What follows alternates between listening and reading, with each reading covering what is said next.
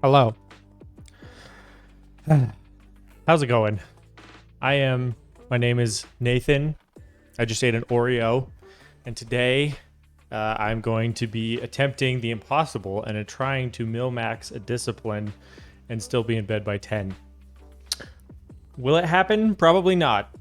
Will it be entertaining to watch my mental state slowly degrade over the course of potentially 5 hours? Probably, but no guarantees. Yeah, thank you for joining me, whether you're watching live on Twitch or if you're watching this post-mortem on YouTube. If I get this uploaded, yeah, I appreciate you being here. Y'all are some real ones. And yeah, I've actually been digging into a little bit of Streamlabs's. I know there's channel points on Twitch, but Streamlabs also records that data, so I can actually see who's watched my stream the most, and the results will shock you. They probably won't. Anyways, I want to come up with something like something to reward the loyalty of my longtime viewers. So we'll figure that out. Housekeeping announcements wise, I will be. I have a somewhat updated stream schedule. I will either stream on Friday or Saturday nights. Saturdays, if I can, I like them a little bit better. And those will be a lubing stream, and then potentially Wednesdays I'll be chucking in a bonus stream if I got the time. Usually I don't, but you never know.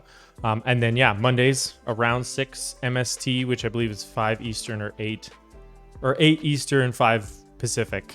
You can catch me here.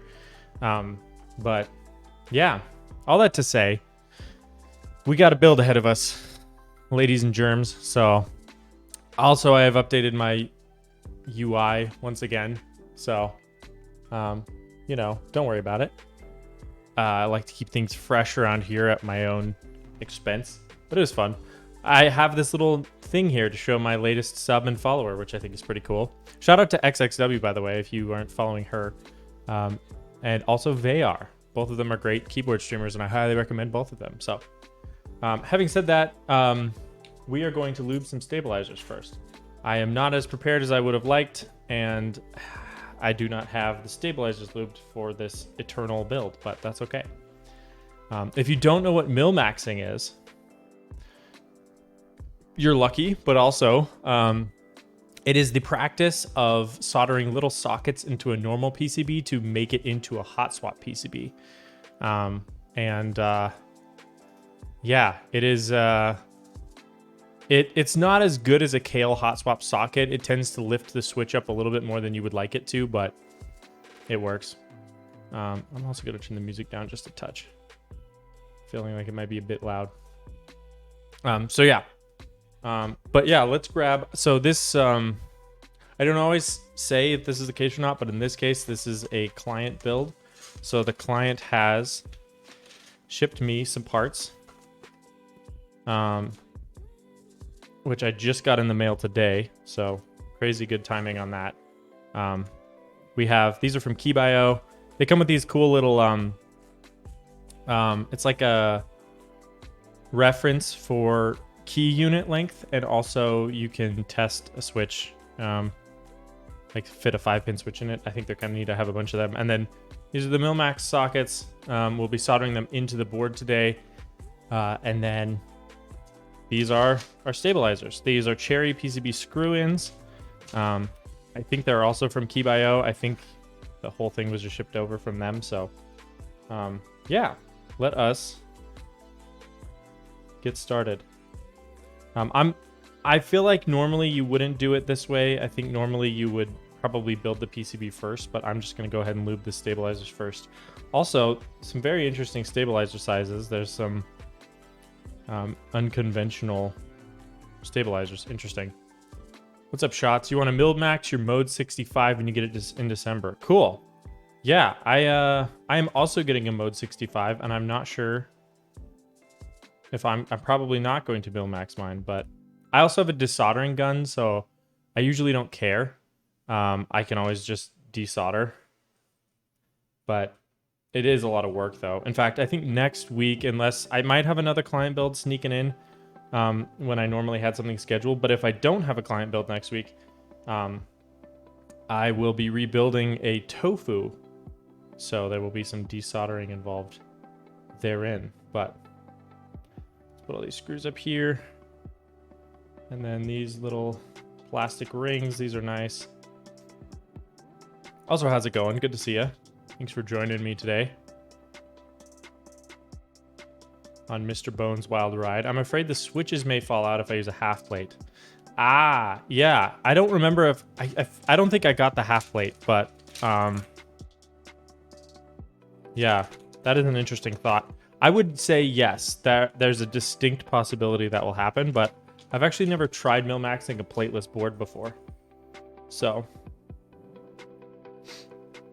okay. So for this, I believe since it's a 65%, and let me just look it up to confirm. CTF, KB, discipline. The layout specifically, it is, I don't believe the left shift needs a stabilizer. So we just need 3 2Us, or the right shift rather. The left shift needs one, the enter and the backspace. So 3 2U stabs will be needed, and then 1 6.25U.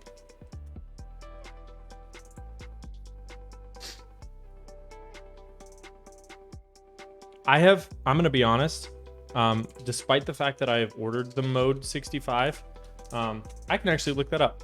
I have not done any further, like I haven't watched any sound tests. Let's see, mode 65. I did order this, right? Mode keyboards. Or did I? I'm sure I did. Huh. I thought that I ordered... Let me see if I made an account with them.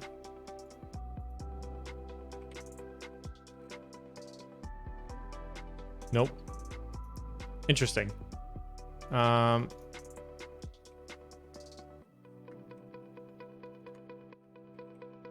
have to look that up.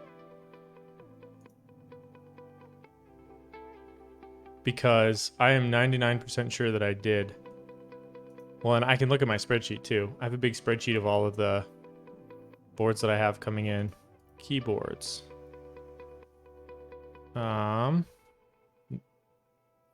Ordered. Yeah, mode 65. So I actually don't know. What I do know is that I ordered like the dark colored, like dark gunmetal with a mirrored backplate because I thought that would look really nice. And then I think I ordered a POM or FR4 plate. One of the two, because I really like those softer plates.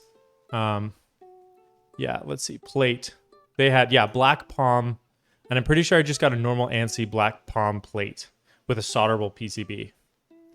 So, yeah, I'm excited for that. Hopefully there's no shipping delays there, but you never know. Okay, so we only need 4 of these. So 1, 2, 3, 4. We will be clipping these today because they just sound better when they're clipped. I also ordered so many stabilizers. I think I ordered 32U stabilizers and a bunch of other ones just for builds that I'm working on. Sometimes clients don't send me stabilizers. I just sell them with the build, or just for like personal builds I need stabilizers. But yeah, I went through like all of my upcoming streams and I was like, oh man, I have a lot of stabs that I need.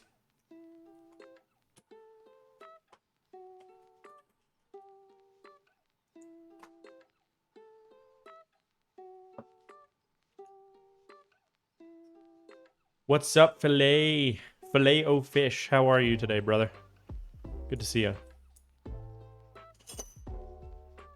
I don't think I need all of these anymore. In fact, I'm going to try it with just this one.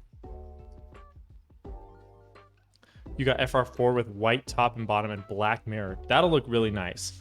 It's funny, too. The amount of customization options that I saw really made me think that the resale for this board is going to be all over the place. Like, who knows? It actually might help with it not being a crazy resale, because there were so many options when you were ordering that I don't know. It'll be. I actually can't decide if it would make it worse or better, which is a terrible take to have. Because of course it's going to be true. It's either going to be better, or it's either going to be worse. But GMK white and black on it with some Neapolitans or Tangies. I just got some Neapolitans in today, and I actually have Tangies that we're using to test this build. This one I'm not shipping out with the switches installed, but I needed something to get everything installed correctly, so we're using Tangies. Doing great. Good to hear that. Play. We're going to holy mod the spacebar stab. And yeah. Just that one at least.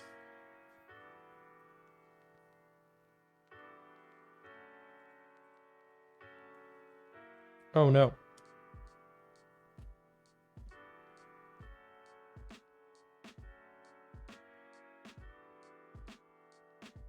Also, on a personal note, holy mod is goated. I agree.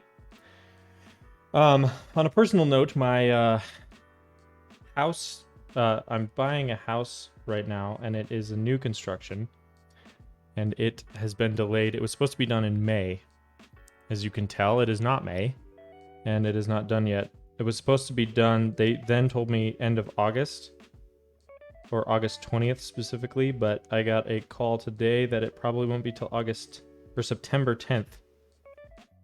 I say this because I have been forewarning that my stream will probably suffer, my stream schedule, that is, a little bit in the interim, but that's been pushed out a little bit.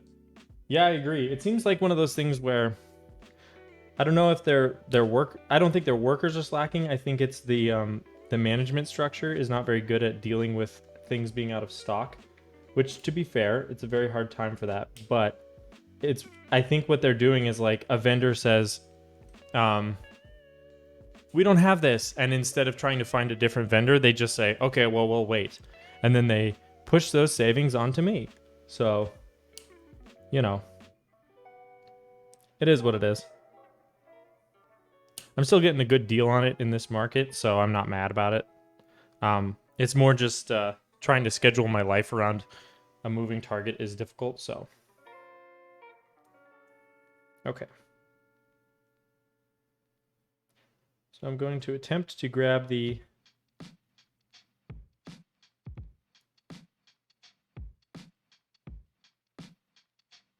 Band-Aid through.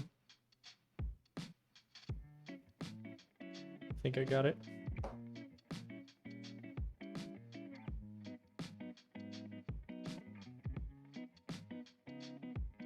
Okay. Great. So now we just got to pull it all the way through and tuck it into bed. That should help quite a bit, I would think. I don't know how this board is going to sound once it's been I was going to say holy modded, but I mean Milmaxed.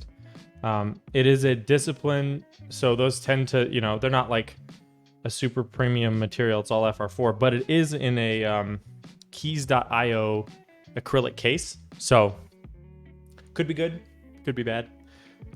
We will see, but I will make it sound as good as I possibly can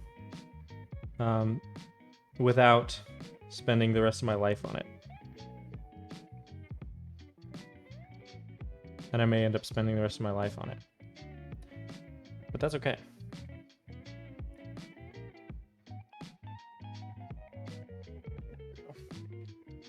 Hey, look at that.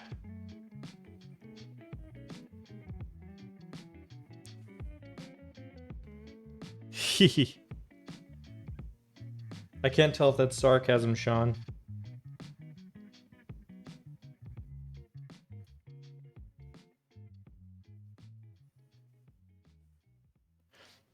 Are you talking about the mode or this discipline? I think this. I actually don't know what the plate material is. We'll find out. The case is from keys.io, so I'm not sure what they use. We were talking about the mode, and I was trying to buy a palm plate for it, but for the sound test, we're going to be using Tangies, so... okay. Yeah, I hope it sounds great. I want it to sound great.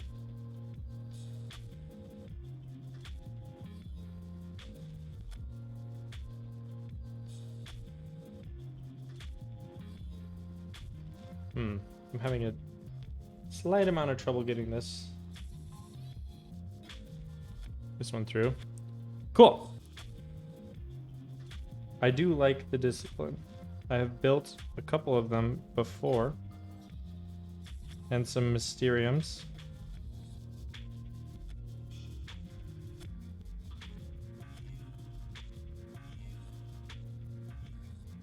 Okay, we got them.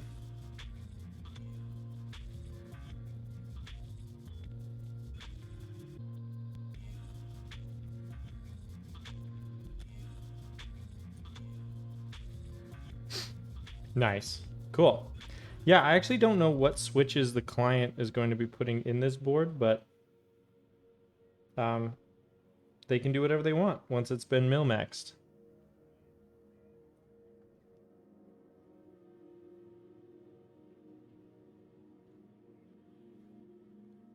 Do you have the case as well?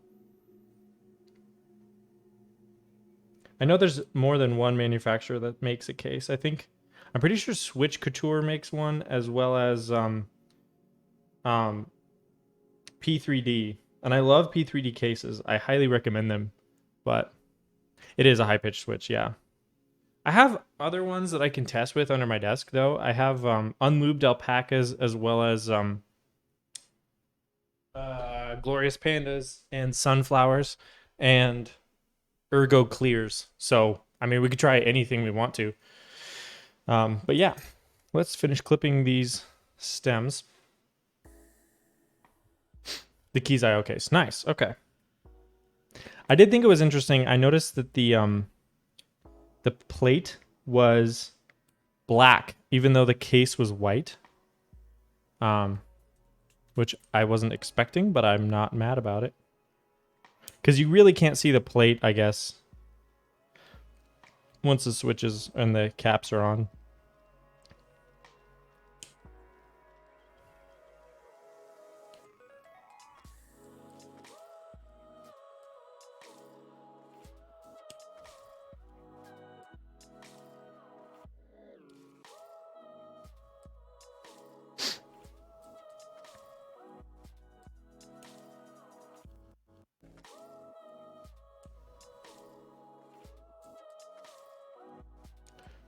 Mine had a white plate. Okay. So I got the here's the story of this board. I got the I have a long story, but I have a long time to tell it. I bought this case, so it was a white discipline or a black. That must be why actually. Someone on Mech Market was selling a white case with a black PCB, like the Keys IO discipline. And on Mech Market. So I bought it thinking, oh, this would be cool. I'll build it on stream, have some content. But then I saw someone was looking to buy a pre-soldered discipline. So I said, hey, I messaged him on Reddit. And I was like, I can do that for you. I actually have a discipline ready to go.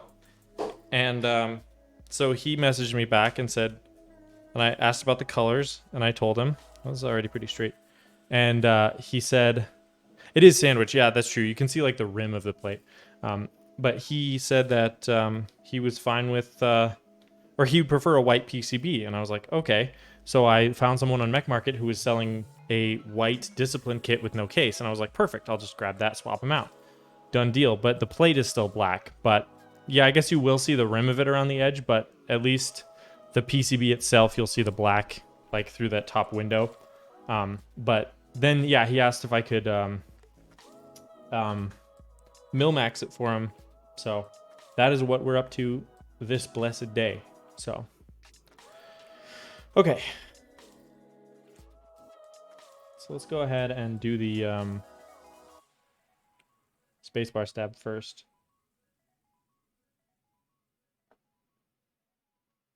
I like that the this little lube jar fits really well on my solder mat, so it doesn't move around.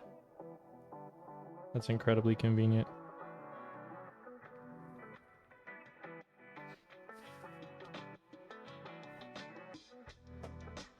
Okay.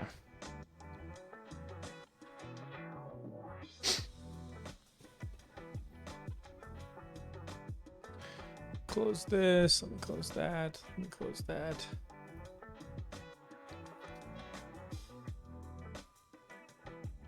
Okay. Let me make sure that... Oh, he is. I was going to say, let me check and see if Disastertron is doing another marbles race, because I want to enter. And, yes, he is. Who would have guessed? Okay. So we lubed that one.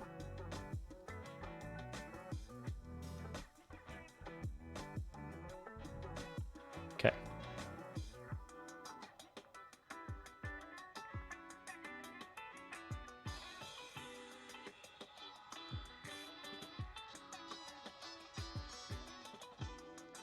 Okay, so there's the housing for the space bar.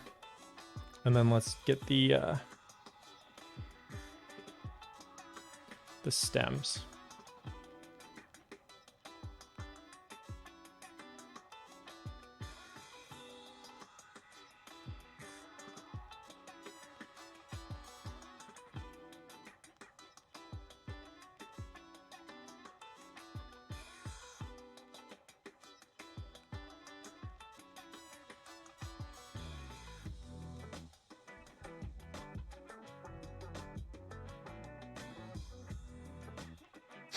Okay. Let's install this first one.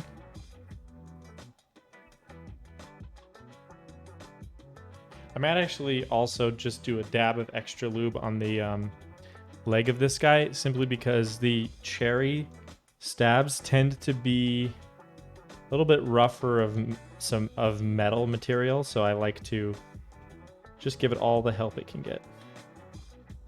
You know?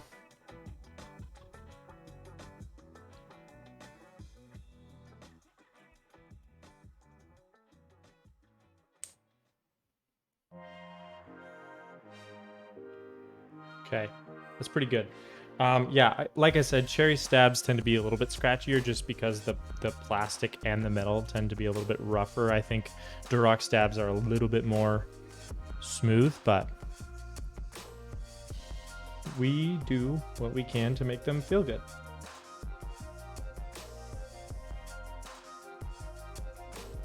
And I think this Holy Mod will help a ton.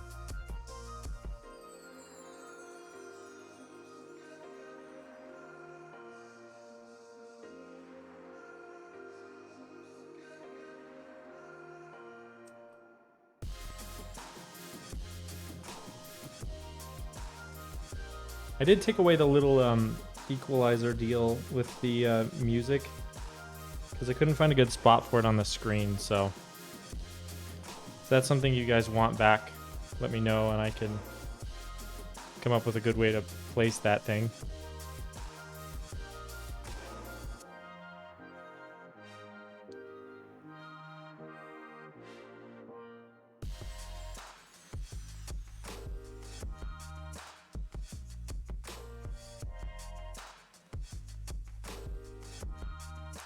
There we go.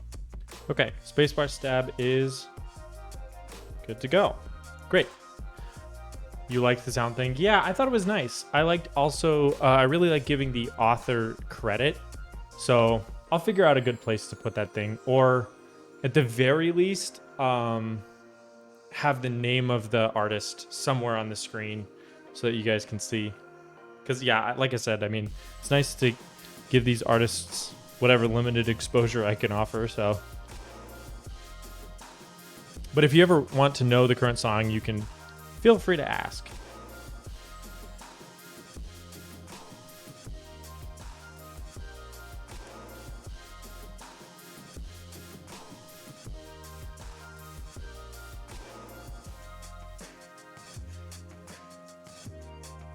I do also feel that cherry stabs need a little bit of break-in just because they tend to be a little bit rougher. I was thinking about that fillet. I just need to come up with a good way to do that because right now I have a custom written piece of software that plays my music, and I don't know how to hook that to an exclamation point play command just yet, but I'll figure it out. They look the best? Yeah, I mean, maybe it's because they're not transparent. Because I think Durocs are almost always. Although I personally think C3 stabs look the best. But I don't know. I think cherries look nice too.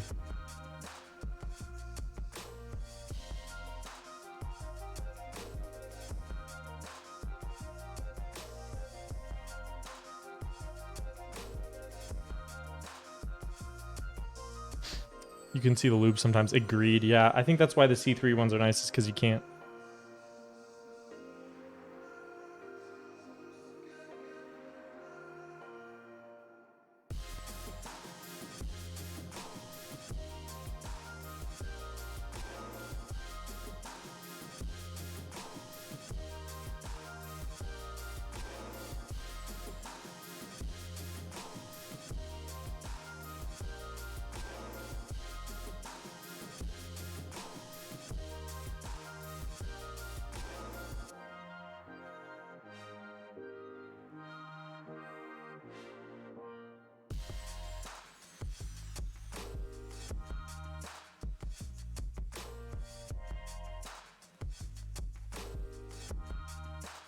Go.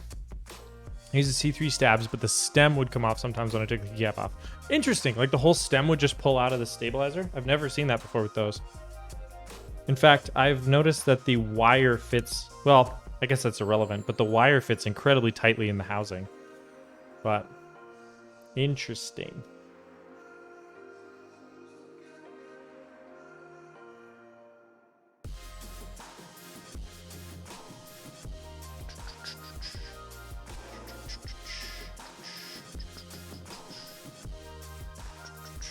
Whole stem. Dude, that's brutal.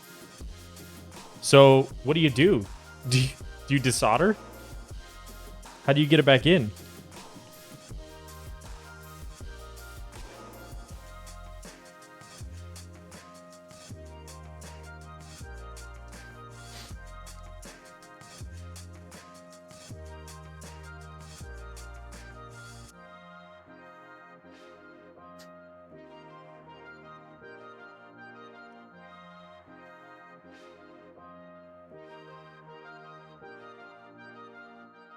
Oh, what's up, Frank? Frank, I finally caught one of your streams the other day. It was so much fun. I had a great time. You are hilarious. And thank you for modding my channel. I really appreciate it.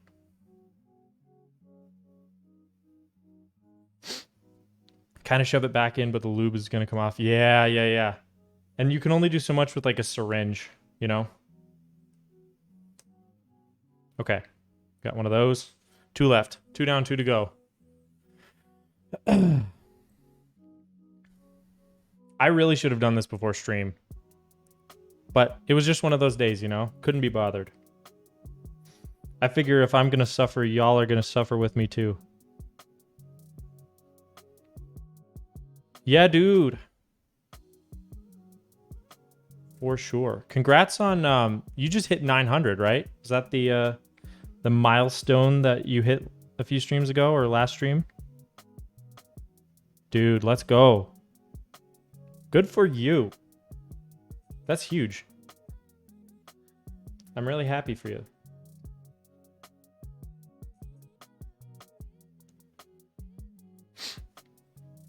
Going for that 1K. Yeah, baby. Hey, man, I'll be there for 2K and 5K. I'll be there.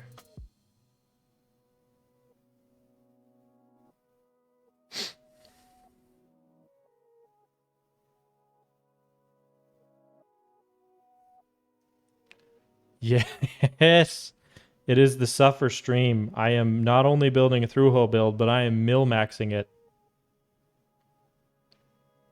Listen, It's not my choice, okay? I'm getting paid for this. What was that? Diz! Yo, what's up? I just lost a marbles race on your stream, like, a minute ago. Thanks so much for being here. Holy cow, 54. My, oh my. Thank you for the follow. Johnny. Franzby. Moy5. Also, I hooked my chat up. Also, Spaceball's the username. What's up? I hooked my alerts up so that my lights flash every time someone follows me. So, yeah, you'll see. Hopefully it works. RX Chaser, what's up? It might be overwhelmed right now, though, because I'm getting so many follows right now. I appreciate you guys. RX Chaser, Spaceballs, Moy5, Frozen, and Johnny. I appreciate you guys. We are building a discipline right now. Also, hello, welcome to the stream. If you don't know me, my name is Nathan. I stream keyboards and whatever I feel like, but so far primarily keyboards. You can catch me here Monday nights or Saturday nights typically for loop streams and maybe some bonuses. But yeah, dude, Diz, thank you so much. That's super kind of you. Appreciate you being here. Okay, we are in the very early stages of this build. Bonuses? You know, you never know. I do want to do some music streams. I record music sometimes, and I want to do, if you can't tell by what's going on back there. And then I would also like to do, I play like Satisfactory and a couple other games, and so it'd be fun to stream those at some point too. But we'll see. I'm a busy guy. I'm in the middle of moving and working, so you know. Well, dropping the degens off with you. Got to get some dinner. Thanks, Diz. I'll babysit for you. You can come back here and pick them up when you do your next movie night. I'd like to be there for the next one. I wanted to check out The Matrix, but I didn't have time that night. Oh, also, by followers and oh, nice, thanks. We got a. I can't tell if that's a joke or if that's someone that I don't want in my stream, but. Anyways, oh, also, I forgot to mention, you can use the ! flash command to flash my lights if you want. I'm pretty sure that works right now. So, I'm probably setting myself up for a ton of flashing lights now, but there you go. Dude. Yeah, I'll try one more time. My web server is gonna... Oops, that's not how you spell. Boom. My web server is gonna be really mad at me. I am running all this on a home lab, so...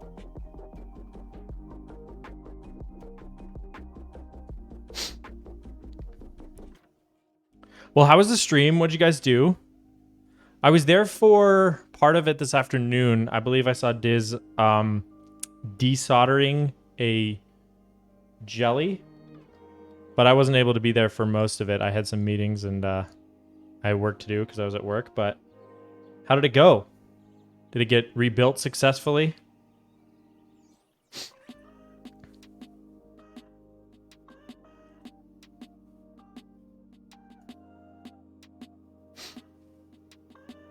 Let's see. What am I doing here? It did without too many scuffs. Good. You always gotta have some scuffs. Scuffs. The wise Appa once said, scuffs equals content. Thank you for the follow, Cyborn. I should make it flash more lights, though. I'm realizing that it only does, like, the ones behind me in the scene, but... Oh, yeah. Shout out to Appa. Also, can we get a shout out for Diz?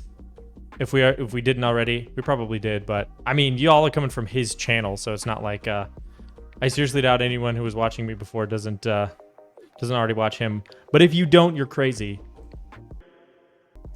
So check him out. Thank you, Frank. Frank the Tank. What's up, Appa? I'm quoting you right now. You told Elvin that Scuff equals content, and I took that to heart. So here we are.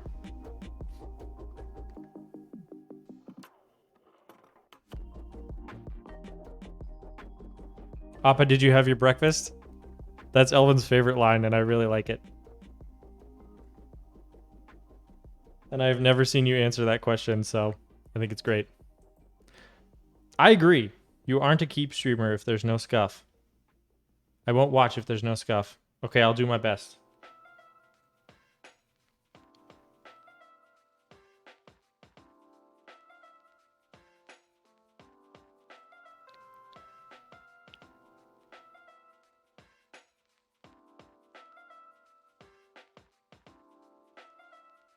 Welcome to Appa's Zen Garden. This is where Appa can come to rest and not mod. Let's try to make this a nice, relaxed place.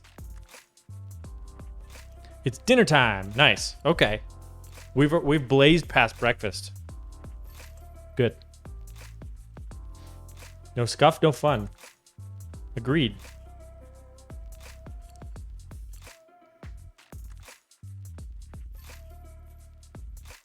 How is y'all's night going so far? Now that I have 33 of you watching me, which I appreciate. So there's 2 channels that Appa can chill in, yours and Rolly's. Cool. Rolly's is a fun stream. I enjoy Rolly.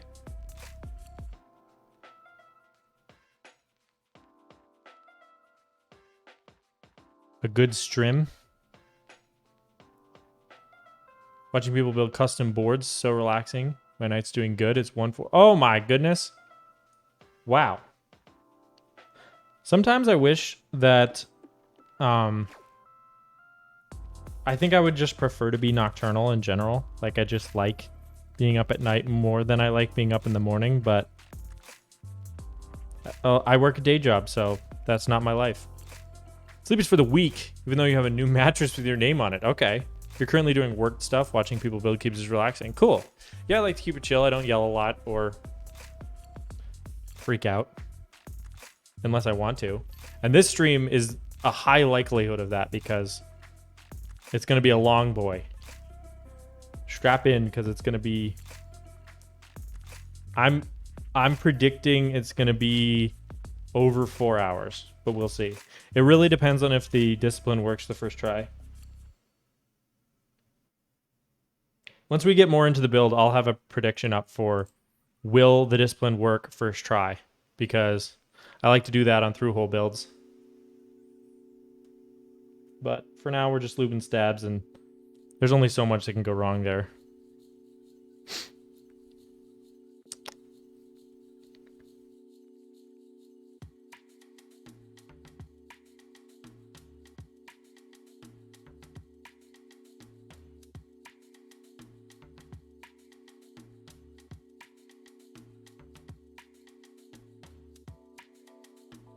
Spent the last half hour showing your friends the world of custom keyboards. Uh-oh. One of us. Sharing your screen in Discord. Nice. It's a world you want to get into and try something new. Yeah, for sure. And I think the world of custom keyboards is filled with really welcoming people. More so than pretty much any other hobby other than maybe like tabletop games. My local board game store is filled with very welcoming people, but so has the Keeb community. So it's a good place for that, you know? There's some real ones here for sure. You believe. Well, good. We'll have a chance for you to wager some channel points, which is what my channel points are called. Points are just points for the boys. And I would like to make a disclaimer that a boy can be anyone. It's a gender neutral term. Just want to make that clear. You can earn your channel points and then wager them all on my soldering ability. One of us. Yes.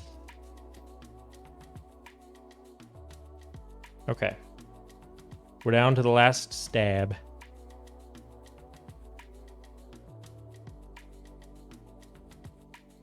I'll probably just leave them up there because I probably won't install them until I know the board is working. I see a lot of people post on Reddit. I'm always blown away with what people build. Yeah, that's true. There's a lot of cool stuff on Reddit. It's funny too, because it's like I really appreciate all those cool things that people post on Reddit. I just got to remember that those are like people's absolute highlights, and it's all the upvoted stuff that's like the cream of the crop. So if you're feeling like your setup is like, oh man, mine's way more average than that. Well, yeah, that's like top X% that you're seeing get to the top of the mechanical keyboard subreddit. Every once in a while, I'll be like, my first build, check it out. But yeah, I don't know. For the most part, it's a very wholesome and welcoming community. Lurkers rise. That's the Lurkers rise is like an oxymoron, right? Like if you're the kind of person who's gonna rise, that's how I am. I'm a serial lurker. I'll like pop in and say hello, and then I just lurk. And I should use the lurk command more often, because oftentimes I won't even say, and then I'll just like vamoose. But anyways, okay, I think it's the time. Oh man.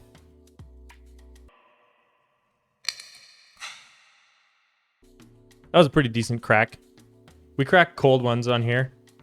Today we have a La Croix, Raz Cranberry, and I accidentally opened it a little before the bruh cam, but that's cool. Not to give away any secrets, but I am working on the ability to have you guys trigger the bruh cam, which is this, which I think would be really cool. Like a command for like exclamation point bruh, and then it just like punches in for like 500 milliseconds. I think that would be great. I haven't quite figured it out yet, but we'll get there. I'm pleased that I got the flash command working between, well, really I got it working last night. So I'm happy about that. I'm pleased as punch, as the kids say. Also, I think it's Raz with a Z, my guy. It's, oh, that's backwards. But it's got 2 Z's. Who's Toby? Tell me about Toby. Oh, from like GMK Toby? Just like the rando that is now a keycap set? That's hilarious.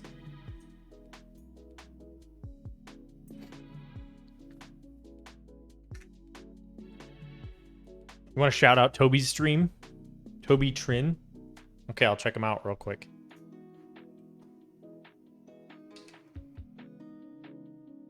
He has a crazy amount of animations. Hey, I keep forgetting to do this. I will follow him.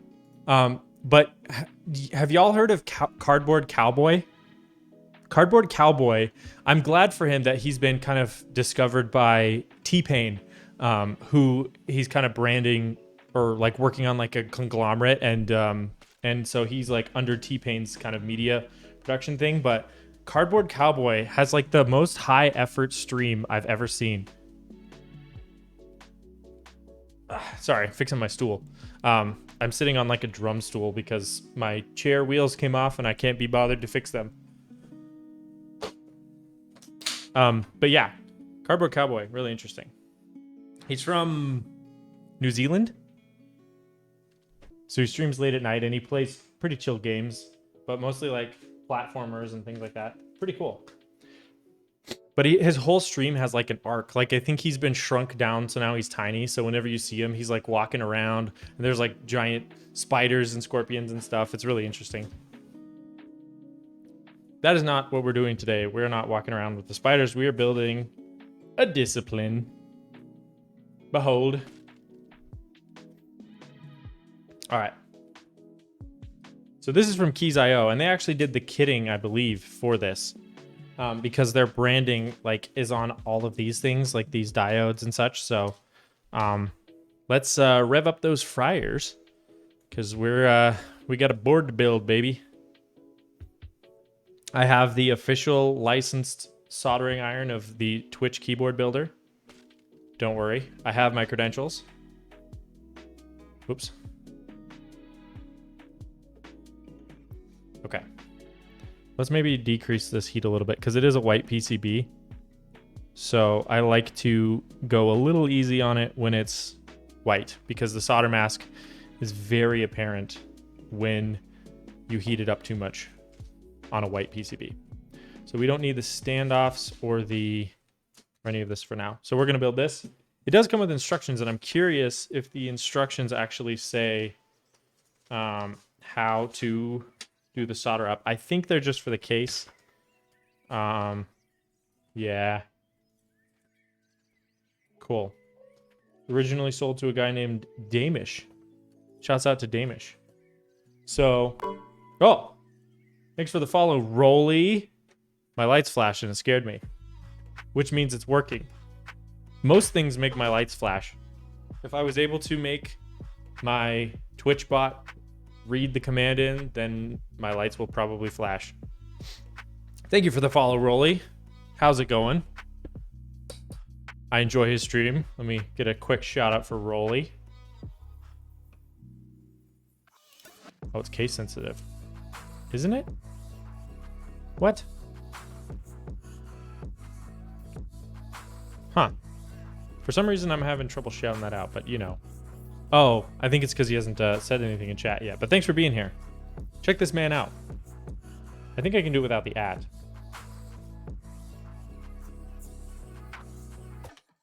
Like such. Boom. Go check him out if you haven't. Like I said, if you're watching me, you probably have seen all these other streamers, but I appreciate you guys being here. Let's grab the build guide for the CTF-KBE. What do we have here? Okay.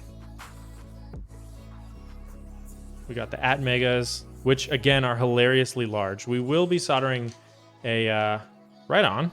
Good for you. Wow, interesting. Interesting schedule. That's cool. Okay, I was going to say, like, bro, it's Monday. It's going to be a long week.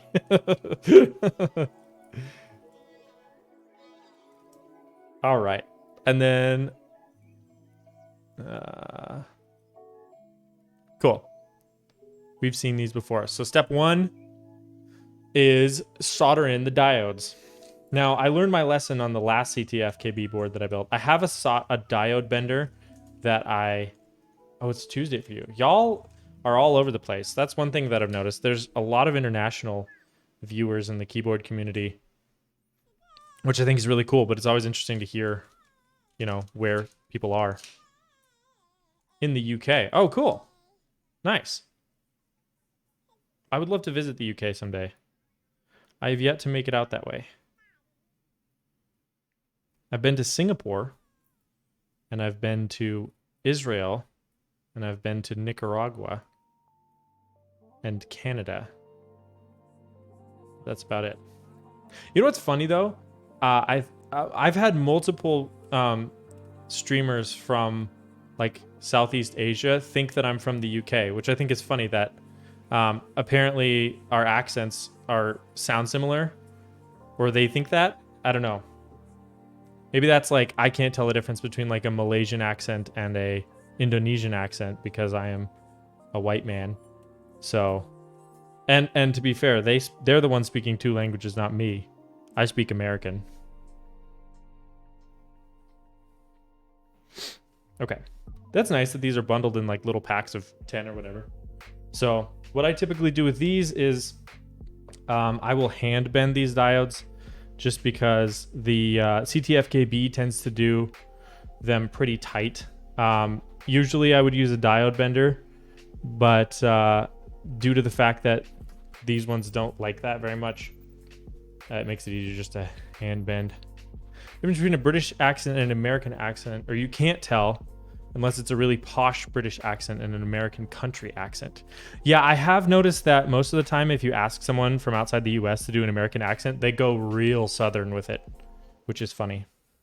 I guess it's like the most recognizable. Probably, or Boston or New York for sure. It's offensive for me to say this, but what's hard is identifying the difference for me between a Boston and a New York accent. Like there is an appreciable difference, but it's hard to tell sometimes.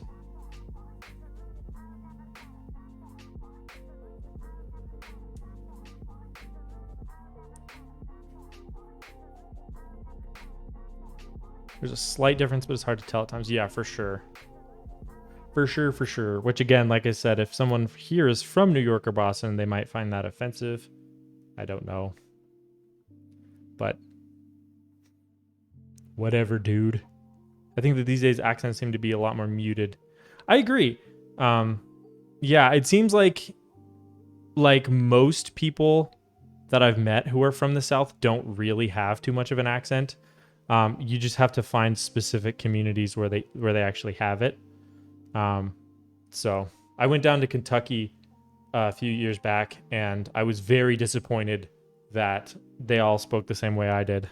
I was hoping it would just be Southern drawls for days and sweet tea on Mama's front porch, but it was not that. It was just normal America, but hotter and wetter. Except they call valleys hollers. Has anyone heard that before? The term holler? I had not.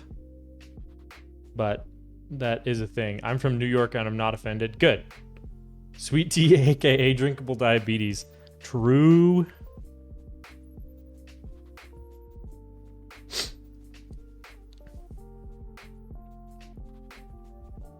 Actually, now that I've gone full like hippie West Coaster, even though I live in Montana and I'm not even close to the West Coast, I just can't deal with really sweet drinks anymore. Like, so ever since I started drinking LaCroix, I just can't do it. Unless it's served to me in a frozen form from Taco Bell. In that case, I like it.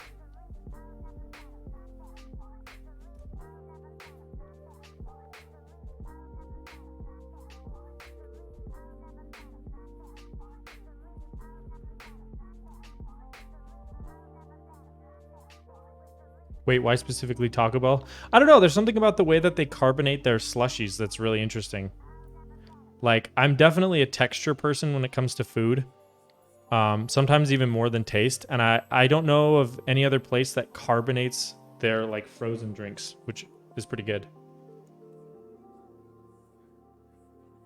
Unless I'm just wrong about this. I guess I normally don't order, like, frozen drinks.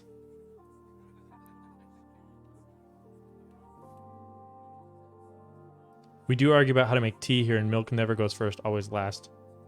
Interesting. Yeah, well, I mean, I feel like the same is true for cereal here. Like, if you pour the milk first when you're making cereal, you are a certified psychopath.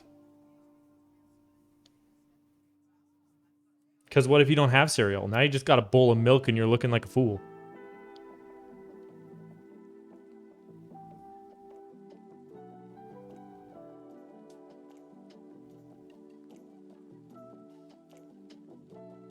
Although one thing I will say, I guess it's sometimes helpful to check your milk first in case it's gone bad before you pour the cereal, but don't pour the milk first.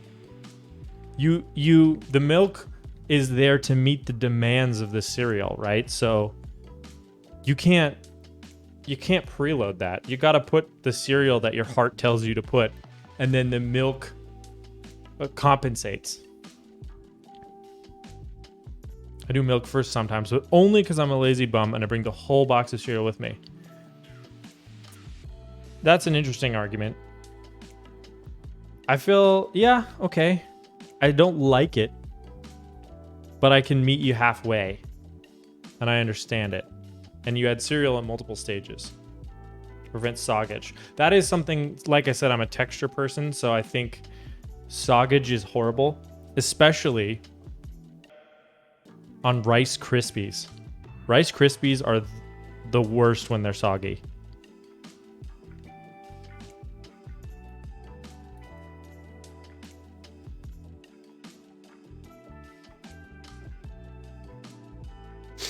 You do have to get a little bit of time under the what do they call them in the UK?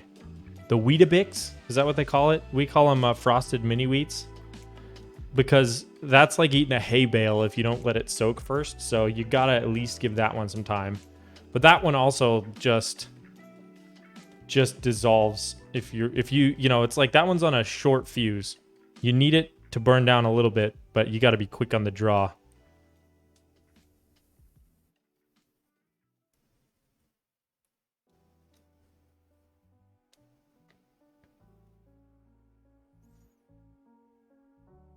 Rolly says, work is done. Def will drop by more to catch you later. Appreciate it, Rolly. Weetabix is a bit of sugar and then leave it a bit. See, in America, it comes with the sugar on it because we know you want that anyways. But I actually kind of would prefer it to not and, put it on myself. Because it's like frosting almost on frosted mini wheats. I mean, that's why they call it that. Sometimes I won't know how much cereal I want, so I'll let the milk and bowl be the limiting factor. So when I've re-upped 4 times, finish off the sweet milk. Hey, and if you're eating Cinnamon Toast Crunch, your milk turns into I suddenly forget the name of it. What is the what's the like that Mexican cinnamon drink? That's so good. Protein Weetabix, aka just Weetabix with protein powder on it. Oh, interesting. Horchata, dude. Yeah, Cinnamon Toast Crunch turns into horchata, and it's so fantastic.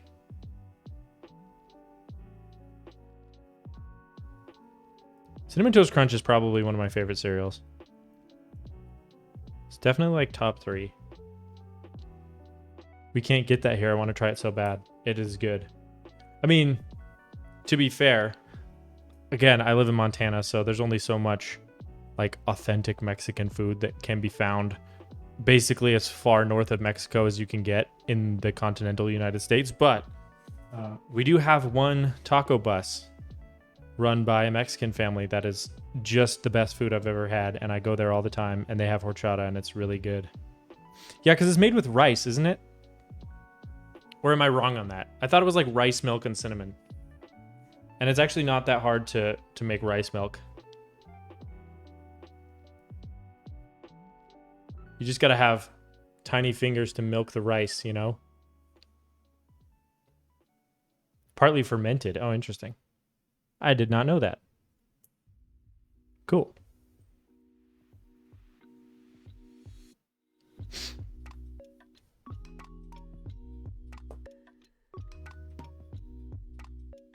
If you want to get Mexican food in the UK, you have to go to London. Otherwise, it's microwave burritos. Ooh, boy. Yeah, that's fair. That's fair. I guess you are significantly further away from Mexico than I am. So I shouldn't be complaining.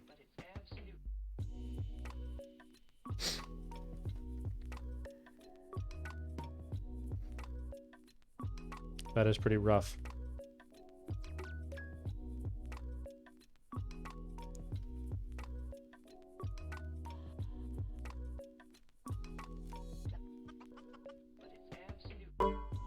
Thank you for following Toast.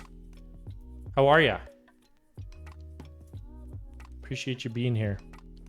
I've seen you in Diz's stream before.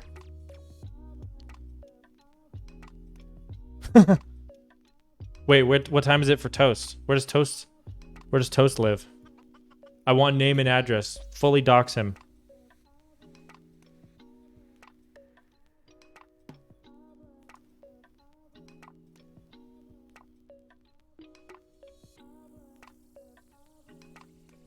Also UK. Man, these people be crazy. I like sometimes I'll watch streams late.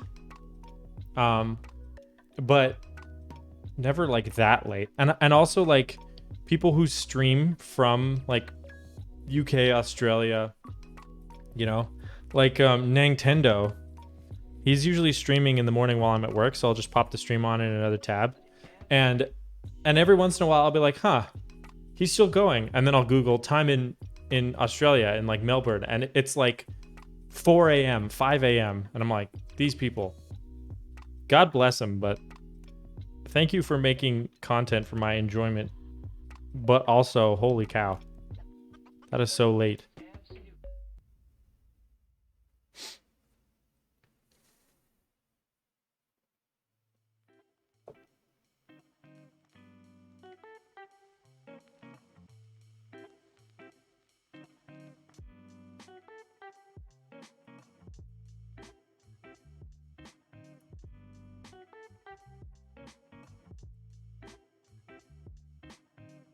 So what I'm doing, in case you're wondering, is I'll stick the, I'll bend the 2 wires on the diode, and then I'll insert it through the board, through the 2 holes for the diode, and then I'll bend it back, and that kind of holds the diode down.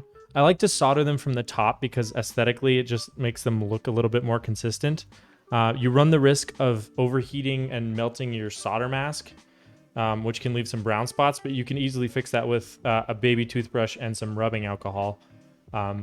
So I like to do it that way, and then I'll just go through underneath and I'll clip all the stabs. The key is don't use too much solder because it will wick through the hole very easily. And if it runs up the leg and the leg is bent like this, it can leave some very strange... You'll see me do this. Like, I guarantee you I'm going to do this, but it'll wick through and then you'll have kind of a weird looking... Like, once you've cut the leg off, it'll be coming through at an angle. So those just need a little bit of cleanup, but yeah. Anyways, that's my advice for through-hole builds. A lot of people will solder from the bottom, but they... And you can get a clean look, but I just found that I'm pretty inconsistent with how much solder I allow to wick through the hole. So when you look at it from the top, it looks different. So many streamers all over the world have started using something like everytimezone.com to keep track of everyone. Right on. Could whiteout, which is used for writing mistakes, also be used to cover up burn marks? It could. It's more just that typically on a whiteboard like this, it's got a glossy finish, and whiteout tends to have a fairly matte finish just because it's going on paper. So that probably would work, but I have actually never tried that. I actually don't even think I own whiteout. I don't like write stuff. My mom is a teacher, and she has a lot of whiteout and has found that it is a great way to keep cats off of things because she has 3 cats. And if you put a little whiteout on something, they will never go near it again because they don't like the smell. Haven't heard whiteout in forever. Yeah, dude. It's like a Mountain Dew flavor. That's how I mostly think about it. Do they still even make that? Mountain Dew whiteout? I haven't had Mountain Dew in a hot minute.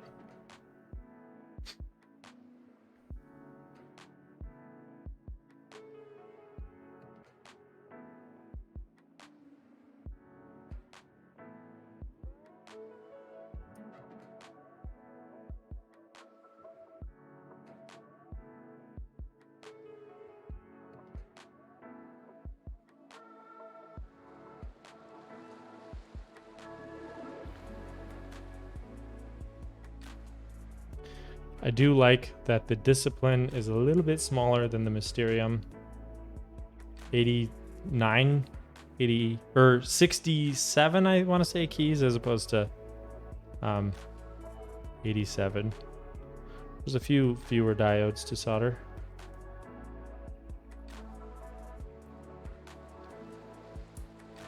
We only have 1 flavor Mountain Dew in the UK. Just the original. Gotcha. Yeah. I'm going to be brave, okay? And I'm going to make a bold statement that the original flavor is kind of boring. And Baja Blast, which again comes from Taco Bell, is very good. Maybe that's why I like it, is because I get it in a carbonated frozen beverage, which is nice. But, yeah. Every once in a while, when I see a new flavor, I'll pick it up, and then I'll just be like, this is the sweetest thing in the world. And there are 70 grams of sugar in this, and I don't want any more.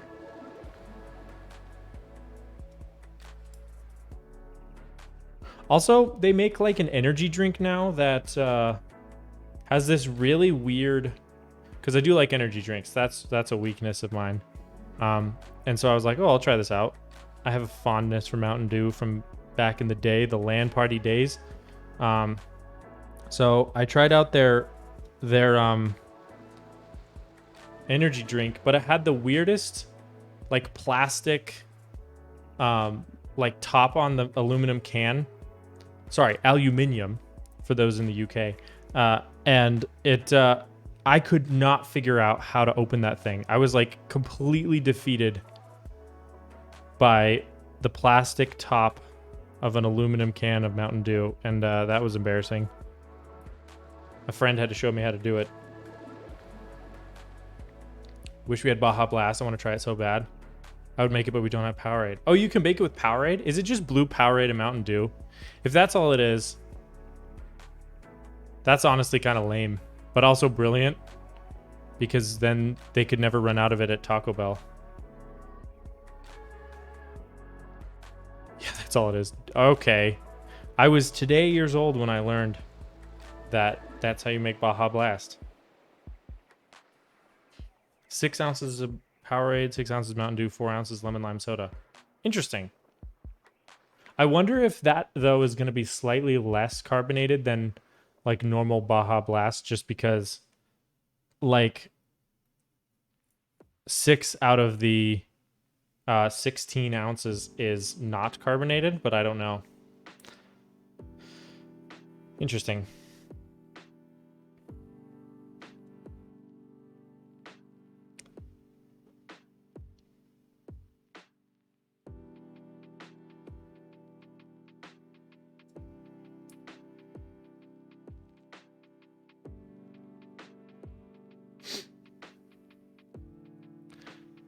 Don't really drink soda. Yeah.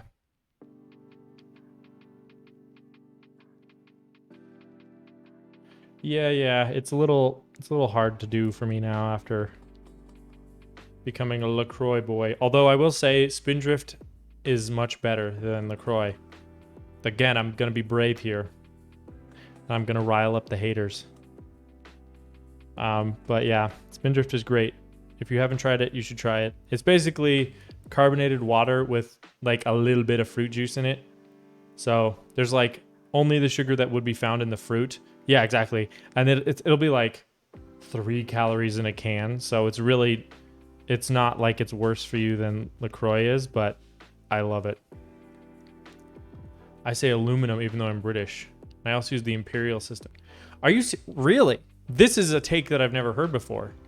That the Imperial system is simpler. Because I'm team metric all the way. I get frustrated with weird units that we have, that it's like 5,280 feet in a mile. That's so weird and arbitrary. Why do we do that? How about 1,000? How about orders of magnitude? That makes a lot more sense to me. And I know in like the 70s, I want to say, the US attempted to switch to the metric. Like they started putting kilometers per hour on speed limit signs and in cars and stuff, and people just didn't like it, and just wouldn't do it. So I am mad at that generation for not getting it done, because if they had gotten it done, I'd be living in a utopian society of the metric system. Although one thing I will say is using stones as a unit of measurement is so wild to me. Like, I had not heard about this until recently, but like listing your weight in stones is crazy. Like, how many pounds in a stone? There's 14 pounds in a stone, which is like the vaguest, most general. Like, if you're like, I lost a stone, that's like an insane amount of weight to have lost. Like, I don't know. I think it's crazy.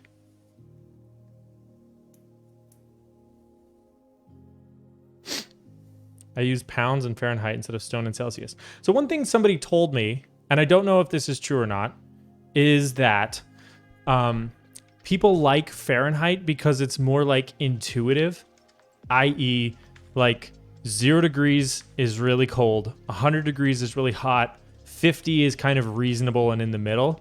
And there's also more degrees between like freezing and boiling, so you can be a tad bit more, precise. Or is it accurate or precise? I don't remember the difference, but yeah. So I do like, I like that about Fahrenheit, but I don't know. Precise, okay. I do attempt to like be like, okay, whenever I see a Celsius temperature, I'll be like, okay, let me convert that real quick and try to like be able to do it without running through the equation. Fahrenheit is more fitting for humans and feeling temps, but Celsius for everything else. Yeah, that's kind of what I've learned is that like 75 degrees is like, oh, that's nice. That's like on the warm side. Halfway between middle of the road and too hot. That makes sense to my monkey brain. A mixture of both. Mostly Imperial. Okay, okay.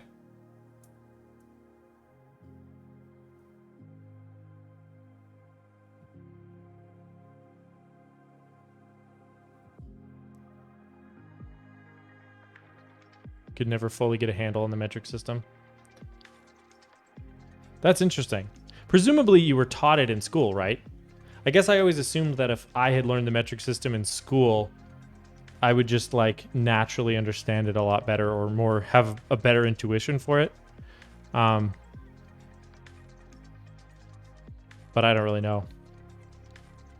Because in my head, I'm like, well, I can estimate yards because I can envision a football field, and I can estimate miles because I've been dealing with them my whole life, but and I can estimate pounds for the same reason.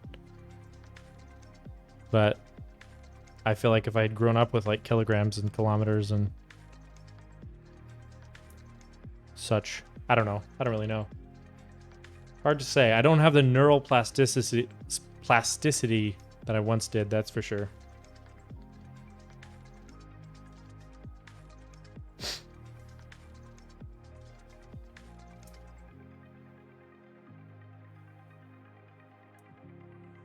Okay. We are just about done with this part. Once these are all inserted, we'll solder them up. I was taught metric, yes, but I gravitated to Imperial since it's simpler. Interesting. Okay. I guess I could see that. I just think it's kind of funny that, like, American units, Imperial units tend to be like, we're going to use a hand, right? Like horses are measured in hands and distances are measured in feet. And it's like, well, whose foot? I don't know. We'll make it that one. But I guess at the same time, like, where does the base unit of the metric system come from? Like, the scale has to originate with something. Like, what was the original, like, who decided how long a meter was? And then everything goes up or down orders of magnitude from that. I don't really know. I guess it's potentially equally arbitrary, but you never know. Metaperial. Nice. Okay, I could get down with using metaperial if it gets me closer to metric. Metroperial. Nice. Yeah.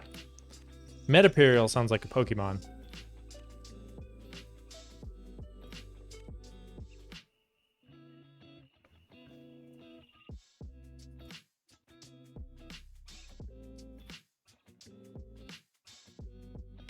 Is that why there's an E on the end of your name? Because that's like a British thing to do?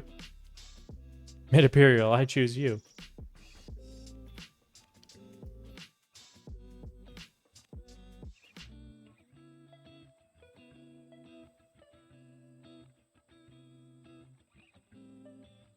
Okay. All right. I think there's like 12 or 11 diodes left. Cyborn was taken. Oh, okay. Fair enough. Well, that's cool.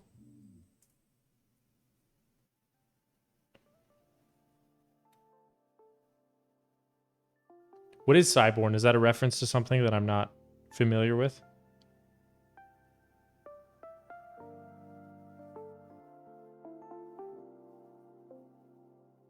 Or is it just your preferred username?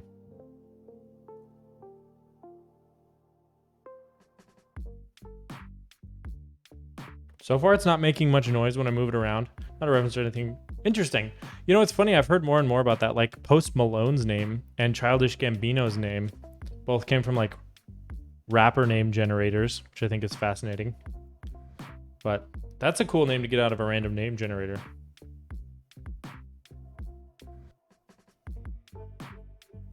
I don't know that I've ever tried getting one.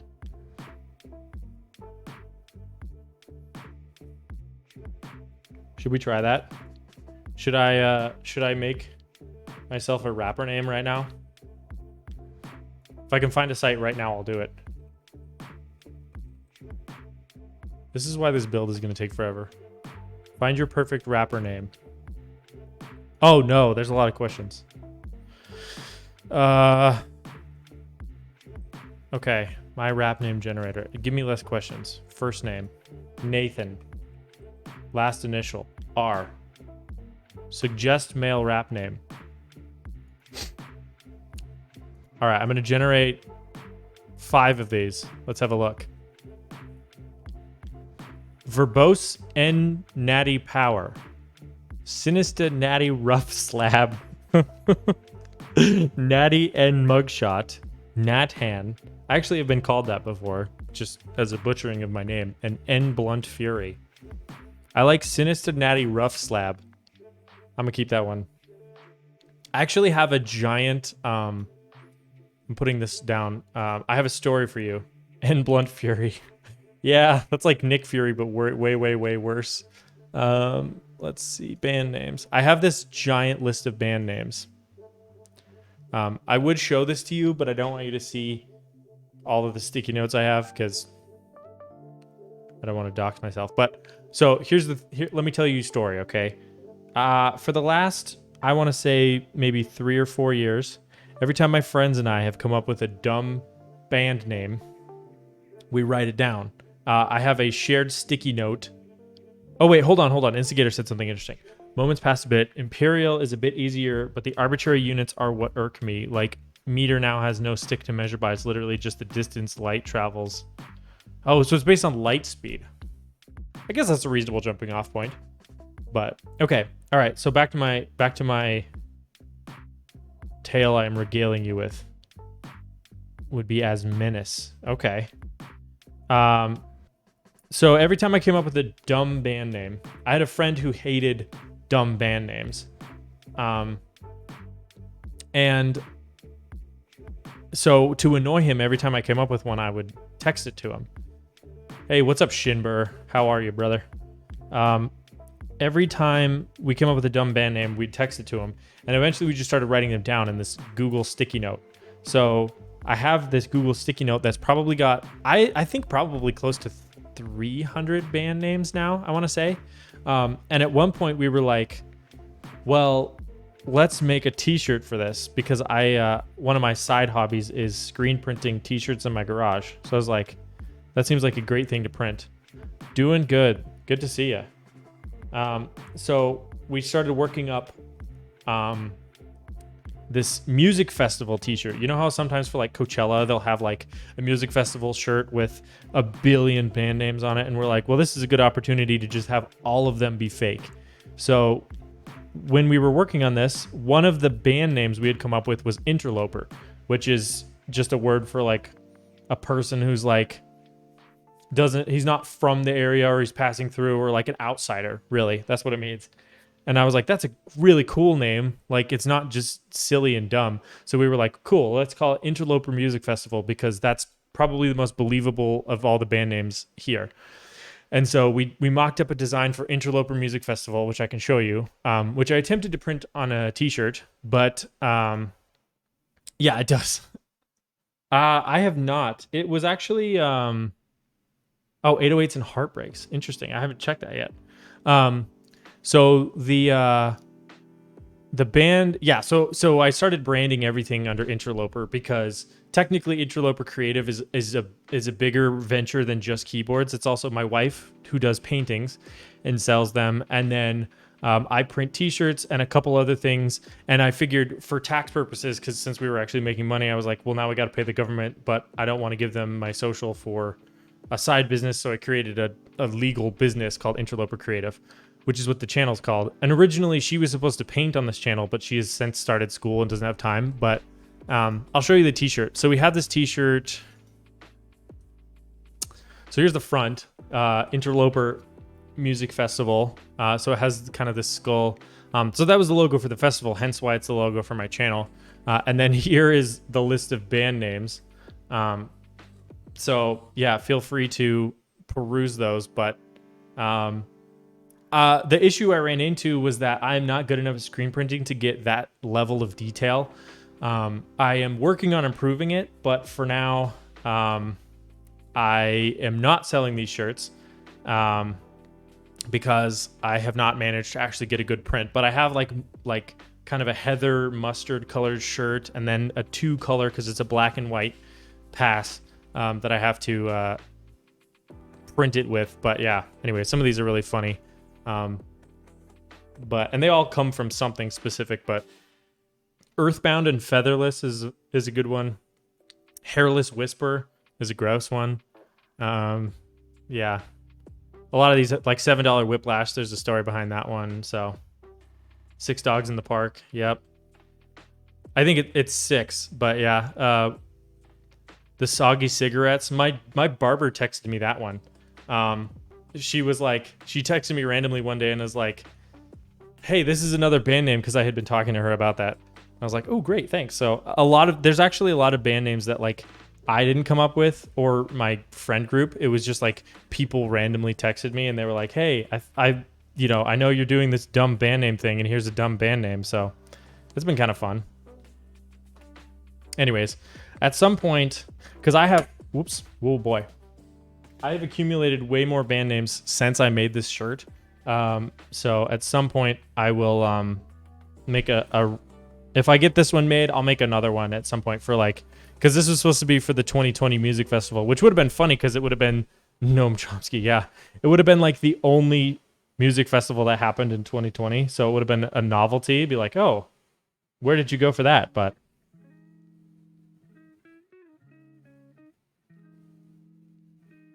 so my approach for soldering diodes is I will solder the top of everything first. Then I will come in with, or maybe I'll solder the bottom first. No, I'll do the top. And then I'll come in with tweezers and I'll straighten them and then solder the bottom so that they all look good.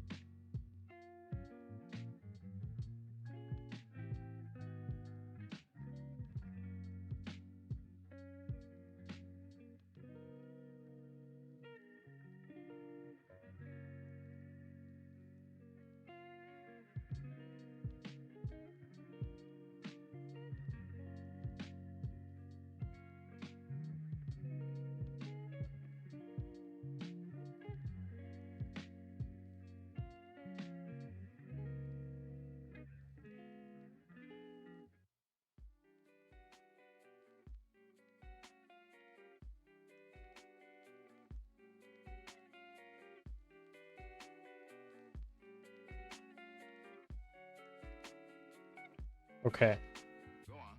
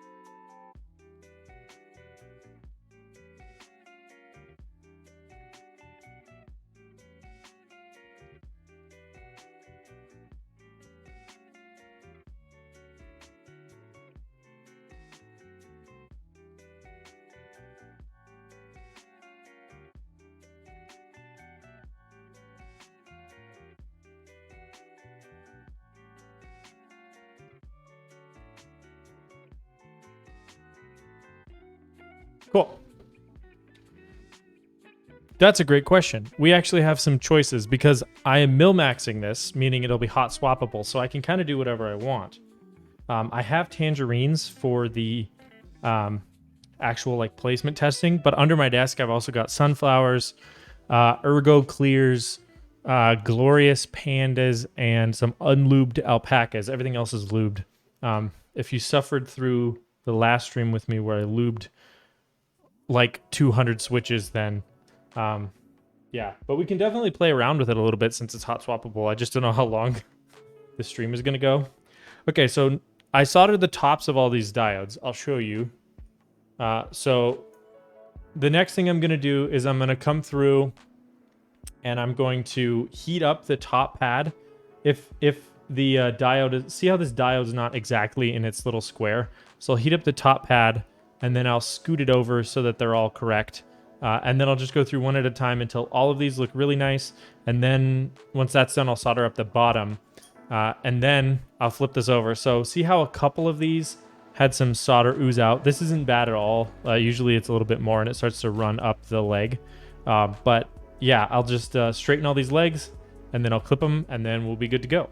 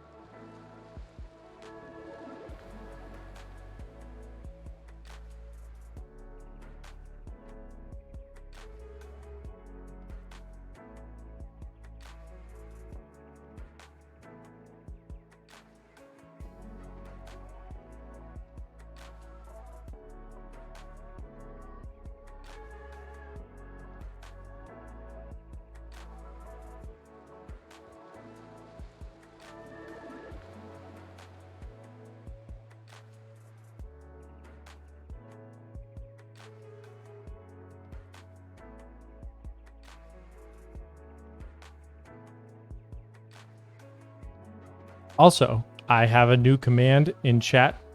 If you were just joining me, you can use the ! flash command, and that'll flash my lights. I just realized. So if I got my head down and I'm soldering and you need my attention, just hit ! flash and my lights will flash. This is definitely going to get abused, but I think it's funny.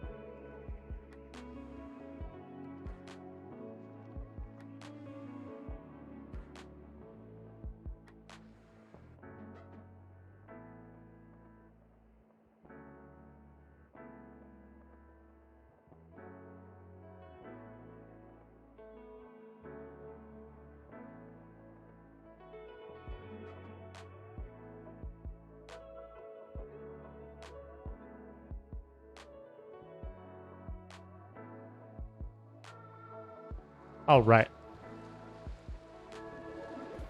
Right on.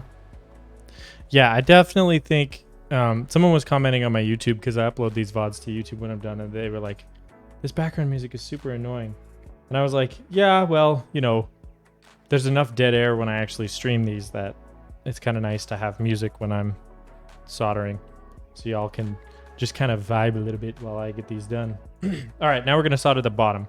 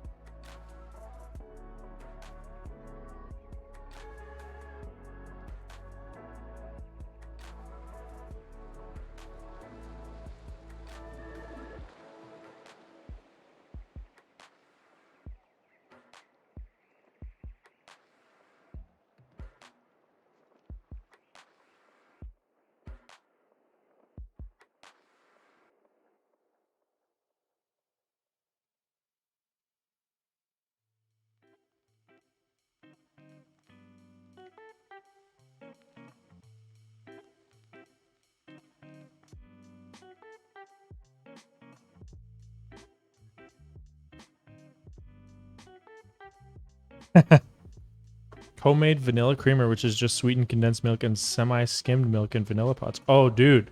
This man's a high roller. Vanilla pods ain't cheap.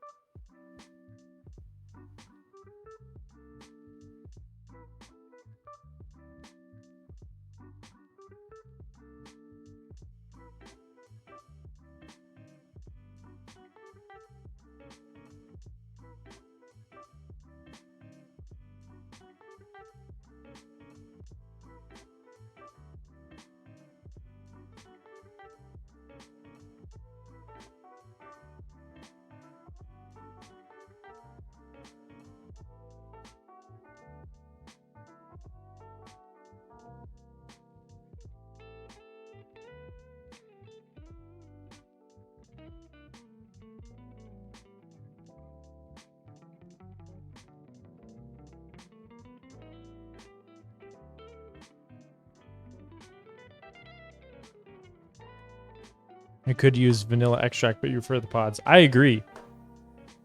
I think they do taste better.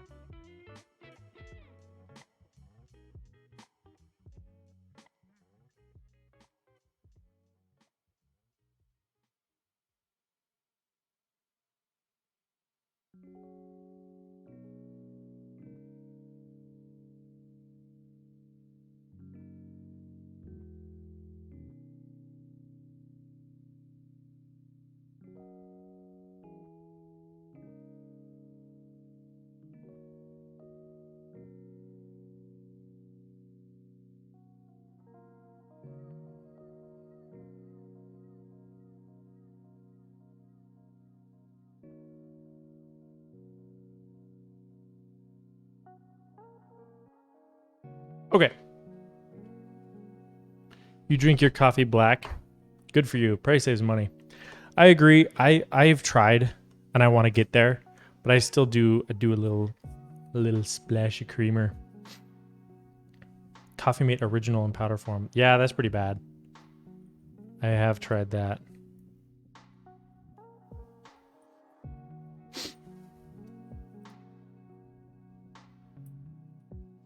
What would you say in the UK the like here it's kind of unique to drink tea. At least I mean it's not like the weirdest thing, but it's definitely not nearly as common as drinking coffee. Is it the opposite in the UK or is it pretty like cuz I feel like coffee's not an American thing, but people do be liking it here.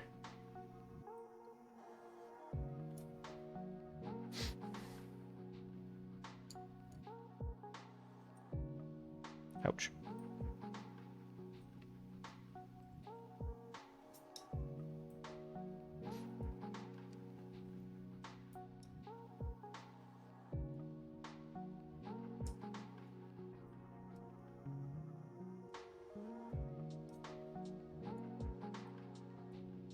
Cool. Only stab myself a wee bit. So now we're just going to try to carefully amputate all these leads.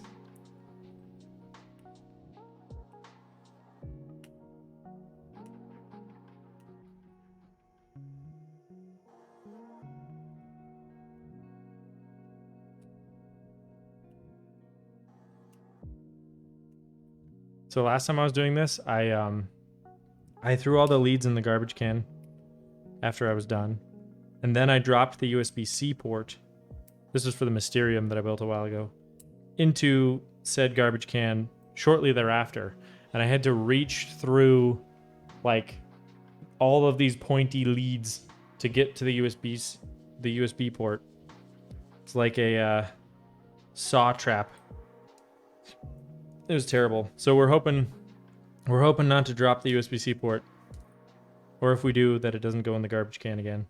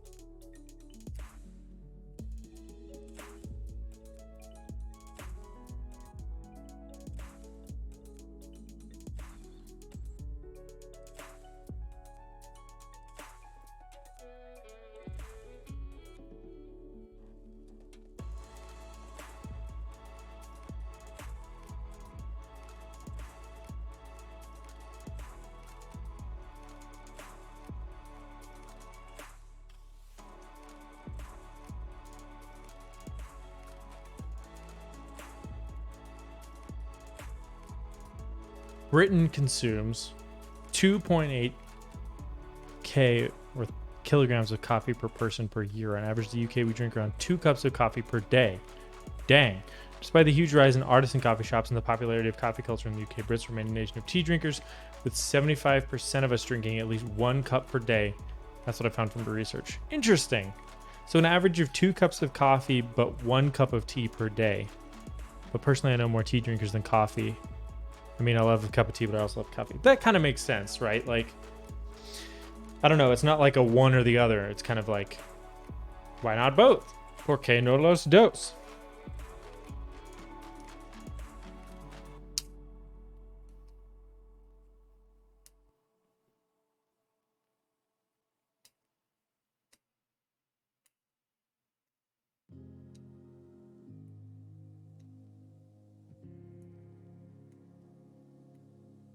Okay, we have all of our leads clipped.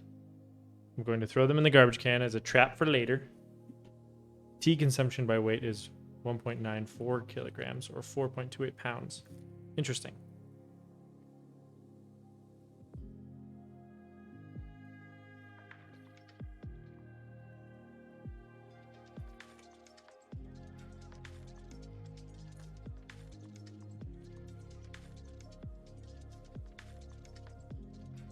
Okay.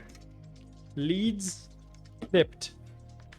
I'll go through this later. Actually, I'll do a little bit right now of just kind of cleaning up some of this solder mask that I melted a bit.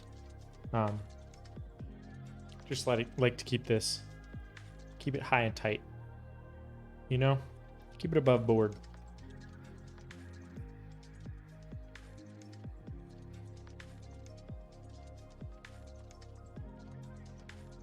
Keep it $1.50. I definitely like the toothbrush better. Let me get a paper towel though. I don't want it to be too wet.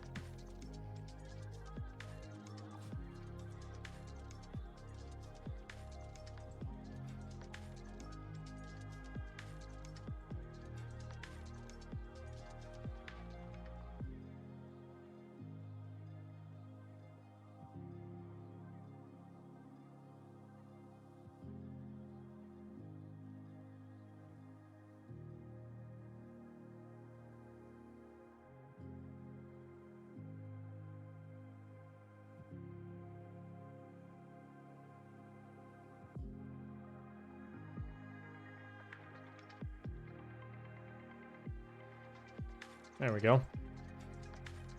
That looks way better.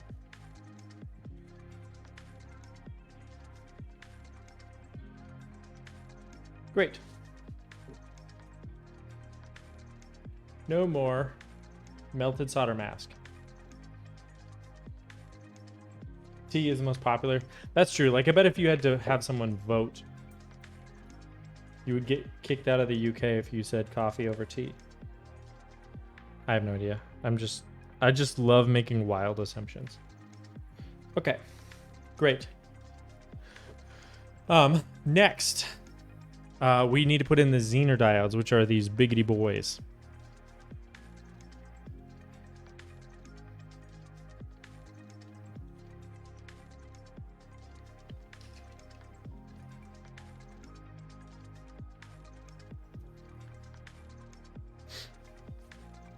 You would go tea number 1, coffee number 2, hot chocolate number 3. Ah, yep.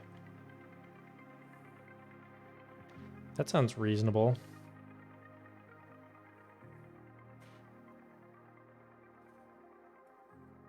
I would go... Boy. I guess I would go coffee 1. But also, I love chai. So I actually feel like I maybe drink that more than coffee, because I usually would drink, like if I need to wake up, I would drink an energy drink, not coffee as often. Sometimes like coffee just really hits the spot, but not all the time.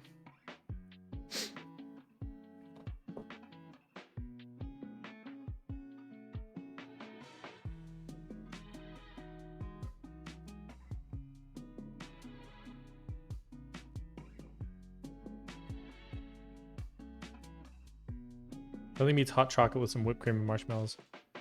I agree. Well, for me, that's like the sign of a snowy day. It snows a lot here. So I love having me some hot chocolate on a cold, snowy winter's day.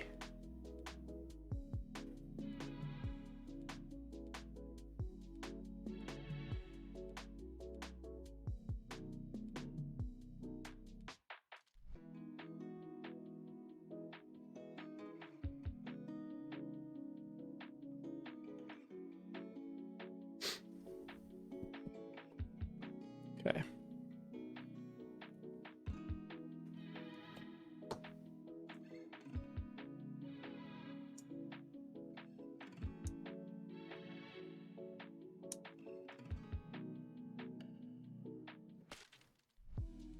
Great. The two Zener diodes are in place. Now we need to solder in the resistors. So there's a 10K. Let me grab all of them too. So they are labeled 10K, 1.5K, which is nice. It's annoying to try to read the resistor bands, which you can do, but they all go right here. Orientation does not matter on a resistor, so we can just kind of go ham with this. So first up is a 10K. That goes at the top.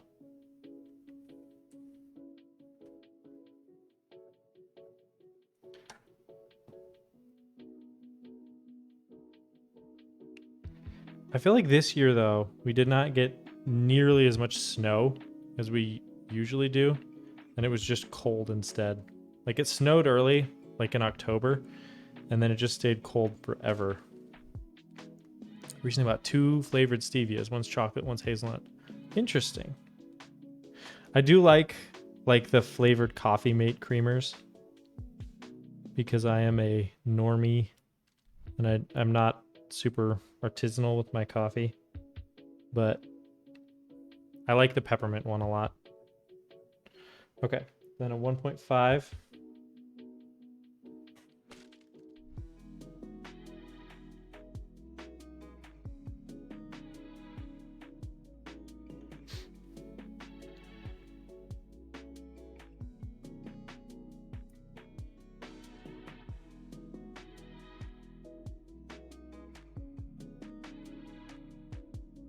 Then a 5.1. Actually, 2 of them, so we'll grab them both. We didn't get any snow where I live since I'm next to the ocean. Ah, so salty air equals no snow since 2008. Man. See, I've always thought that I would go crazy if it didn't snow. Uh-oh. Hold on. Please hold. I dropped something.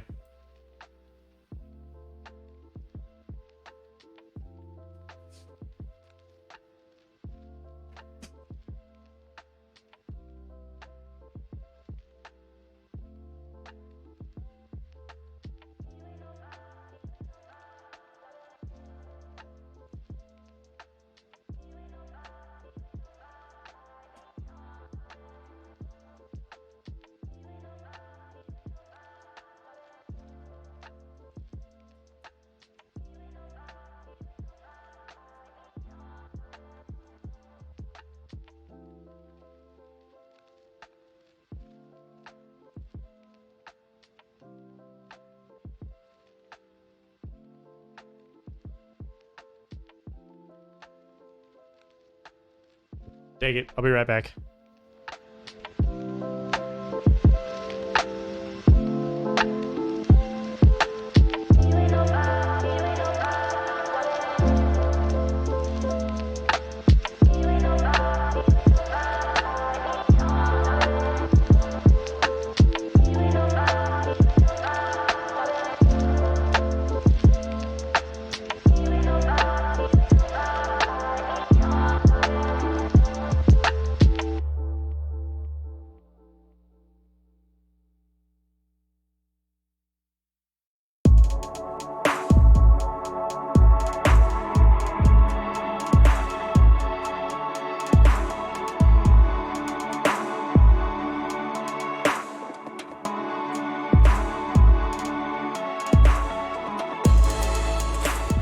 Resistor, but I found it. It bounced off of my pants and onto, I don't know if you can see this. I have like you can kind of see the keys at the bottom here. I have a little MIDI keyboard on a drawer. And I dropped it. And it fell onto the MIDI keyboard.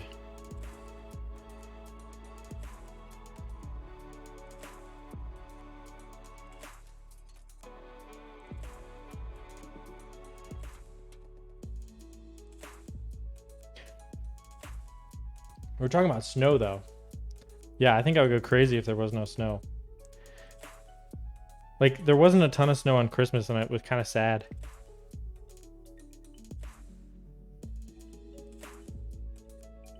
But the nice thing about here is that it's not really that humid, so it'll be freezing cold and a lot of snow, but it's not like coastal cold, which is just a whole nother animal.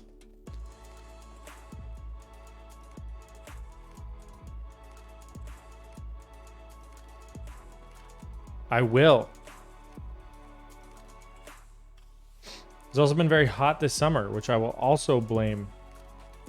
There's been a ton of forest fires. Today was such a nice day. Like, it rained last night and there was no smoke in the air, and I just wanted to be outside. I was so thrilled. Yeah, but since I live in Blackpool, which is a seaside town, yeah, for sure.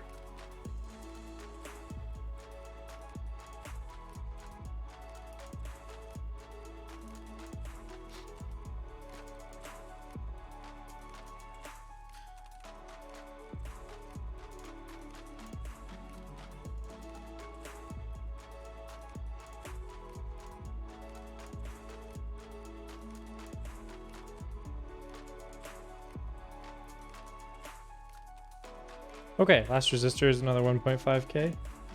We'll pop that guy in there and then we'll solder all these up. I feel like we're on a decent pace. We're about 2 hours in. We did lube the stabilizers.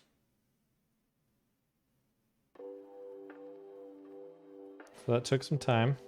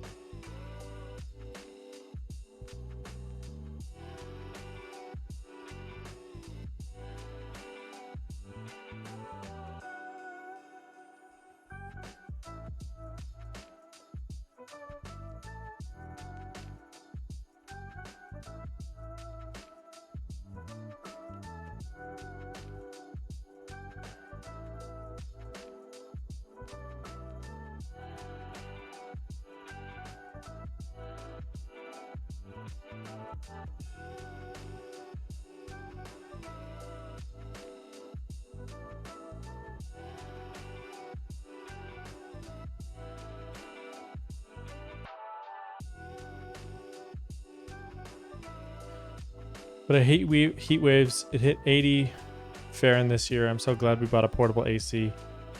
Yeah, for sure. It was like consistently around 95 Fahrenheit for the last like month, I want to say. And I am so thankful. So I renovated this condo that I'm in right now, which I just sold. And I'm so thankful that I had AC installed in it. Your house is made of brick and built to keep in heat. Gotcha. So it's like you're in a pizza oven.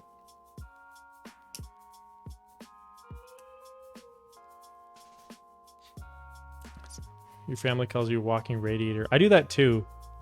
Yeah, it works out for me because my wife is the opposite.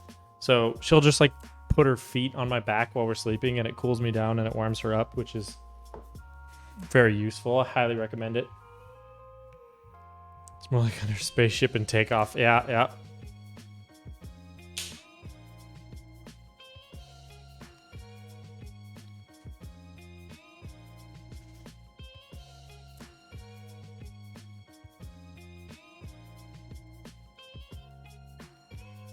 Okay. Solder mask clean.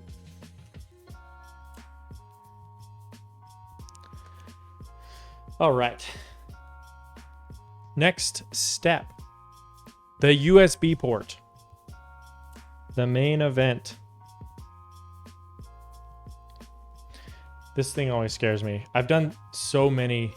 I did clean it, yes. I like to, especially for client builds, really make sure that the melted solder mask is gone.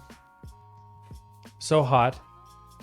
Yeah, I don't know. It depends. Like it's a personal preference, but I feel like if I bought a board, I would want it to be looking nice, but you know.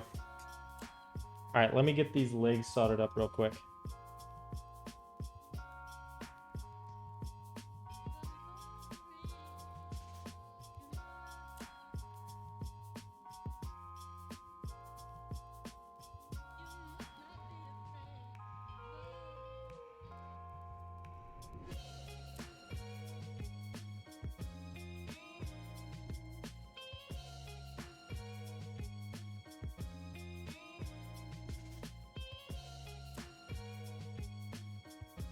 Okay.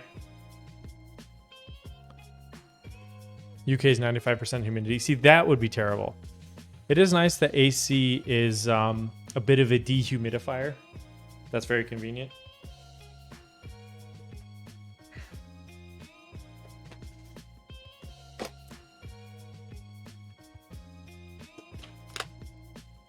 Which is why if your windows fog over in your car, it's actually helpful to turn the AC on to help defog them.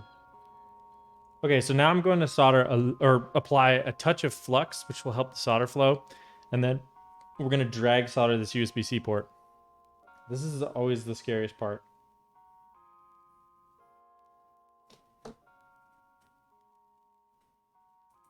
That's way too much. Hold on.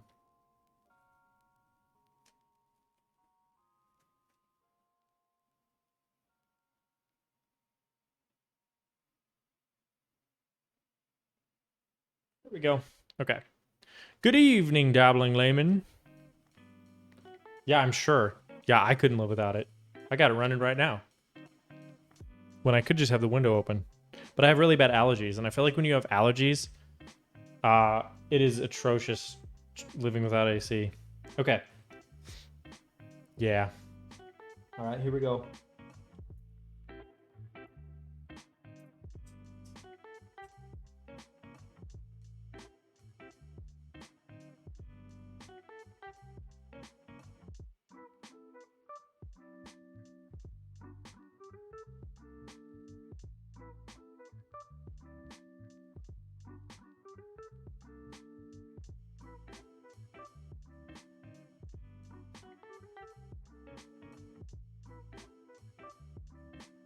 Cool.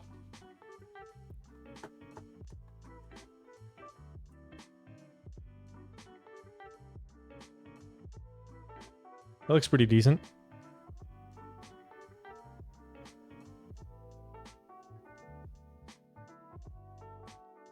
I think we'll go with that. All right.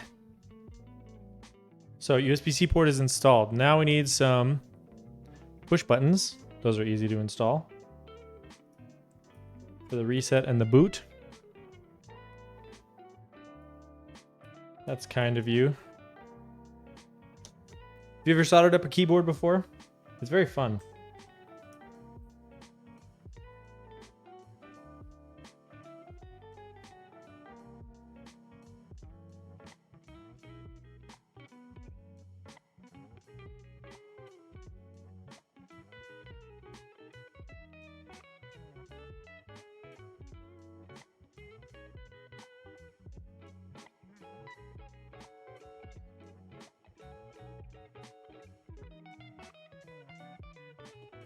I agree. It is easier than it looks. It's an intimidating thing to like not know anything about, but it's not that bad. Okay. Once, but it wasn't plugged in and I don't know where it went. Okay. Fair enough. All right. The header. Let me put that in later. That one's kind of a pain. And then this fuse.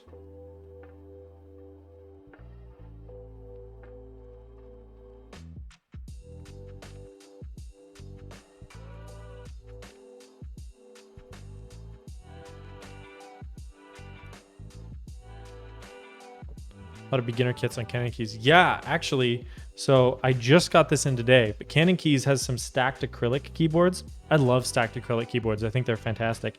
And they're really reasonably priced. They come with the Canon Keys PCBs, which I've heard are good. We'll find out. So I have the TKL version to solder up here sometime when I get a chance.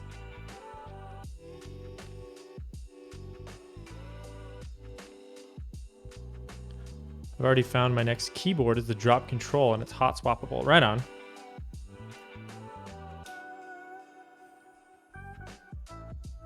I have built a drop control.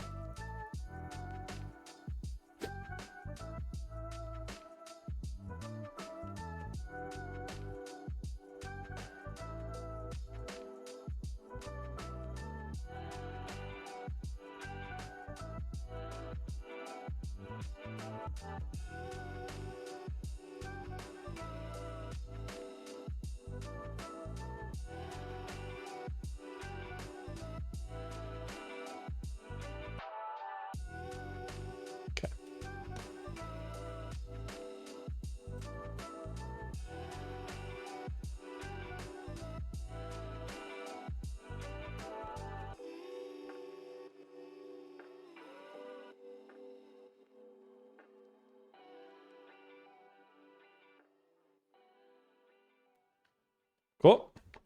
Got that bad boy in.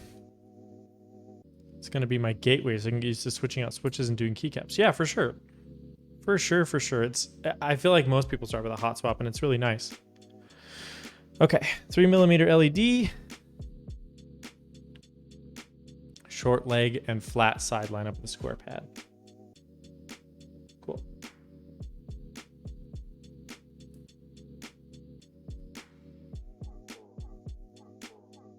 Do these through-hole boards sell well? I actually have never tried selling one. This is already sold. This one's for a client. I don't personally ever look for them, but I would imagine that for some people it would be, yeah, like I like the look of this, but I don't want to build it. But yeah, I don't know. I guess I'm not informed enough to answer that question, is my answer.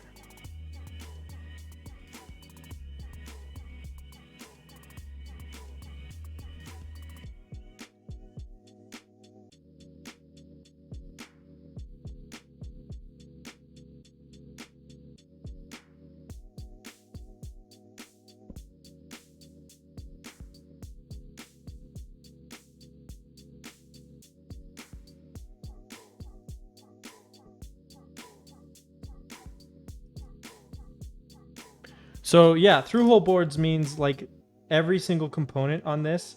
That's a good question. So in electronics manufacturing, you have two types of components typically. You'll have a through-hole component and a surface mount. Most of the time, if you order a PCB, it will have surface mount components, meaning the components are little and tiny and they were placed and on the board and then run through an oven and melted on. Versus what I'm doing here, like when you see a component that has like a couple wires that I'm sticking through some holes and then soldering. That's a much more old school way to do it, but it's very hard to solder. It's not impossible, I've done it. You can solder surface mount components by hand, but it's much easier to do through hole. And I think they just kind of have an aesthetic that people like. So yeah, through hole, typically when someone's talking about a through hole keyboard, they're talking about one where you have to solder all the components yourself versus just soldering the switches. So yeah, that's what a through-hole one is. You can sell it, but don't expect to like get flip prices. Yeah, I think if I were to sell like a pre-built through-hole, I probably would not sell it with switches in it, or not really expect to make money on it. So yeah, the more you know. Okay, let's see. We need yes, we need the capacitor. Here we go. Longer leg to the square pad.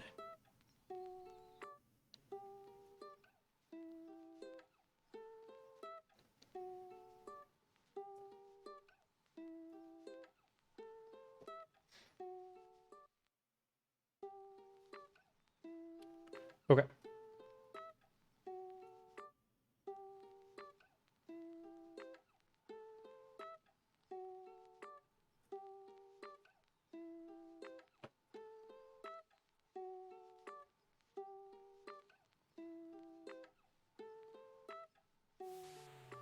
Cool. Clip these legs.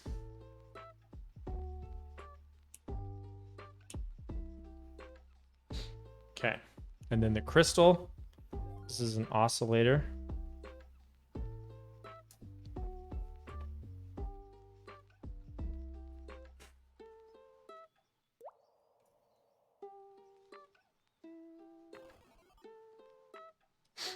Let's get something to prop it up a little bit. Maybe these rubber pads. Perfect.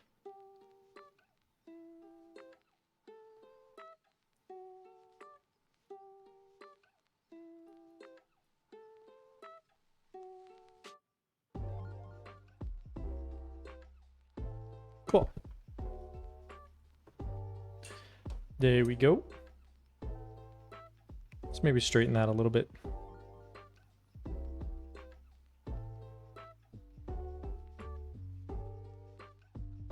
There we go.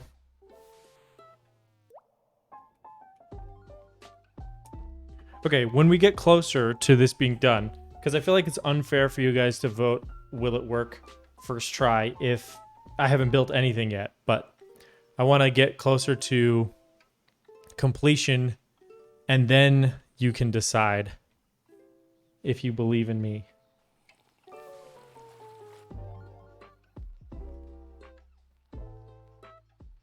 $22s. Yep. These go here.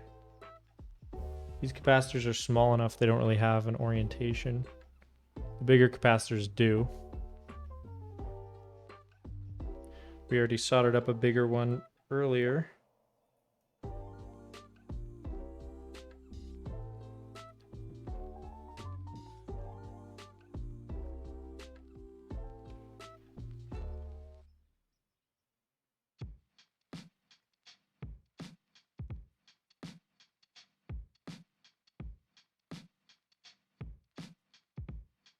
Okay.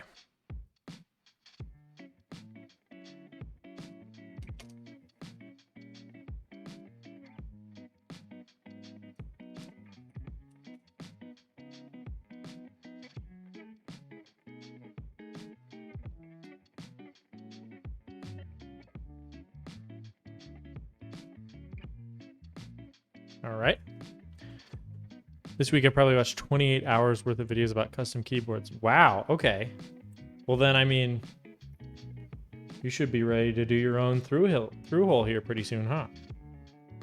What have you learned? I'm interested in what you've learned from what you've seen on Twitch or otherwise.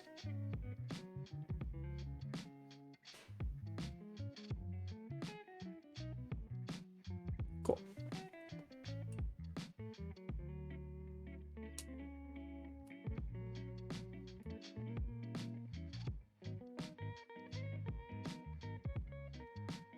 Okay.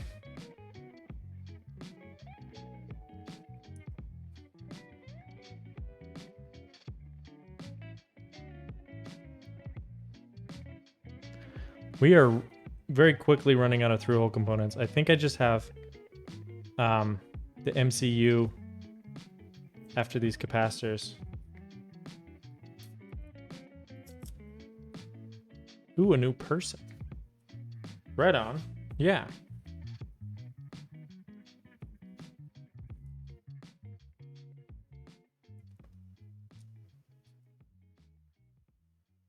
And some stuff like taking the switch part to lube. Yep. Yep. Hey, that's a huge part of it though. Like honestly, if you get a hot swap board,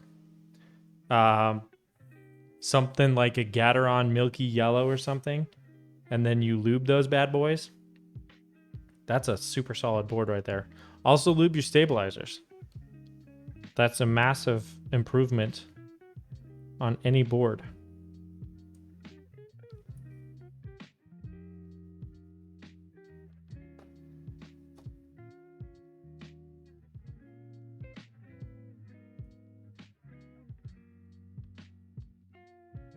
Usually that would help even more.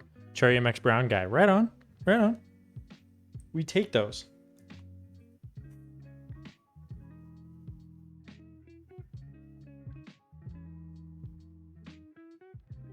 My first board was MX Blues. And then I switched to Reds. And then I switched to Browns. So I made a circuit. And then I built some Holy Pandas. And the rest was history. Yeah, it depends. As far as clicky switches, I really like the box Jades and Navies, like if you're gonna do a clicky switch. But for me, since it's not my preference, I don't really do clicky switches, and it kind of seems like the key community feels that way too, because I really don't see them coming out very often. It's mostly linears and tactiles. So yeah, but I mean, if you like clicky, that's awesome. There are definitely the Jades and Navies are worth checking out. Okay, then we solder in the socket, which is right here.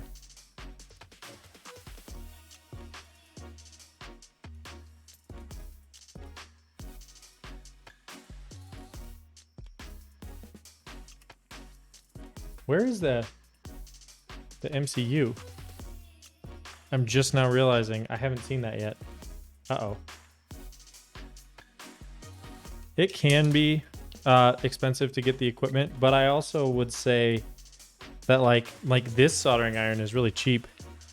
And by cheap, I mean like 120 bucks or something, but so depending on your budget, that may or may not be cheap. Hold on, I'm a little bit nervous now. I need to find this MCU. Oh, thank goodness, I found it. I think it's because the click drowns out the sound of the board, which is what most people are looking for. Yeah, I think so.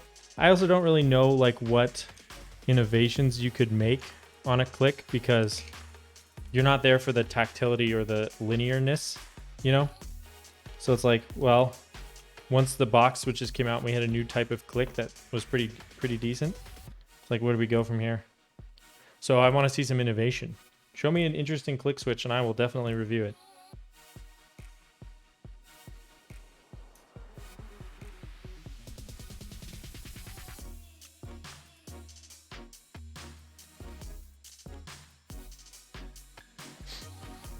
Oh, all the stuff. Yeah, because you need a lot.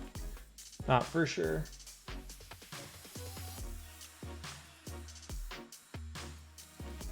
Cool. And then once you get, yeah, like the desoldering pump, and it adds up, to be sure. Speaking of which, why am I not using my fume extractor?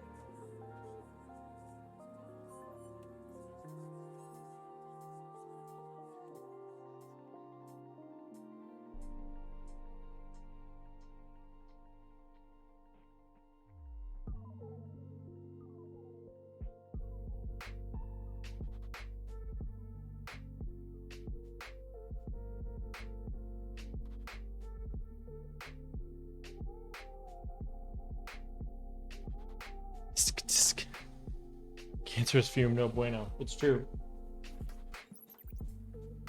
I should add in a chat command so you can turn this thing on for me.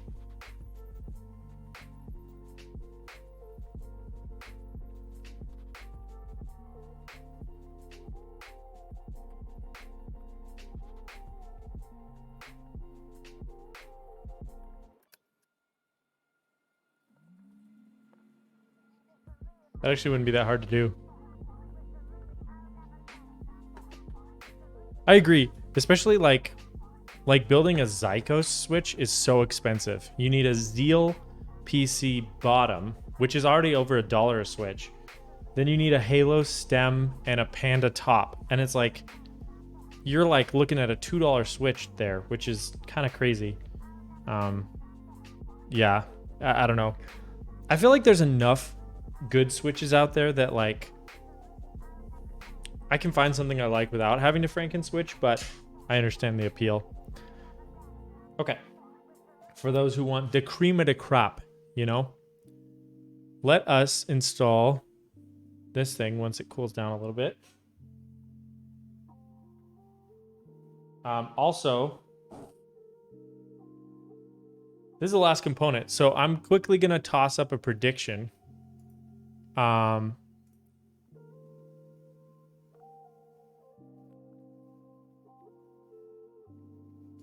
Let's see.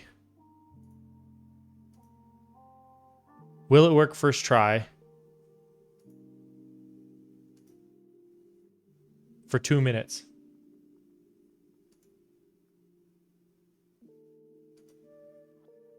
Okay. I've started a prediction. So you can use your channel points, which again are points for the boys, to vote. It's at the top of chat right now, to vote if you think this thing is going to work first try or not. But the same dude who made a video also did a GMMK Pro build where he used a brass plate and it looks... Yeah, that's true. That's true. I watched a video of a dude combining Everglide plus Aqua King plus novel keys to make what he calls ice cream. Interesting. Okay. All right. I am going to find... let's open QMK Toolbox. And let's also download a default hex file for this thing.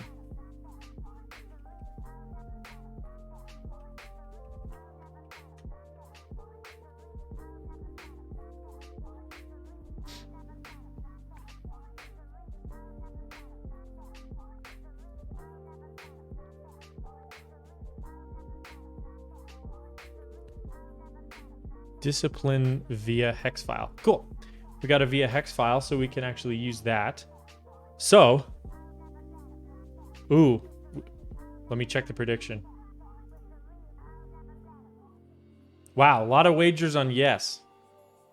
I hope to make the boys proud with the points. Again, boy is a gender neutral term.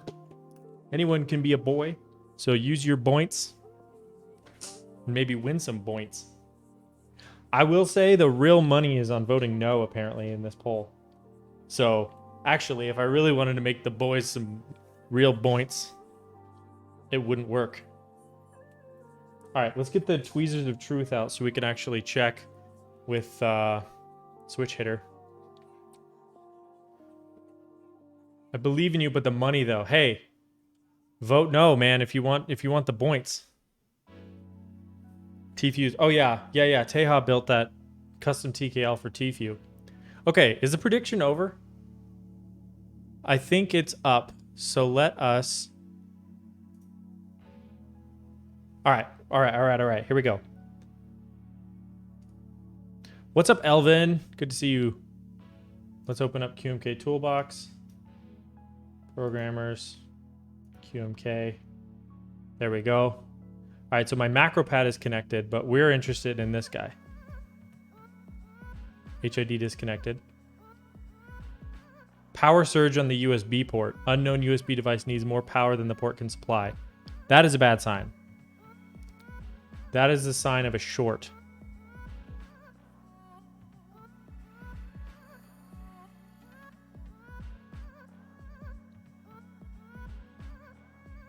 So I'm thinking... Yup, check my solder. I will definitely be doing that. Try this one more time. Yep, same thing. Okay. All right, it did not work first try, so we're choosing the outcome as no. So somebody just made out with all the channel points. I'm so sorry.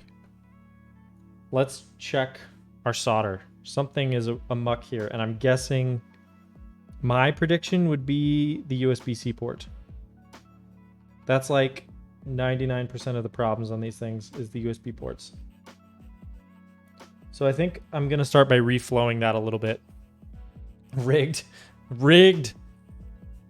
Scam. Oh, interesting. My whole macro pad is angry now. Does my keyboard work? Ooh. I want to speak to the manager. Okay. Let's grab some solder wick and let's wick a little bit off of this USB port.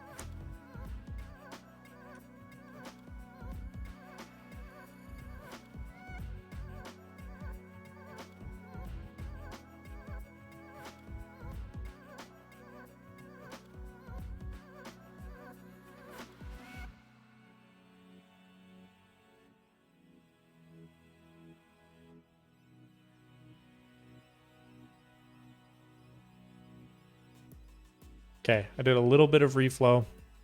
Let's try again. Oh, right, this thing doesn't work anymore.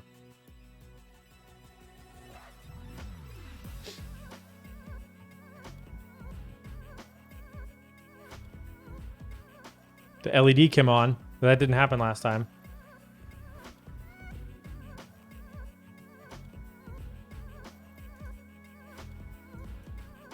Okay, this is also... What is a 32A? Okay, good. List all HID devices.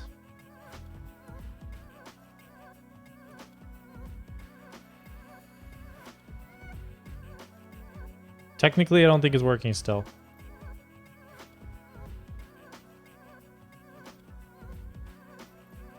It's different, which is progress. Does this keyboard still work? Yes. So let's try this USB port. We're setting up a device, discipline. Interesting. So my USB hub must have just gotten yoinked by Windows. Great. So let's open this. Let's auto flash and let's reset.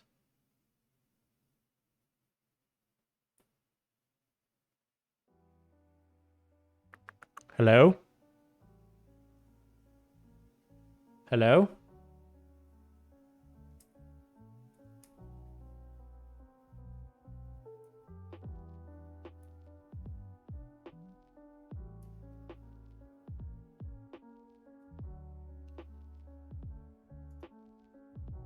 No HID console interface is found. Well, let's check if VIA can see it. It cannot. So all we need to do is just get this thing to get flashed with QMK. That's it.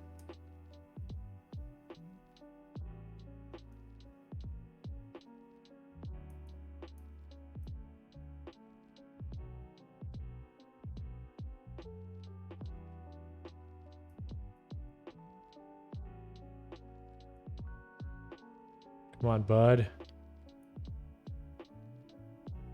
None of my through-hole builds worked with through a hub. Yeah. Let's check the default, because I may actually be able to call the reset command through a keystroke series.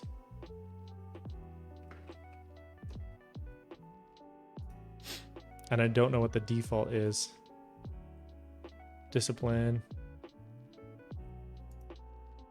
Okay, so it's probably on a layer. Yes, it is.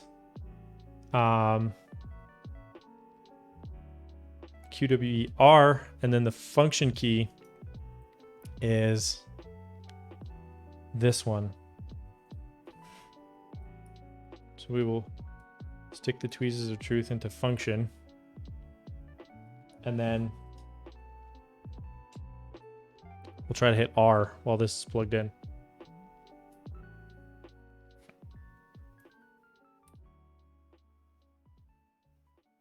Let's just make sure that it's held.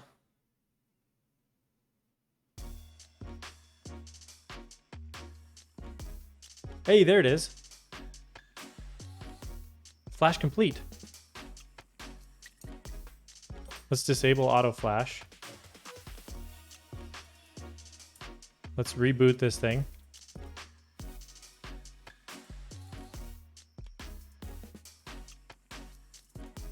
setting up device discipline. Oh, would you look at that?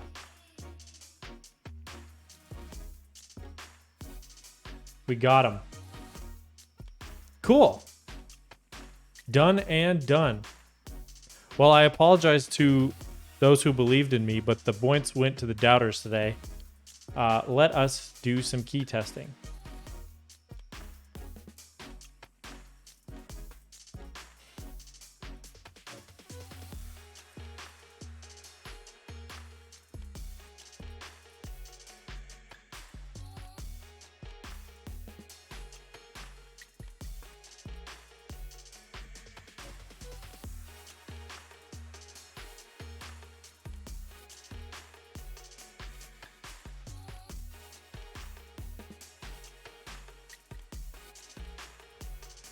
Wait, are we missing some?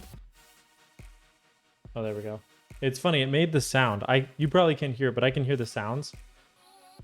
Even though it didn't light up.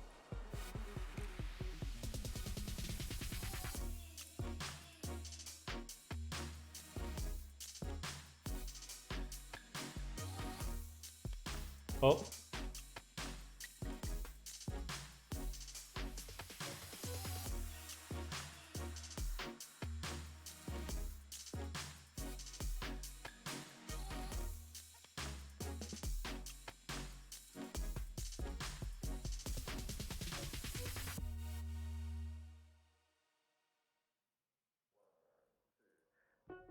Great.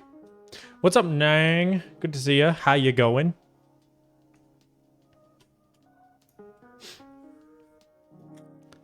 All right. Can we get a shout out for Nintendo?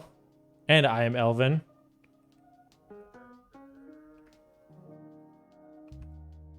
Check them both out.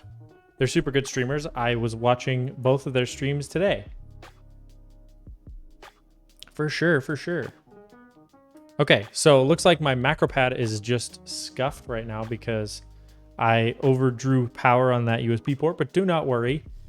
It wouldn't be a stream without a little bit of scuff. Okay, so that was that. Next step is going to be to... What is the next step? I'm going to get this plate out, actually, because the next step is going to be installing the Milmax sockets. So buckle up, everybody, because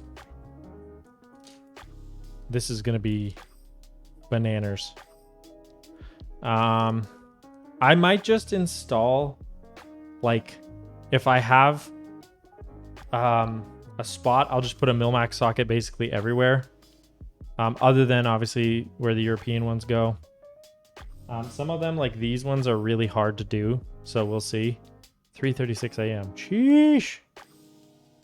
So let's start by grabbing some switches out, and then we'll use the switches to install the sockets. So here's how I usually do it. I'll take the socket and I'll put it onto the switch. Which, by the way, there is a specific list of more and less compatible switches. You can check that out. I think Keeb.io has a link to it where they sell these things. And you can check out there if your specific set of switches is compatible. And some with varying degrees, but like I will say, for instance, I Milmaxed a board and then attempted to put Zelios in it, and it was a nightmare. So definitely the Zeal PC switches are not great. Apparently in general, I think they just use a slightly different type of wire or lead. So do be aware of that if you are going to Milmax a build that, while it is technically hot swappable, it maybe isn't for everything.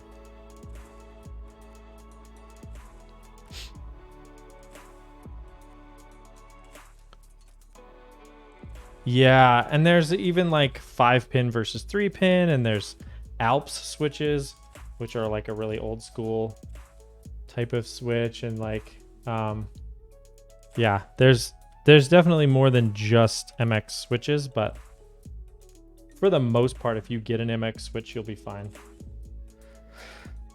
And if you buy a 5-pin and the board only supports 3, you can cut the extra plastic legs off. So there's no worries there either.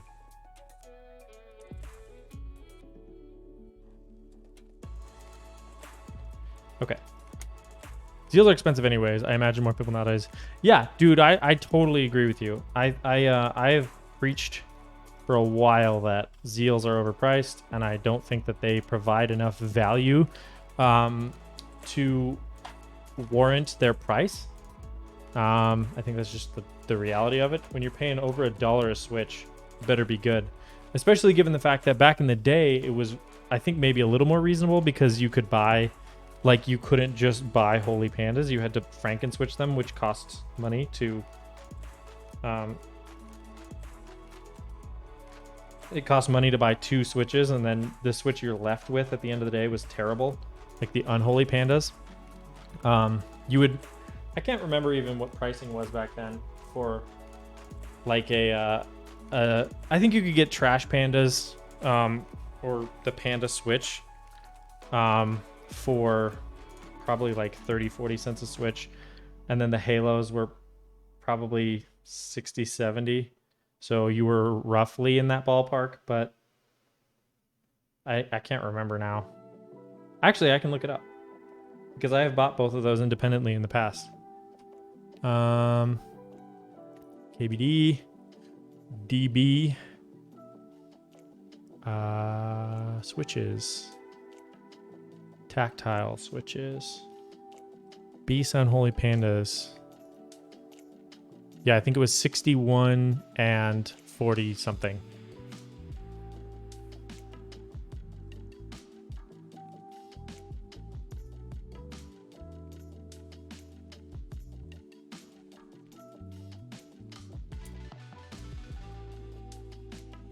%of all the switches in our hobby are called MX.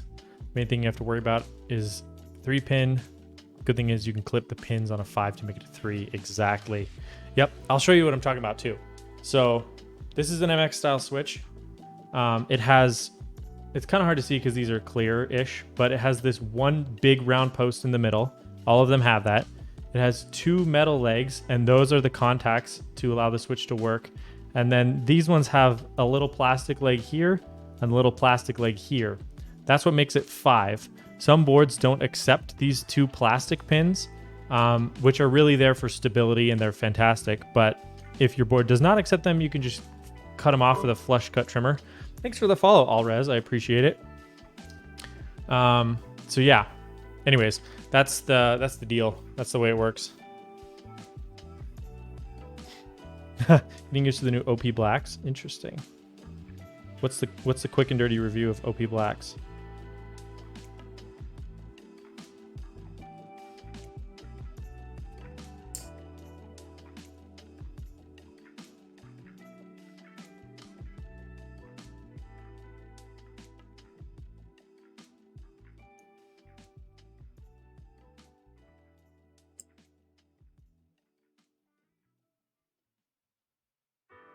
They are stupid smooth and very clacky. Cool. Oh my gosh. Alrez. Gifting a T1 to Instigator. Thank you so much. That's so kind of you. I appreciate it. Wow. That's incredibly generous.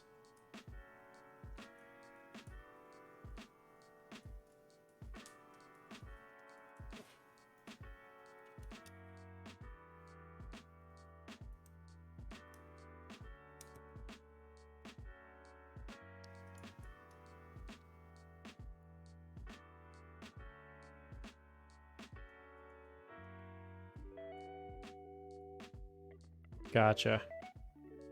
All right, I'm going to solder up these hot swap sockets real quick. It's going to help a little bit with the stability here. What I want to make sure is that they are inserted all the way through. So that, because there's a little lip, I'll show what I mean in a second, but there's a little lip that can hold the switch a little higher than it would want to sit.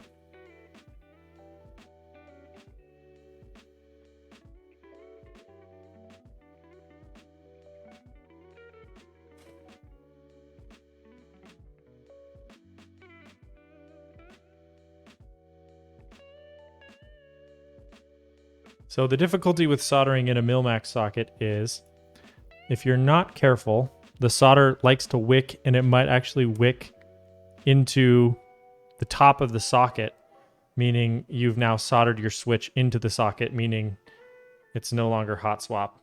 So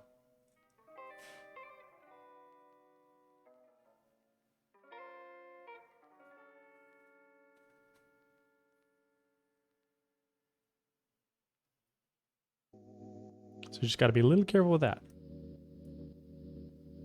5-pin PCB accepts both 3 and 5. Yeah. Yep. 5-pin switches are the best. I actually kind of am annoyed when I see switches that are not 5-pin.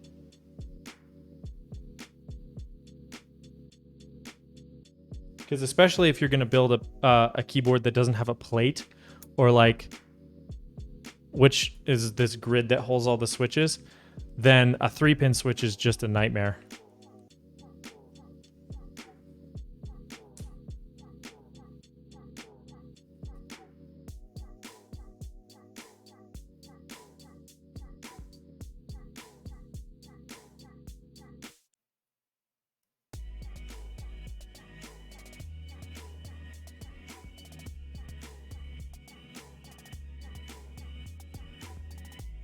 Okay, once I get these in, I will...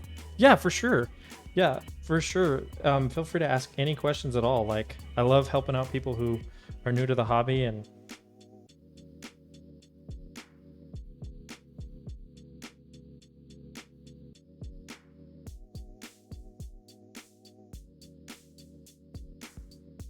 getting people to pay more money than they should for things they don't really need. That's what this is all about, right?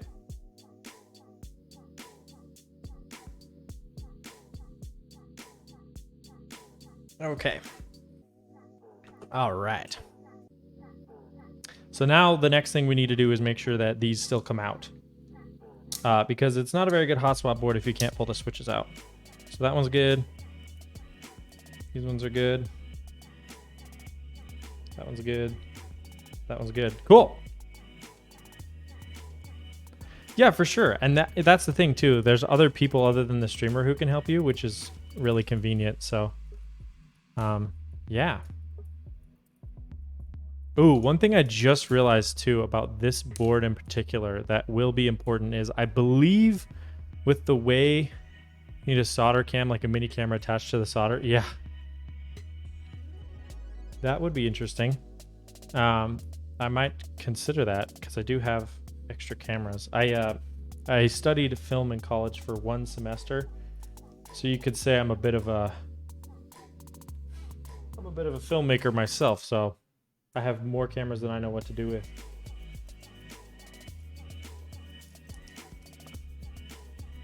You can zoom in on one as you solder. Yeah, let me do that. That's great. That's a great idea. I'm gonna try to lift this plate back up. I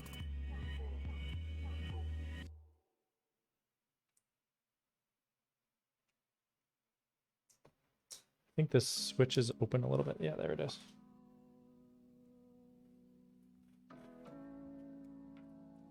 One of the things that I think will be important with this is to, when hot swapping it though, don't remove all of the switches simultaneously, because I think the PCB will just drop. I don't actually think...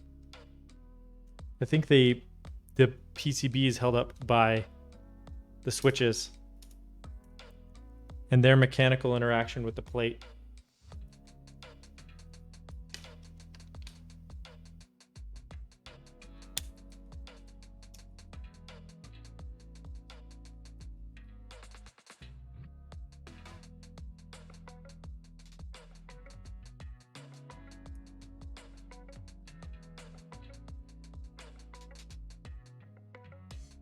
It's like a thing, because in most hobbies, there are people who will just tell you to Google it, and then you get even more confused. Yeah. Yeah,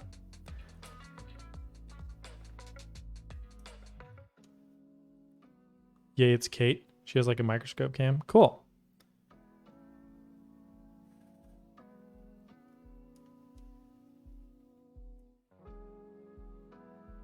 I'll have to check out Kate's stream. Let me show you what I'm doing. I'll do a zoom one for you. So first, step 1 to Milmaxing. Take your tweezers or pliers, grab a Milmax socket, and slip it over the wire legs of your switch. There's a thick leg and a thin leg. The thick leg is usually fine. The thin leg usually bends over as you're doing this and does not want to cooperate like this. But if you're persistent, it goes in. Then you want to insert the switch where it would normally go. So in this case, I'll put it like right here.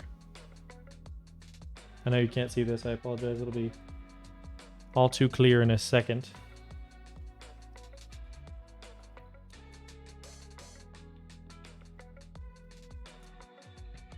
Okay, so I've pushed the switch into place, and now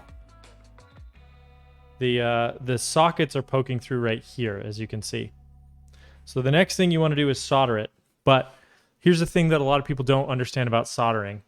When you're soldering, you're not melting the solder with the iron and then applying it. You're heating up the thing you want the solder to adhere to, so that is what heats. That's what melts the solder. So you want to hold it on for a couple seconds and then touch the solder on, and you'll see it kind of wick around the outside, and then you're good.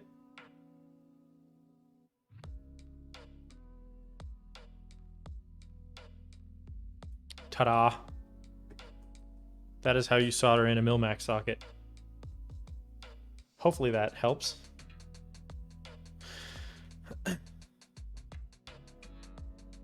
Cool. Yeah. Happy to do a little show and tell. You're welcome. Yeah, I don't see a lot of Milmax sockets getting soldered. I think the reason is that there's more and more hot swap PCBs out there these days, and also it's kind of annoying. Like, frankly, it's not my favorite thing to do. I'm willing to do it, but yeah, it's not. It takes a lot more time and patience, and when it goes wrong, it's frustrating to fix. For sure.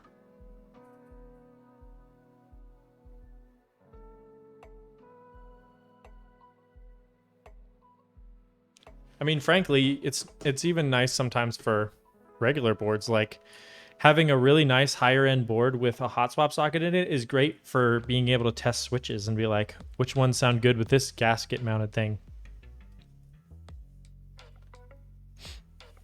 You've got several builds coming up with parts to do it, as in like solderable parts, or what are you talking about? You're talking about Milmaxing? Are you Milmaxing?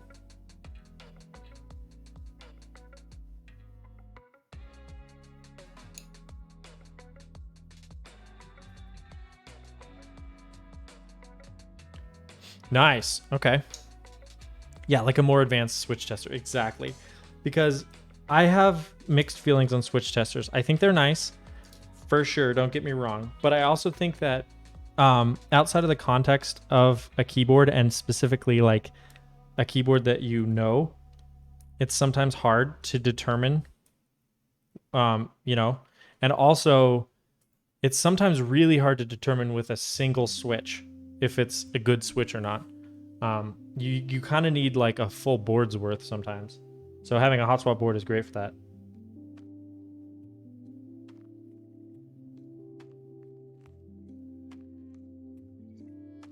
You got to use it for a day. Yep. I would say just type on it and let your brain think of other things. And then if you are like, wow, this feels good, this sounds good, whatever it is you're looking for. Oh.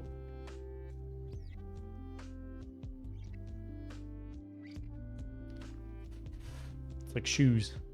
True. Unless, like me, you are a sneakerhead and you buy shoes for the aesthetics, in which case you'll wear Jordan ones even though they're really uncomfortable, dang it, and you'll like it.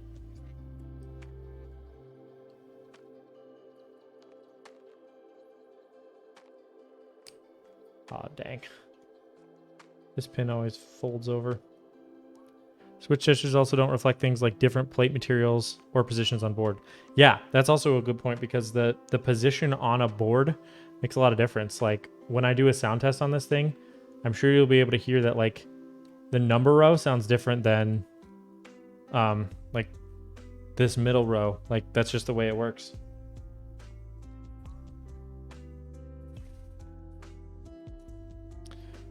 I have big feet, so shoes are hard to get in my size since 14.5.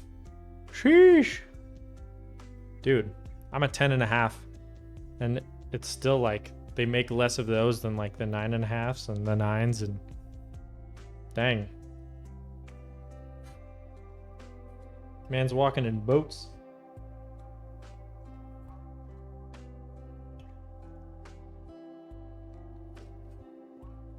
"6'5", 300 pounds. Okay. Dude. Right on. 6'5". I also feel like this is not a gripe that I have because I'm not this way. Go to a 6-pack is a 6-pack of beer. Yeah, I feel that. I've been going to the gym lately, like for the last 2 months, just to try to not have a dad bod, but I don't know, man. Kind of a grim forecast here. But what I was saying though is that I feel like a lot of times sneakers are designed like streetwear or higher end fashion shoes. They're really thinking of like your size 9, size 10 when they design the shoe. So when you get it in like a 14, it actually looks kind of strange, you know? Like it's clear that the shoe wasn't designed to be that long or wide or whatever. Which I think is a bummer. But I don't know. You were 6 foot at 12? Dude. Holy moly. Currently 20? Okay.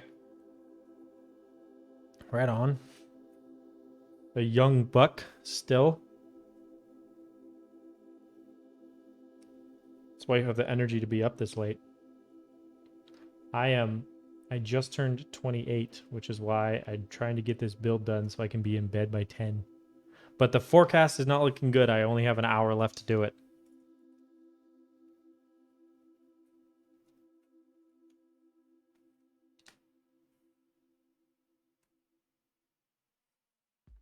I'm actually going to just socket up a bunch of switches before I solder. That might be a little bit more efficient. I'm not constantly flipping this over. Youngest in your group. Fair enough. It's probably a sign of maturity. Teenagers scare me. To be sure.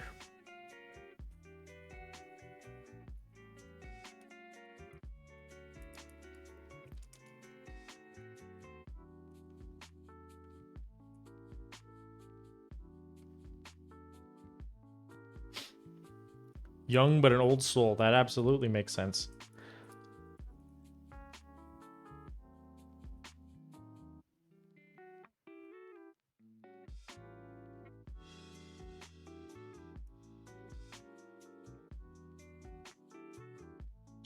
Also, I recently became an affiliate, which means I have emote slots available for my subs. And thanks to the generosity of It's Le Burnt Toast, like a lot of the people in my chat or who follow my channel are subbed. So I need ideas for emotes. I've got nothing.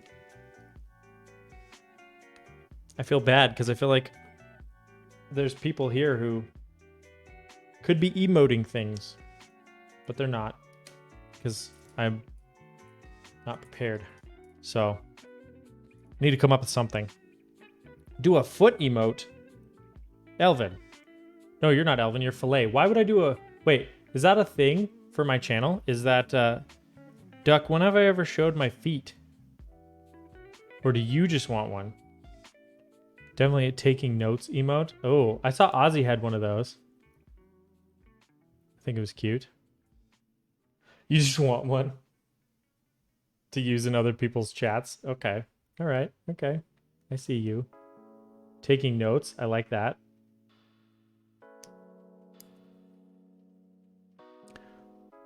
Grandma, you were 13. Instead of going on the rides of the holiday, you went to the bar and played darts and snooker with old people. Cool. Sneakerhead. Ooh. Yeah? I feel like I don't talk a lot about sneakers on my channel, but I definitely am a sneakerhead. I just got some, yeah, that one. Taking notes. I just got some Yeezy 700 V3s in today, which I haven't owned a pair of those yet, and I really like them. I was worried they would be too small, but they fit pretty well.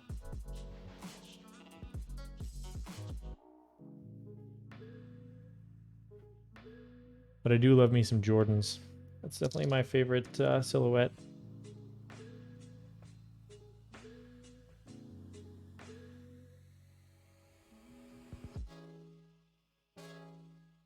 An app like StockX, but for keyboards. Yeah, I think you put this idea in my head ages ago, and I totally agree. The problem is, I think the reason that like StockX and Goat work so well is because there's a third party verifying everything. And I would think that that's like practically impossible with the amount of transactions that happen on Mech Market. So if you could do it with like just the really high end keyboards, you know, like if you're selling a 7V, you know, do something like that. Yeah, send it to Teo first. Yep. So I don't know, because I've always been like, well, what do I do if I want to sell a really expensive board? I've never done that before. I've never sold a board over like $300. But you know, there's people out here selling like Alice, like the TGR Alice's for, you know, $5,000, and I'm like, holy cow, I'd be sweating bullets if I was USPSing that to some random guy. I mean, obviously you would hope that he had paid him first, but still, it's just like mercy.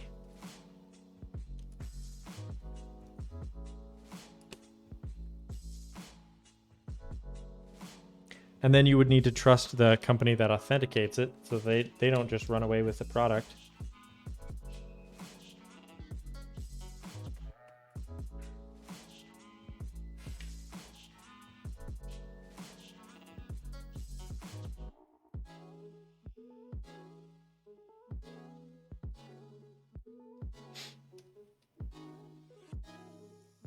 Yeah, right? That's a ton of money. In fact, it was a guy, I don't know what the end of the story was, but it wasn't even a seller, it was a buyer who was like, I'm looking for a TGR Alice, and I will pay up to 5K for it, which is just wild to me. But I guess if you have disposable income and you just really want that board, then go get it.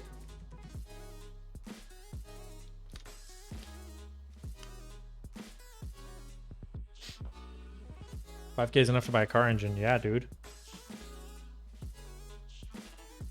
It's enough to buy a lot of things.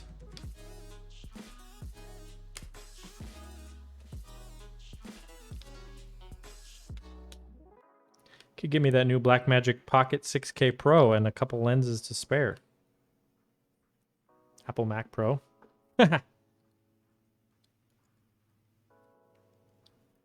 Vickery key Colts sold for 5K MSRP. Yeah. Vickery auctions are wild, man. I've talked about this before. If you don't know what a Vickery is, basically it's a blind auction where nobody knows what each other is bidding. And so you all just bid anonymously. And then like say they were doing 3 winners. Well, then the top 3 bids, basically the highest 3 bids would win, but they would pay what like the 4th person had bid. So you could come out here and bid $1 million, and most likely you wouldn't pay that. But if like some other people did like, you know, 2 million, 3 million, 4 million, you might end up paying that. I mean, it's just insane.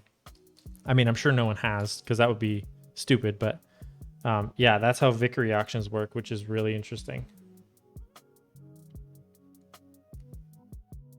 Black market auction for keyboards. Yeah, basically. I mean, it's from the makers of the board, but still, it's like it's all secret.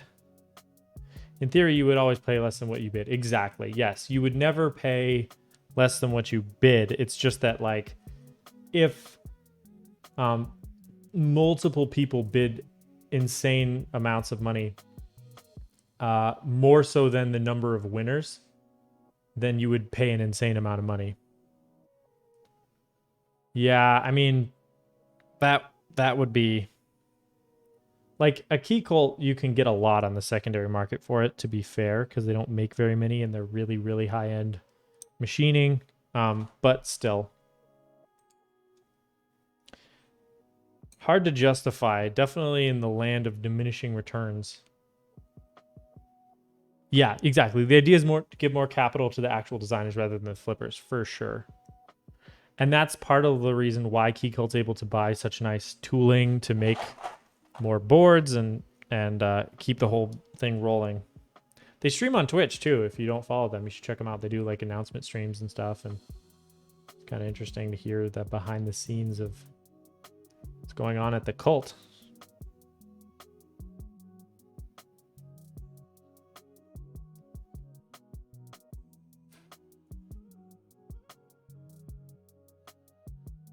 Okay.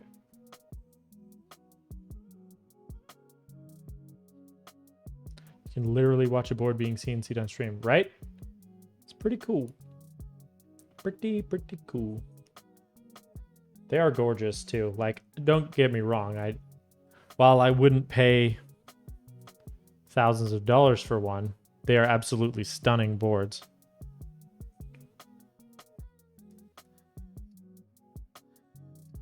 Some of the best booty shots in the keyboard game.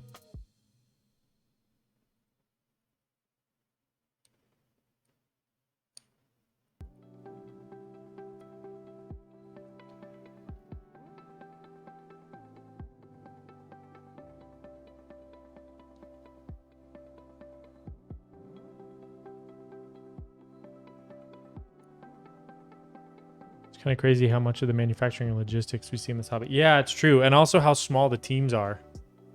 About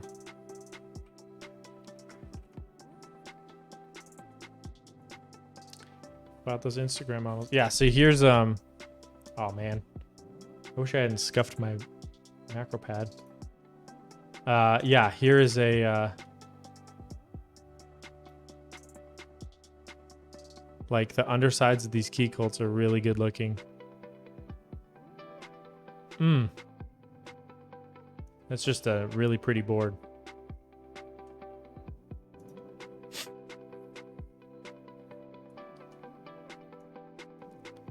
Yeah, exactly.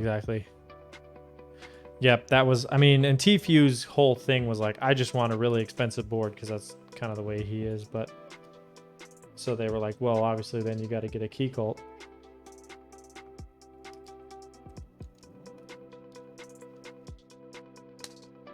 So it's definitely, that was more of like the hype culture leaking into it, which can definitely be there. I don't love the hype culture. I don't love it in sneakers and I don't love it in keyboards, but it is what it is. I mean, if it helps keep the hobby alive, then I guess you'd classify it as a necessary evil. If your view is that it's evil, I don't know.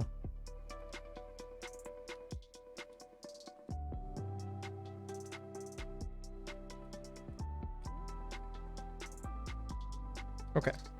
Let's do a quick solder up of all of these ones on the top here. Just for my own peace of mind. Yeah, and hype can bring new people in, exactly.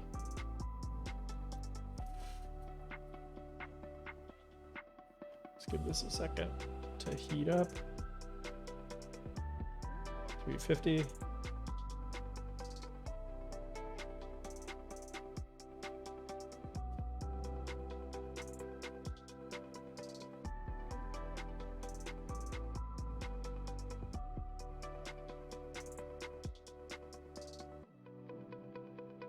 Oh, I think that one was already soldered.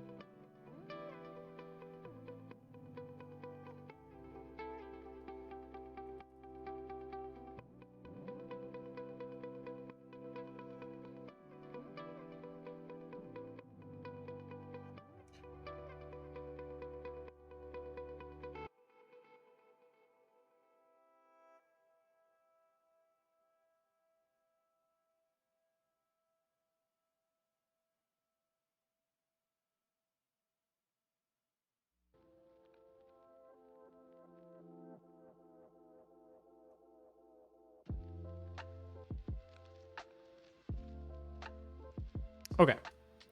I like the idea of custom boards and doing it yourself, since then it means if something breaks, you can repair it, compared to a big brand board such as SteelSeries where you can only do so much.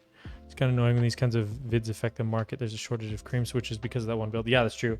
Yeah, I would say, though, like, you can actually fix a lot of things on a pre-built board.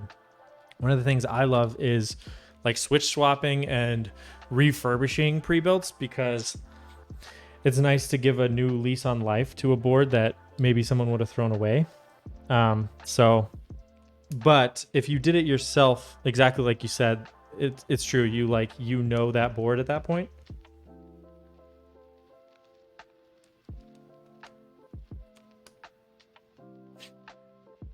So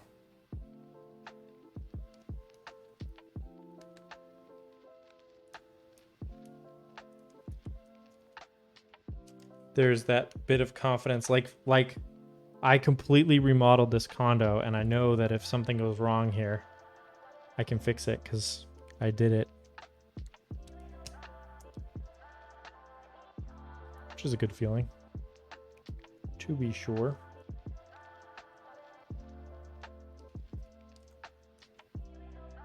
Currently uploading or upgrading your Logitech G Pro. Nice.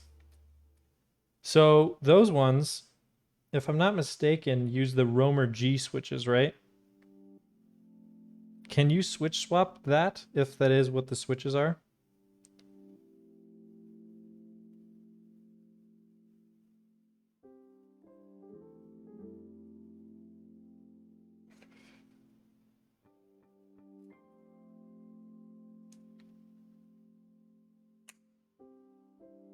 Also, check out Nintendo on YouTube. They're basically kale switches. Okay, he did a really cool video where he built a super inexpensive board that sounds amazing. And he is giving it away, actually. So if you follow his stream and you get channel points, you can get tickets and then potentially win that board. But it sounds amazing. And it was like, it was pretty cheap. It was like 160 bucks or something, which is in the pre-built territory, but it sounds so much better than a pre-built. So go check that out. 120. Wow, that even better.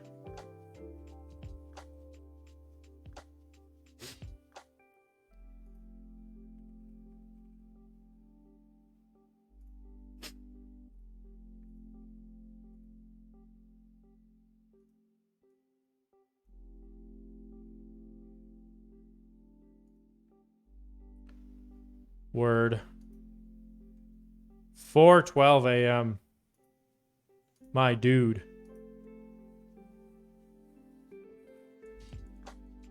You should be in bed. I appreciate you being here. Don't get me wrong. But you should be in bed. Go watch that video. I just posted it in the chat. Mute the stream. Go open the video. I'll be here when you get back. I'm just Milmaxing. Nothing to see here.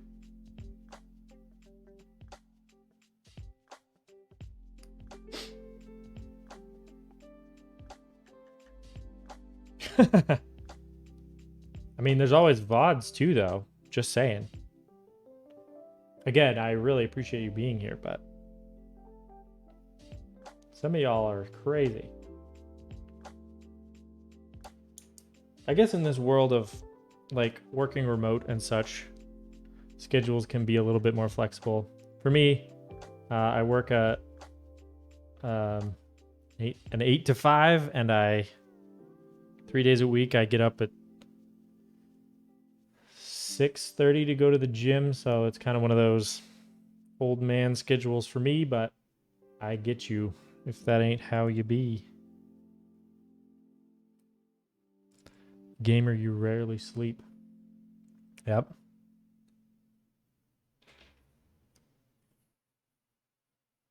Okay, we're almost done with our first bag of Milmax sockets. We've got 3 of them. Oh my. There's some infidelity happening, or some... Well, really, we're just admiring Nang's voice, which I agree. I have a theory that he is secretly the internet historian who has a similarly deep yet cozy voice. And is also Australian, I believe.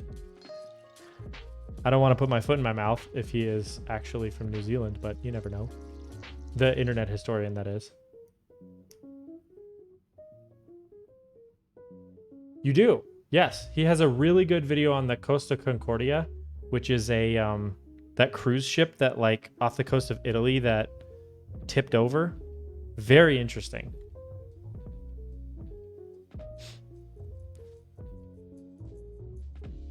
Gotcha. Okay.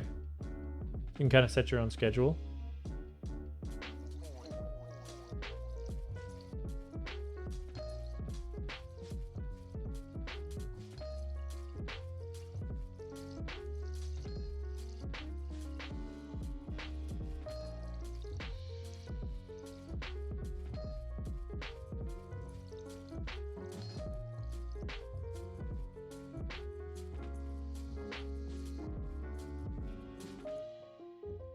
You know what's depressing is that if we had not been Milmaxing this board, that was a weird way of saying that. If we had not been Milmaxing this board, I would be long done.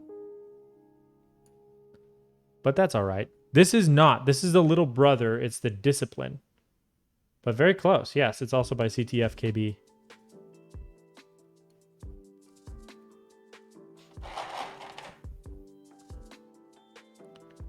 Yeah, I like to do that just because then the switch when it sticks in the plate will hold the way it needs to for the solder up, because if you just stick these sockets through, there's a chance they'll go in kind of crooked, and then when you actually run the solder, you'll never really get the switch in correctly. And I just find it easier than trying to hold on to these itsy bitsy little sockets and then try to stuff them into the board. That's just kind of a nightmare. Certain amount of time walking around, you get pain in your lower back. Ow. Dude, I'm so sorry. That is brutal. I'm so blessed. You know, every time I think about like people like just dealing well with things, I'm like, dude, I do not deal well with things. I would not be pleasantly in someone's Twitch chat if I had that. I would be out in the street yelling and probably getting arrested. So props to you for being such a pleasant human being. Bless you. I always wondered if it was possible. Yeah, it is. If you have tweezers and patience, it's definitely possible. It sounds hard, but you learn to live with it. Yeah, for sure. But still, man.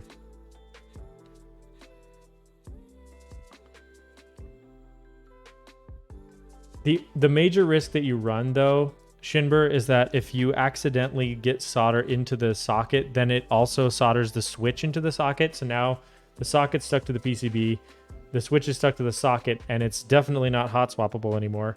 And because this is a client build and these are my switches, not the client's, I definitely want all these back and I want the hot swap to work. So there's how we be right now.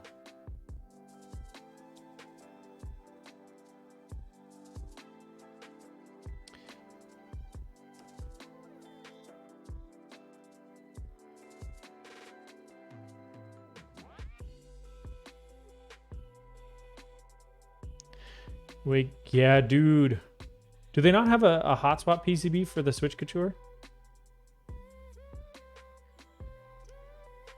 You should definitely Milmax it.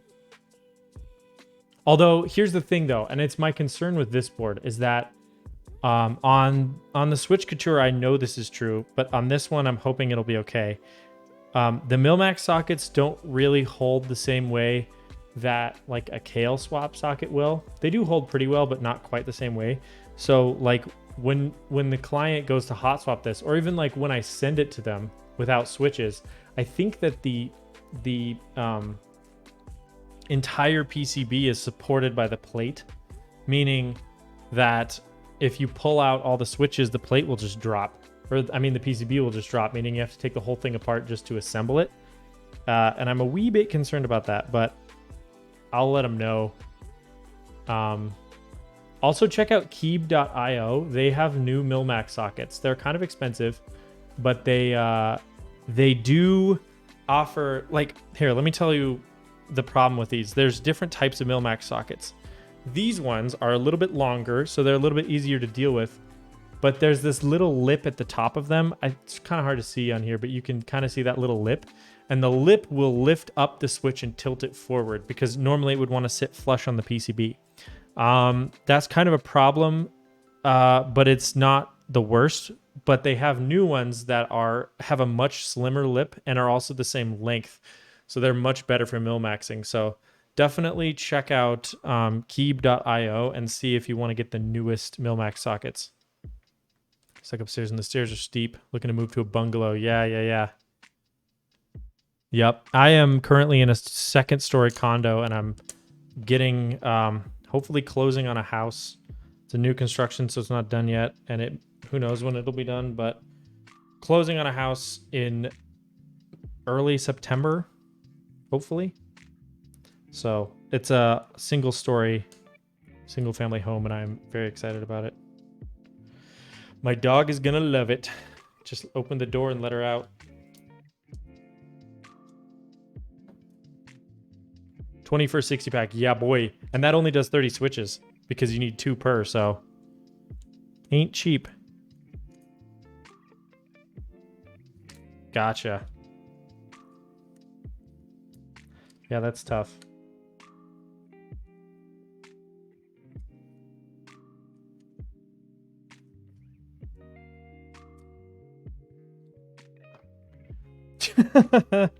Maybe you can sell feet emotes to Filet. He seems to be in the market.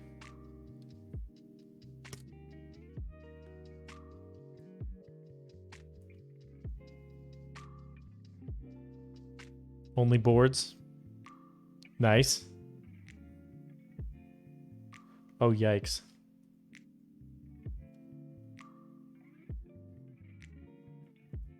I do have some nasty keyboards. I have that, what is that? Really old DOS keyboard that's kicking around under my desk right now. That's really gross. That's what the Glorious Holy Pandas are going, or the Glorious Pandas. We can't say Glorious Holy Pandas.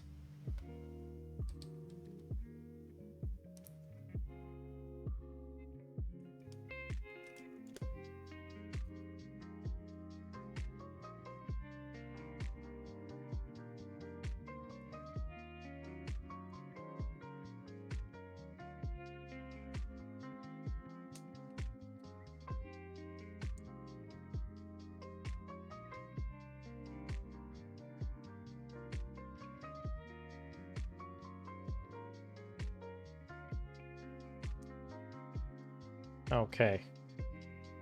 We're getting close. The other thing is I want to Milmax every socket that I can just in case. So like I'll try to do both the normal caps lock and the stepped just so that the client can pick later.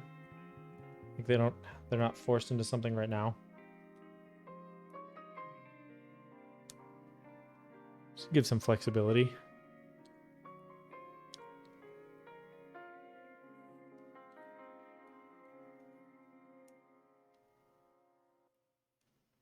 This is the one that I'm worried about, though.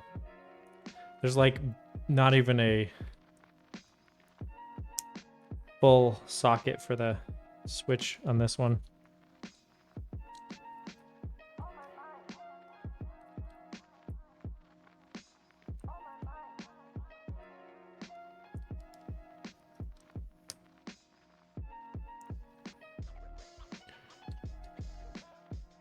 Hey!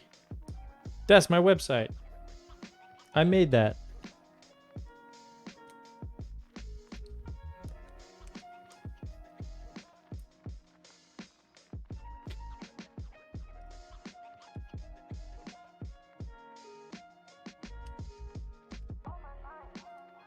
Okay. We're getting there.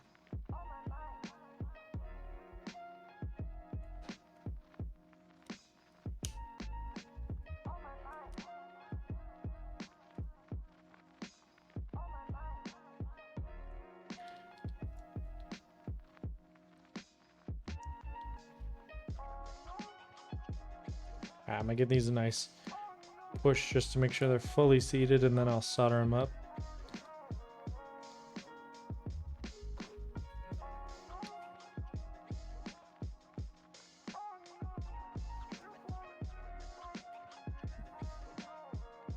All right, let's heat this guy up. That's how you know there's a thing forever, when my soldering iron cools down between rows of switches.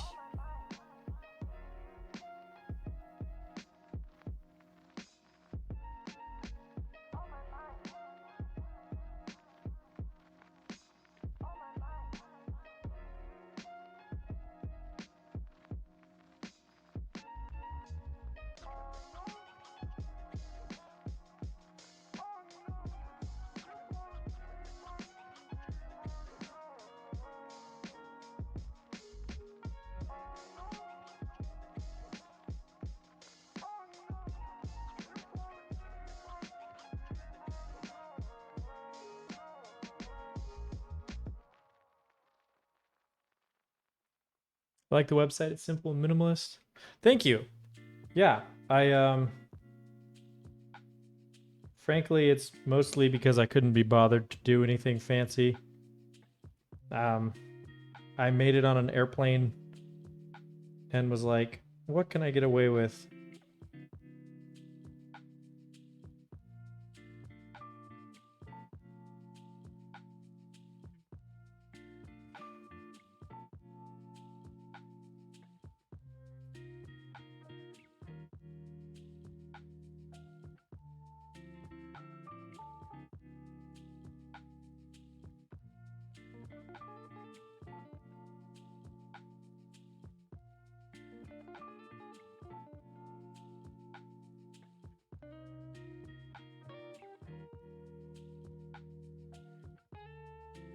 That's what a lot of websites should start doing if they can instead just make all tabs. Keep it simple. Don't overload the visitor. I agree. Yeah, for sure. I do simple work. I don't need a super fancy site. And I really only do one thing, you know? It's not like I have a lot of things. It's like, well, you want me to build your board? Here's how you can get a free estimate and get in touch with me. So, keep it simple. All right.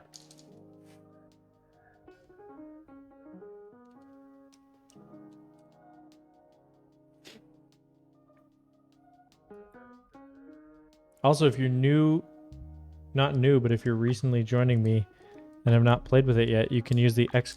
flash command to blink the lights behind me. Something I implemented last night.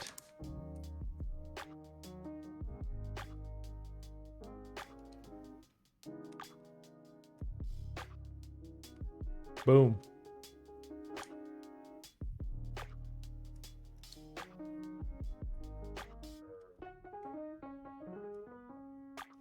Is that Lumia? What's Lumia?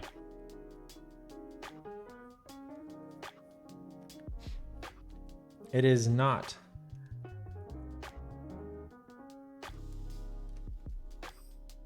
I should do a rave command. That would be fun.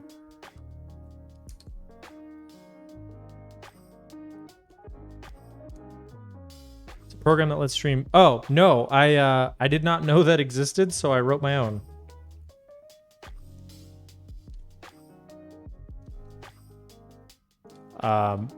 I should have found out about that after I spent like 3 hours working on it, but you know. The nice thing is I can make it do pretty much anything I want to because it's just reading. It's a program that just reads chat. So if you if it sees someone do ! Flash, it just does something automatically. So, oh hey Trixie, good to see you. And yes, it is satisfying. Yo. I did not have my coffee today. Thank you for the follow, iKetone and Johnny Boy and Katana. Bro, thank you so much. Thanks for coming. Hey, thanks for being here. If you don't know me, my name is Nathan.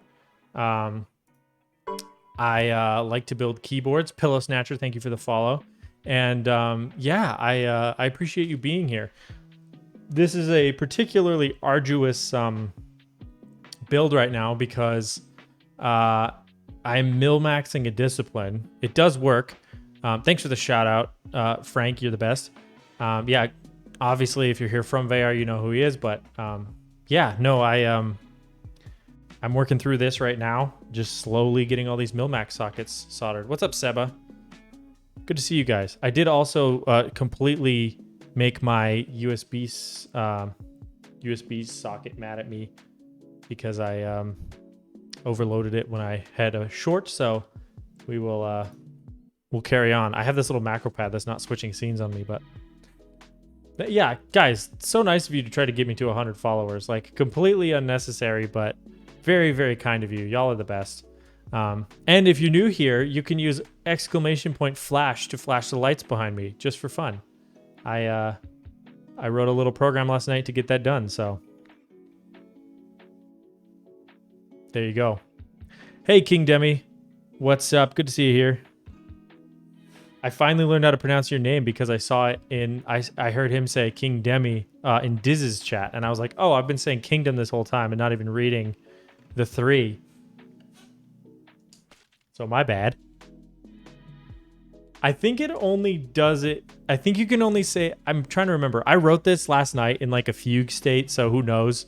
But I'm pretty sure you can only say flash once per command. Like once per chat message.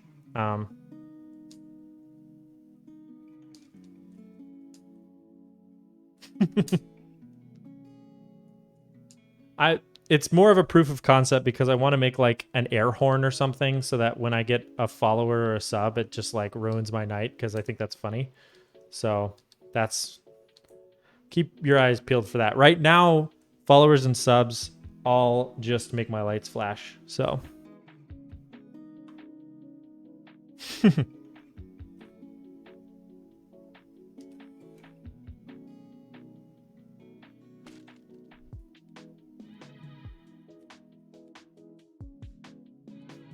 Yo, Vay, how was the stream?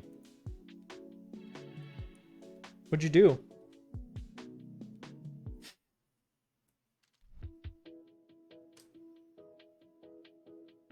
I have made a monster out of chat. Now they just want to flash my lights.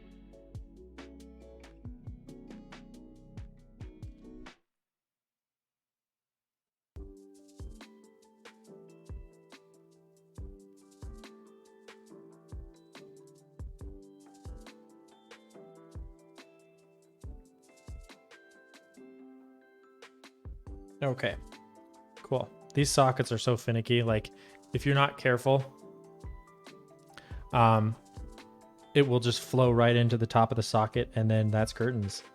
You've now soldered your switch into your socket, and now your socket is soldered to your board, and you got to pull that bad boy out. And it's not easy because you can't use the burr gun to get that thing out.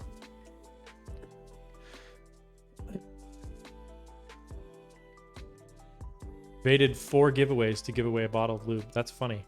The burr gun is the affectionate name for this desoldering pump gun. But yeah. You know what I think I'm going to do? Just to make sure, is I'm going to pull all of these switches out.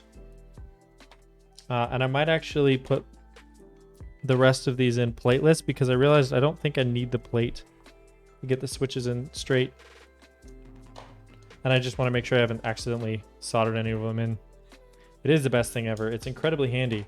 And if you're here next week on Monday, I usually stream Mondays and on Saturdays or Fridays, depending on what I have going on. Then next Monday, provided a client build doesn't sneak in there and take that slot, I will be making, I'll be switch swapping a tofu. So there will be plenty of burr gun to go around.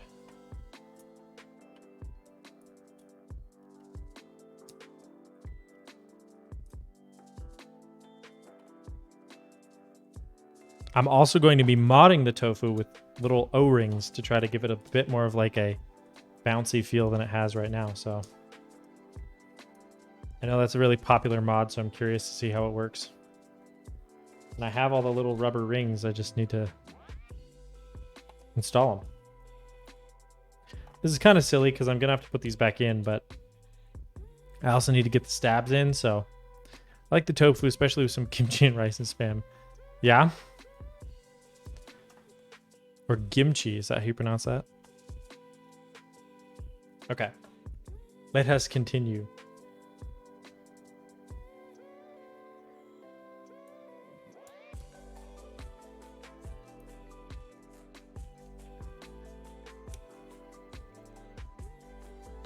Oh, it fits. Let's go. Putting in the other sockets for the stepped caps lock option. We can do both.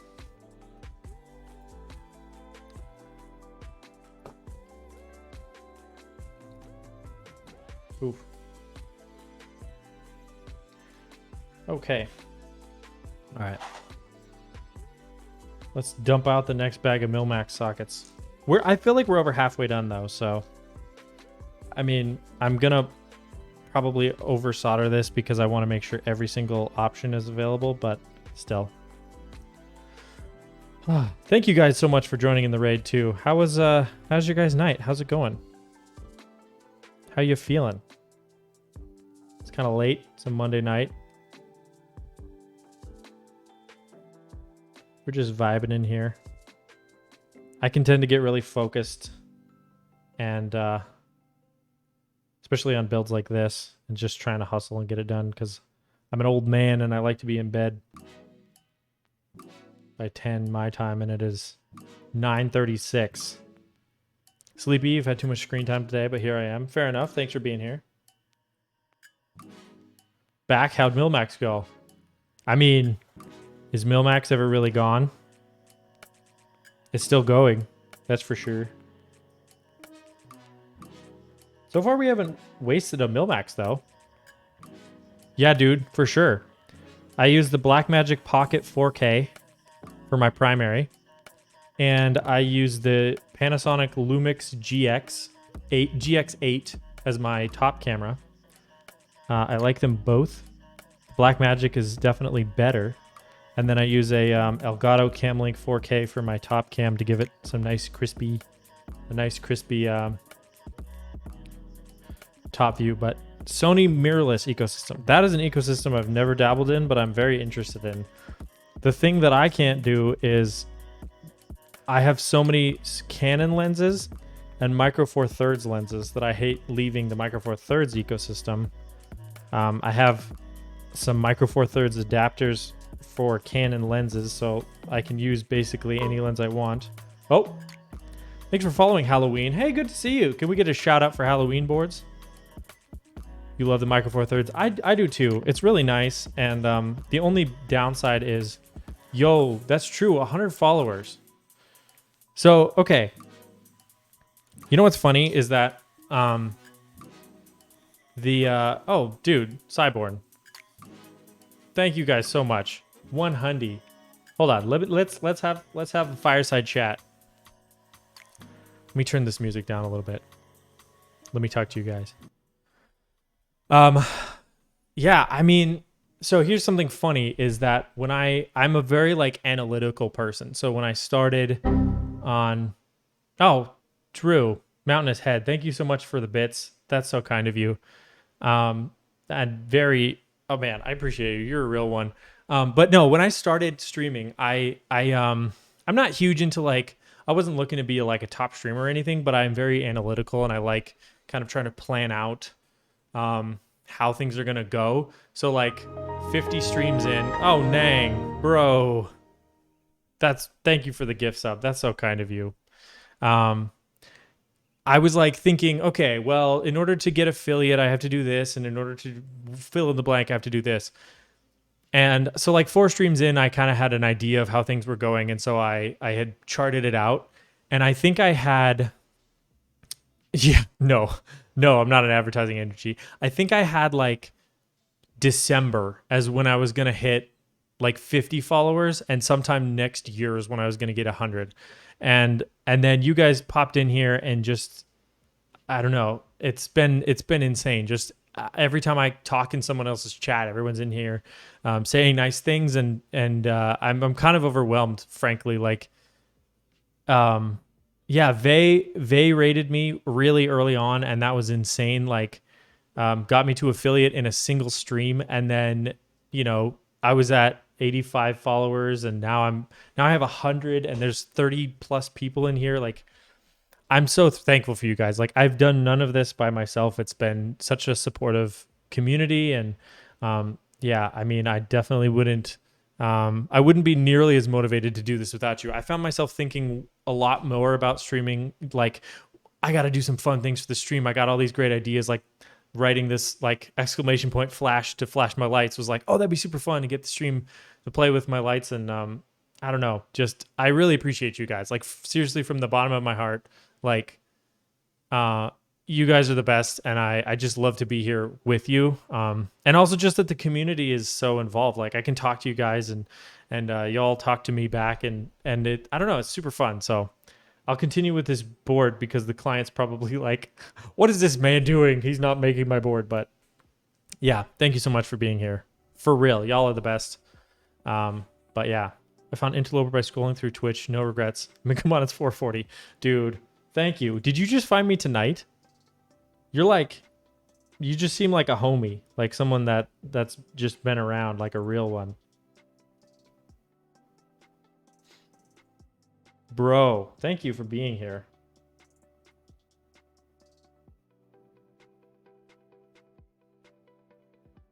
I'm kind of, I don't know, like, this is wild.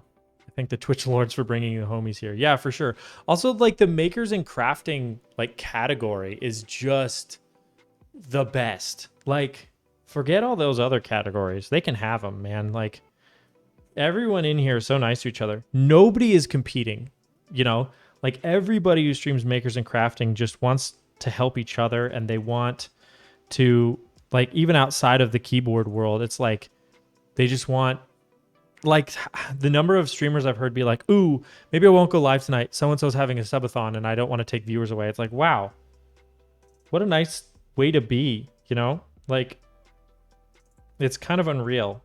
So everyone's trying to just build each other up, and it's kind of one of those things where it's like, if one person's succeeding, other people start to succeed. So it's a smart way to be, but man, it's really nice. This is the most I've typed in a stream other than people I'm friends with. I'm mostly like, well, thanks for being here. I just appreciate it. It's cool to have people who like to talk to me and seem like a really cool person. So I appreciate you being here, even though it's much past your bedtime, young man. What are you doing? Excuse me.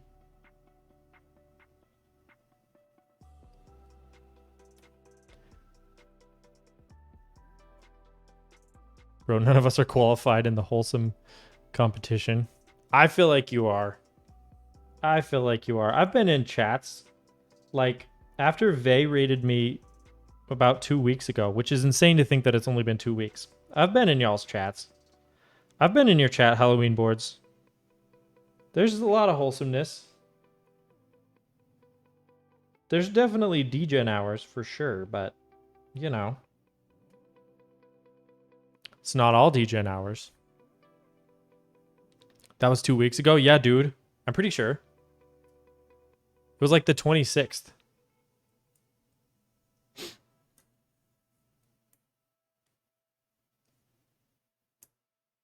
Okay. All right, Seb. It's been like no time at all. Nang, that spoopy streamer. Dude, he is. He played a game where you're like in a park playing on a park slide that was real weird. Made me very uncomfortable. Made me feel all kinds of things. that I did not like. And then he played Man of Medan. And I feel like that was more entertaining than scary because he killed pretty much everybody. And then I also tried to jump scare him, but I was really bad on my timing and it didn't work. But yeah, top 10 spooky streamer for sure.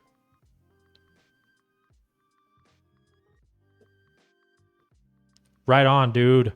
Let's go. For sure. Go win that keyboard from my guy. I have like 10,000 channel points on Nang's channel, but I don't want to. I'm not trying to win a keyboard right now. So I'm waiting. I'm waiting for something real big as a reward, and I'm not sure what it is yet. Like if he has like a redeem that's like no, something that's like no hat stream. I've never seen it before. I'm gonna redeem that. Something risky that he does as a reward that he thinks no one's gonna be able to redeem. Then I'm gonna bust in there with like 50,000 channel points.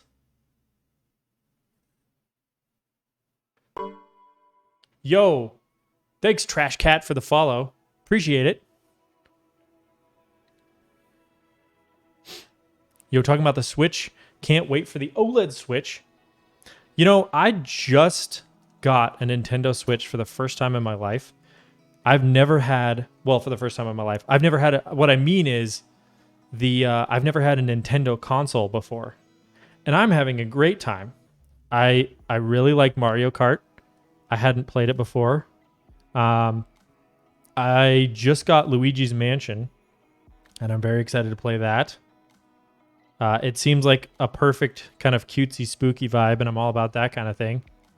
Yeah, dude, I'm digging this Switch. It's super fun. And I got 4 controllers for it so I can play with my friends. Oh, that Steam Deck though, yeah. That does seem really cool. But the thing that like drew me to the Switch over like a Steam Deck is I've already got a computer and I can't play Nintendo games on it. So I was like, I think Nintendo games seem fun. Been playing some Super Mario Galaxy. That's really fun.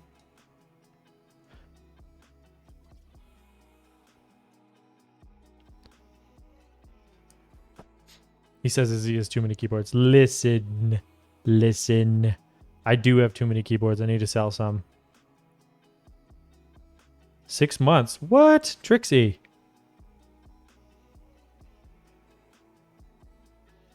Gotta have you some fun. Play on that Switch.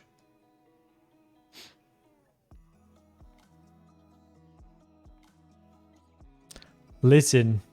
I guess if you're spending your days winning stuff on marbles races, then Switch can wait, huh? What's my game? Oh. If you can't put the time into it, for sure. Called out. Yes. Yes, Trixie. I'm calling you out. My marble got yeeted. I'm very happy, though. I'm excited to see... I'm sorry. We're all bullying Trixie right now. I was beyond thrilled when you won that desk mat. I'm very excited to see that on your stream.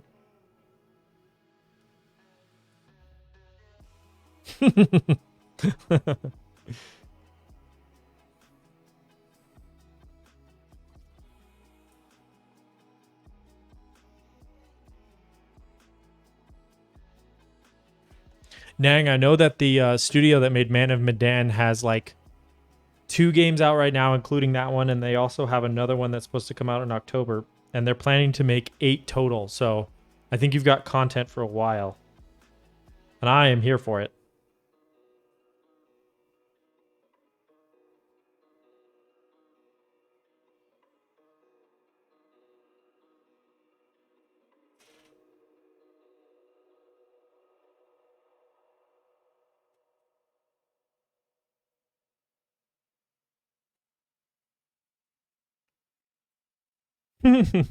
That's what made it fun. It was a speed run.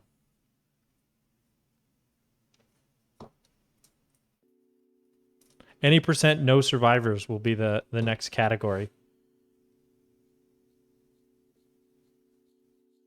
You're going to kill everyone in the franchise. There you go.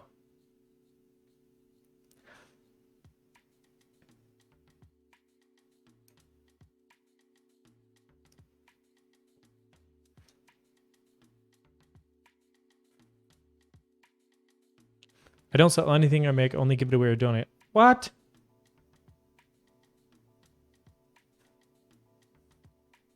You definitely could though. That's all I'm saying. But yes, this is the wholesome stream, you know? We can be supportive of Trixie and not make jokes about her winning everything. We can give Appa a place to rest. Watch, probably just saying that Appa's going to pop in here. This always happens. I'm impressed.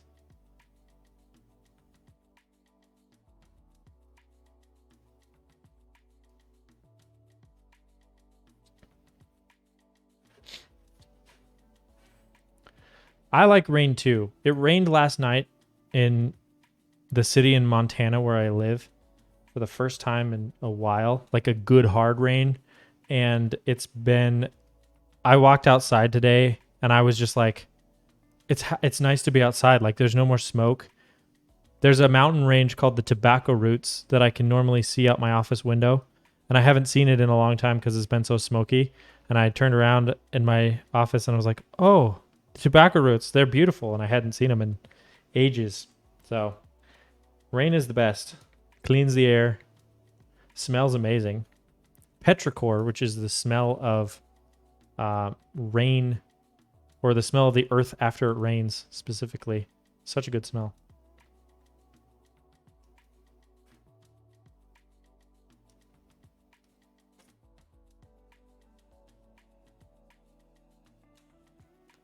The only reason you started streaming was to raise money for Children's Hospital. What? Y'all, I think we've found the wholesomest streamer. If you don't follow Trixie's channel, go do that. It's for a good cause.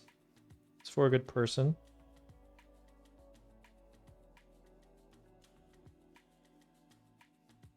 A great follower to have on your Twitch channel too. Very pleasant and interactive.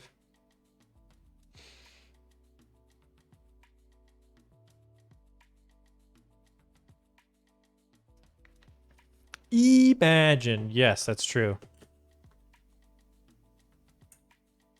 Followed. There you go. Cyborn.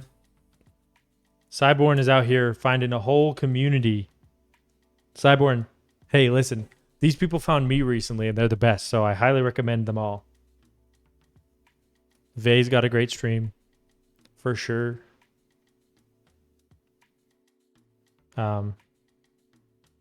Disastertron, who rated me earlier, is a great streamer.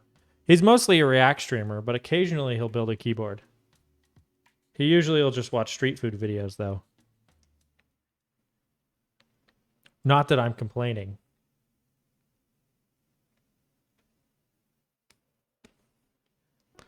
It's crazy how different Twitch is when you find these awesome communities. Yeah, I was talking about this earlier, where it's like my experience with Twitch, because Twitch really likes to push the big money makers, right? Like those channels, those big partnered channels that are bringing in hundreds of subs, and that really lines Twitch's pockets. So it's like, for me, I was like, I made a Twitch account because I was interested in potentially streaming Twitch content, and then it really pushed a lot of these bigger streamers. Nothing necessarily wrong with them, you know, but it's like when you're a huge streamer, if you're like a Ludwig or a XQC or whoever who's just absolutely massive, it's like they're not reading chat. Like they can't even see your message. The only way they'd ever even know you existed is if you paid some money for something to pop up on the screen, and then they just kind of like read it. And so I'm like, I don't know, this isn't great. And then I hadn't really gone out and looked for the keyboard community much on Twitch. So I've been streaming since March, early March, but just kind of doing it on my own and like thinking that, well, it's impossible to get discovered on Twitch, and just this is the way it is. But I was fine with that because this is most of like the reason that I stream is so that my clients can see the VOD and be comfortable with letting me build their boards. So, you know, my goal wasn't to be a huge streamer. But then when I found this, or this community found me rather, it was like, oh my goodness, like this is so much better than I ever thought it could be. And like I've slowly been like, you know, the amount of people that I've followed recently, and I've honestly kind of unfollowed some of those other people, and it's like now it's like most of the time when I see a going live notification, I'm like, ooh, a friend, and then I'll hop in and chat with them, and it's super fun. So once you get sucked into the like the like a smaller like almost friend group on Twitch, it's a completely different experience. They start to recognize you in chat, and then you know you'll see them in your chat, and it's just super fun. So if you're thinking about getting into streaming, like do it, because once you find your group of friends, it's so much fun.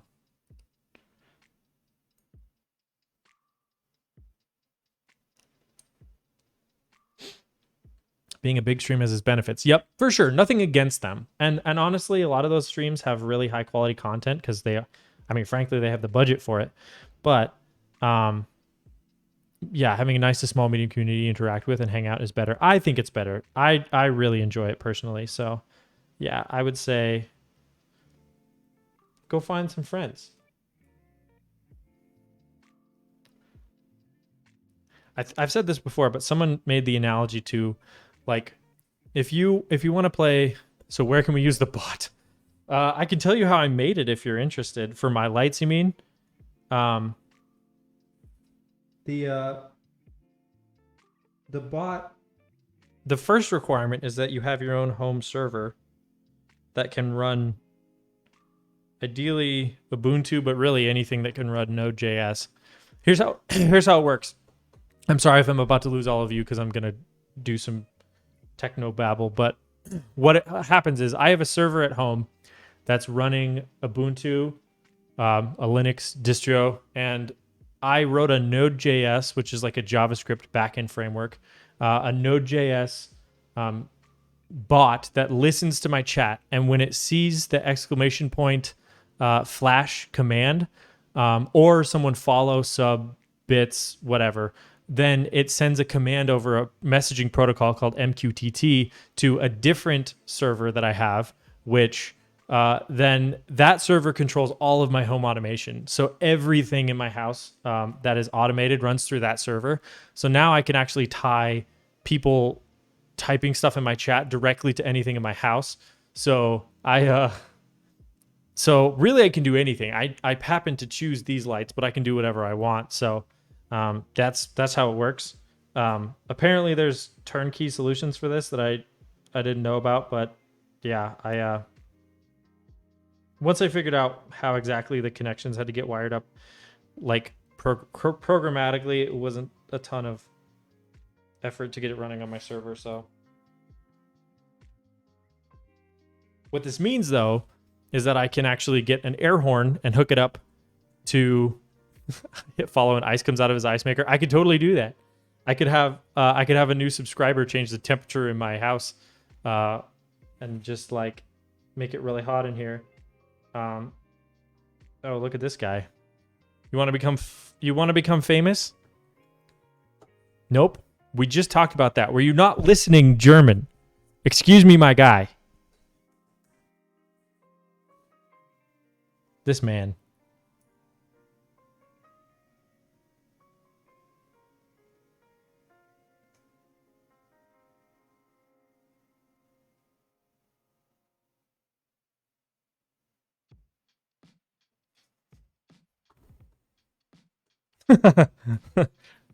All right, I am gonna actually, real quick, try to find another USB cable.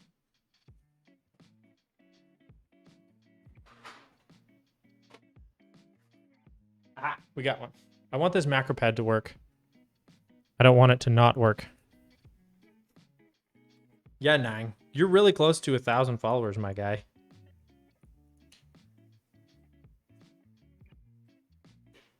A simple degen. Okay, does this work now? What? Come on, son.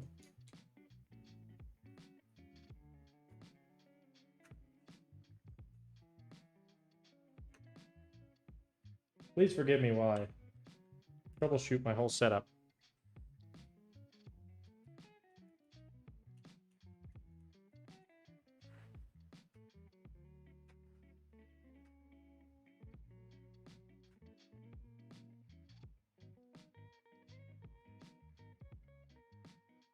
Why doesn't this work? What on earth is going on? I have this little macro pad that I use to like switch scenes.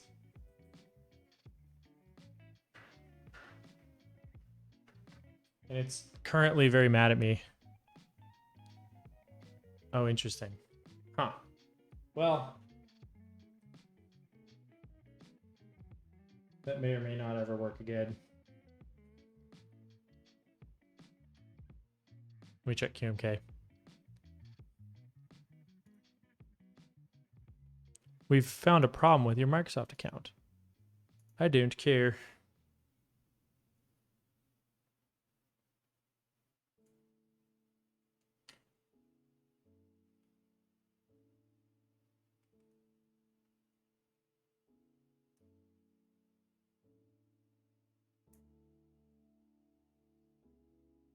This seems like the kind of problem that only rebooting can solve, and I'm not going to do that on stream.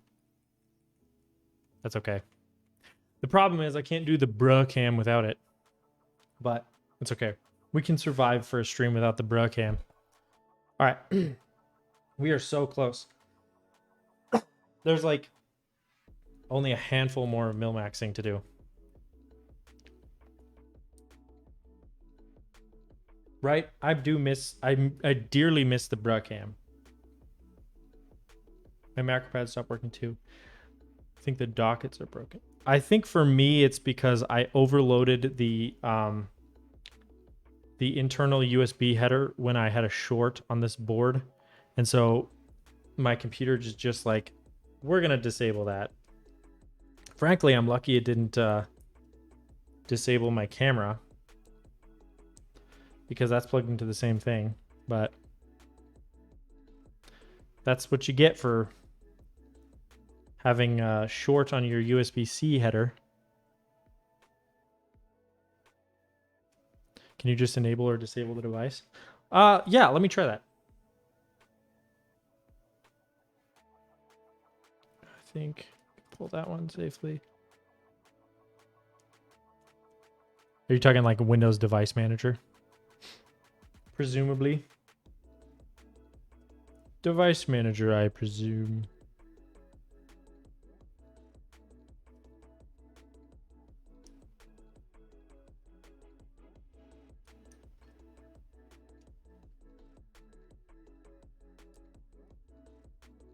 Okay. Is that every single Milmax socket? Probably not. No, it's not. This man paid for all these sockets, so dang it, I'm going to put them in.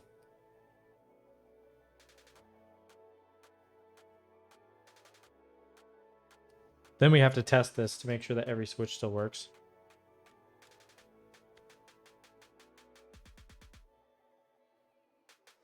Okay.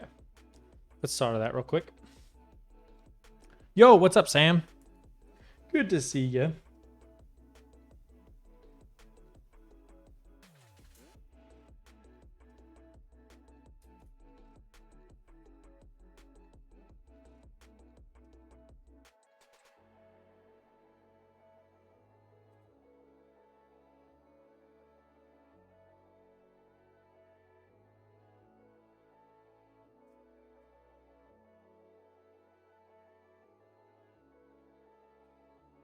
Okay.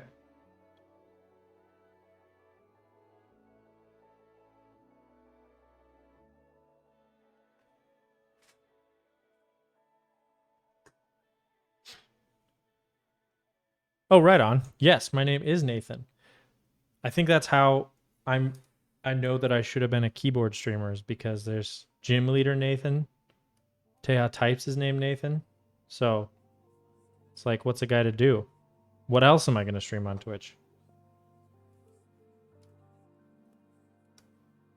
Gotta be this.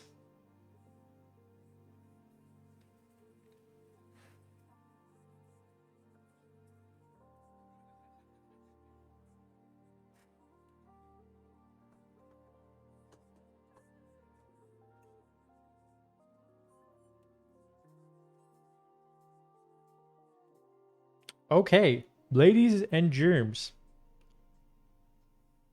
I think I got them all. So the next test is going to be loading up the board and attempting to make sure that they all work.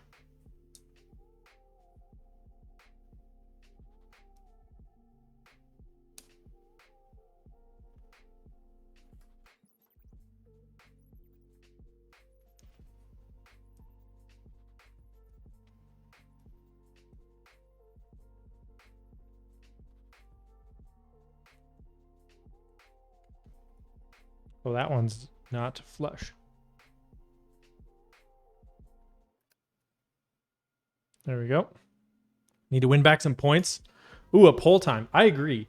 Actually, I did really harm the believers because they bet all their points that the board would work first try, and it did not. In fact, it ruined my macro pad. So that was a pretty harsh no on that one. 550, my guy. My goodness.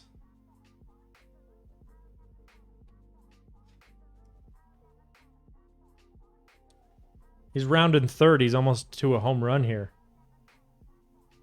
Thank you, Sam. I really appreciate it. It's been a great night for me. I got rated by Diz. I got rated by Vay. I've had so many fun people in my chat. It's been really good. Really wholesome. He's going for 9 a.m. Yeah, see, that's what I'm saying. He's rounding third. Heading for home here.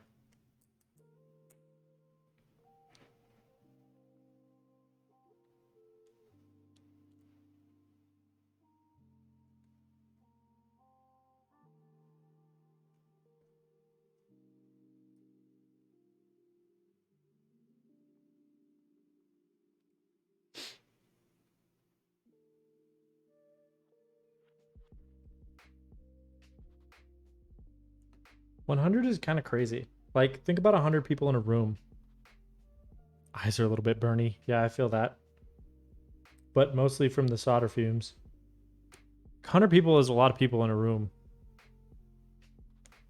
You know? I don't know. It's kind of crazy to me.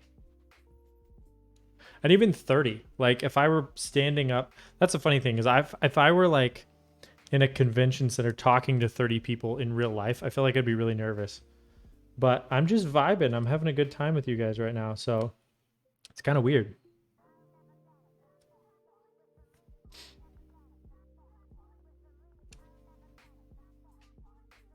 Oh. The solder fumes are coming from the screen. Yup.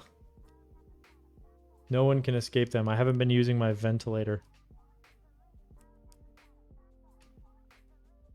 Shame on me. I think that went in.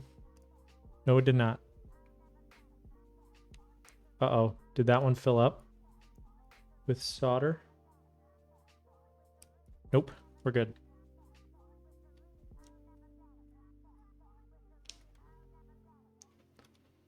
I don't think we want that enter key.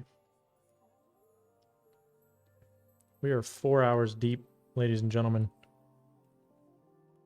I definitely said that it would go over 4, so I guess props to me for being right. That sounds nice, yeah. Just mingling around and chatting with people. I will say, though, if it's a room of 100 people you don't know, if you have to introduce yourself 100 times, you do see Arctic, yes. This is Cat Arctic on a Melody 65. I believe the exclamation point board command. I'm pretty sure I set that up to do the board that I'm currently using. But maybe it doesn't. Maybe it don't. Oh, and it's also wrong. That's what I took that one to work, and I'm using a Melody 65 with Cat Arctic.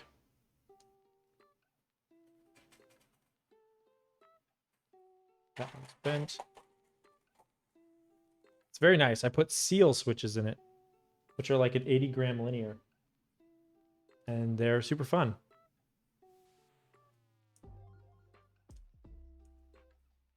That's pretty mangled. How did that happen?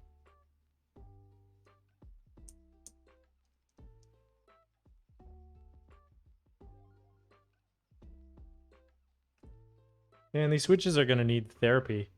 Yep, like the animal. They are like a light blue and white switch.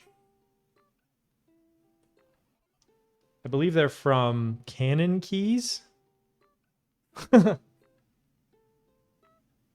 irony being, yes, they are pretty heavy. They're 80 grams, which is a lot for a linear.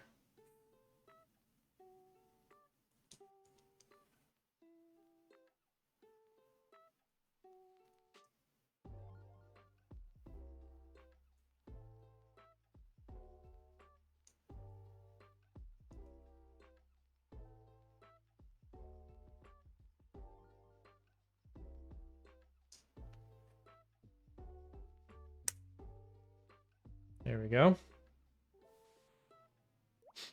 Do they smell fishy? No, but the fun fact for you, if you ever buy Novel Keys creams, they smell very fishy. Bougie! Yo! Hey, check this man out. He had a fun stream last week. Good to see you, man. Yeah, for sure. We raided him. He was building... they weren't Gundam. They were a little bit smaller, and I'm suddenly forgetting what they were called. But he also had a cat on his desk, and that really spoke to me. I did join Botanical R2. I missed R1, and 30-minute missions. Yeah, that's what it was. That's what it was. Those are really cool. I missed R1, and I was refusing to pay like $300 for $300 to $500 for resale. So your boy got in on round 2.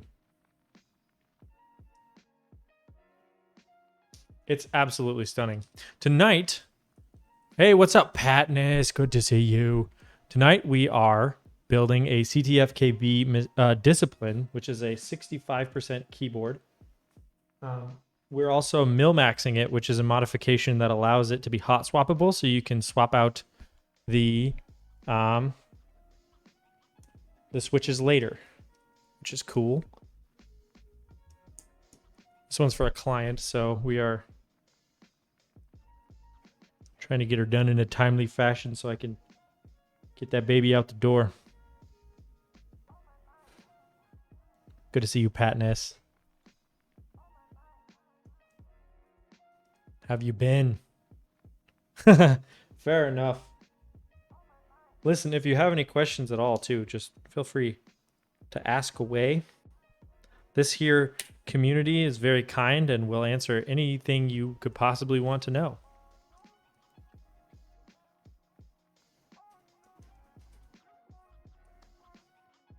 They've been very kind to me, so I know they'll be kind to you.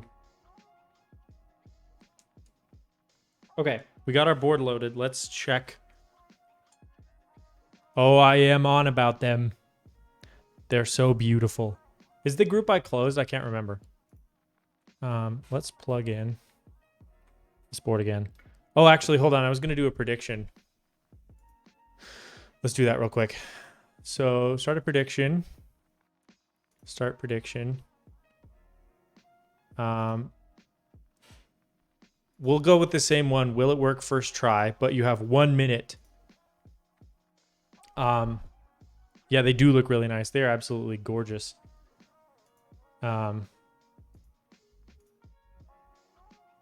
Okay.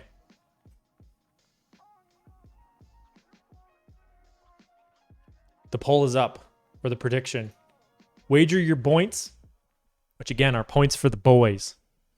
And again, a boy is anybody. Non-gendered term. Sounds good, Patness. Thanks for stopping by. I appreciate you. Elvin is all in. See, here's the thing. Last time we did this, it was, will the board work first try? And the doubters really made off with all the points. The I don't know, man. I don't know if it's a good bet to bet that it's going to work first try, but we'll see. Let us go to the programming scene because the poll is closed. All right, here we go, folks. So much easier to test when you don't have to use the tweezers of truth. Ooh, that was a close one.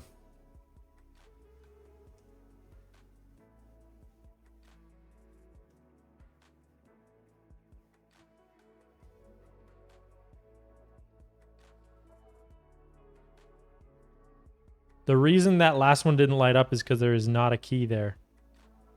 So technically it worked.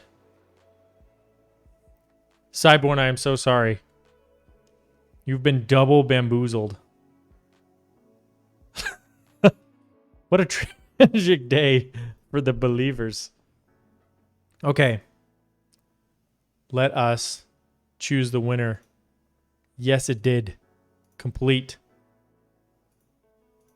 Boom. All right. Congratulations for the believers. I appreciate you having my back, even though I would say that's maybe a foolish decision. Okay. So now that now that that's done, let's put our stabilizers on and make sure that those sound good, because we still need to get our plate on and the whole thing built. My goodness. I am like, I don't know about y'all. This is why I don't gamble. I agree. I don't gamble either. Good thing it's points. Hey, listen. You probably earned a lot of points tonight. You probably earned, because I think you earn on average, what did they, I think Twitch said like 220 per hour. And you've been here like for 4 hours. 630. Jeebers. Well, thanks for being here and having points. I actually... I have found that I have infinite points. So... Oh. I actually forgot to put the flash command in the description at the bottom that says what all the commands are, so... It's a secret, unless you were here when I said it, like, all the times that I said it.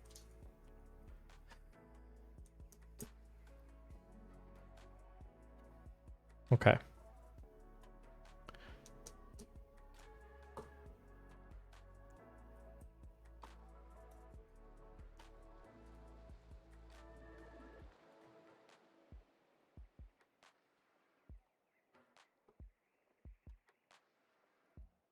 You keep it as a magic trick. So, yeah, only the homies know. Yes, exactly. How will they ever figure it out? Okay. We have instructions for this part. So there is a short standoff and some screws, so we need to get the base plate done. And then... Yeah, so it's what I kind of feared, which is that the... I think that the plate supports the PCB, meaning he can only really swap out one switch at a time. Otherwise, the whole thing will fall. Which is fine. As long as he's aware of that.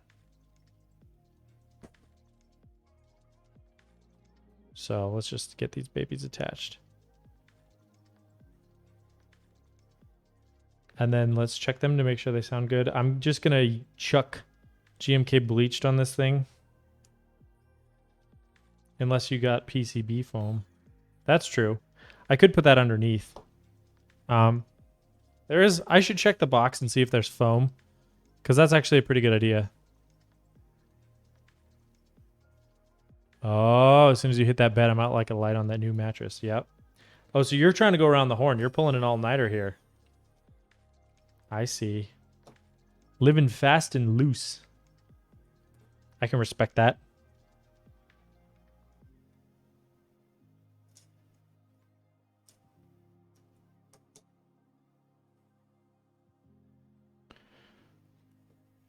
You did win, Elvin. It worked. And I think it put your name in the title as like the primary winner. I Am Elvin and others are the big winners. Yeah, that's true. Wait, what time is it for you?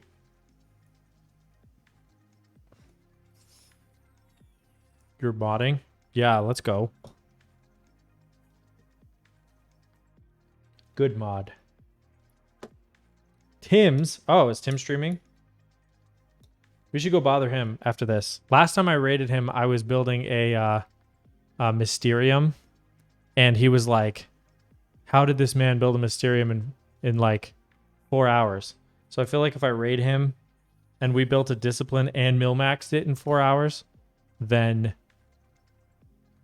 he'd start to think we're lying. It's 5:20 a.m. Let's go. What's your strategy? Are you drinking coffee? Are you drinking tons of water so you have to pee? That's my strategy.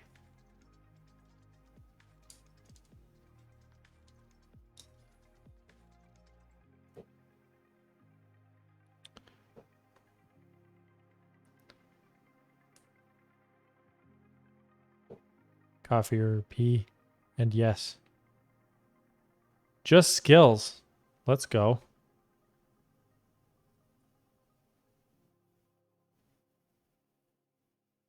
$12:20 a.m. Okay, I see.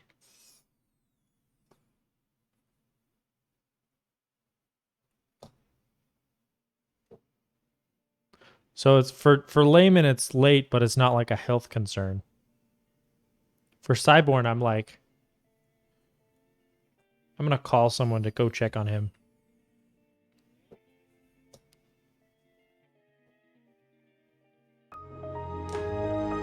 Oh my gosh. Don Moyad, thank you for the sub. I appreciate that. Oh, my wife just sneaking around. Thank you so much. That's so kind of you. Appreciate the prime.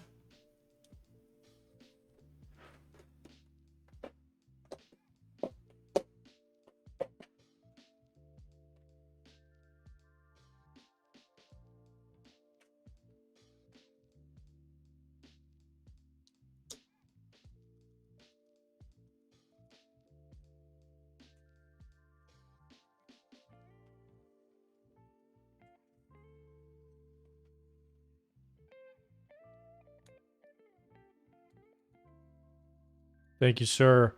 Takes Feel to Burn to a whole new level. All right, so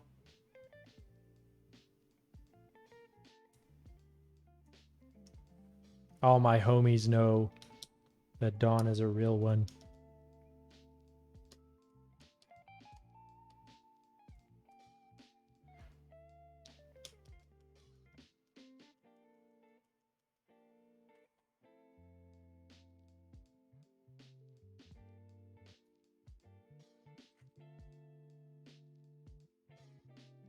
This one's way too big, but we take those.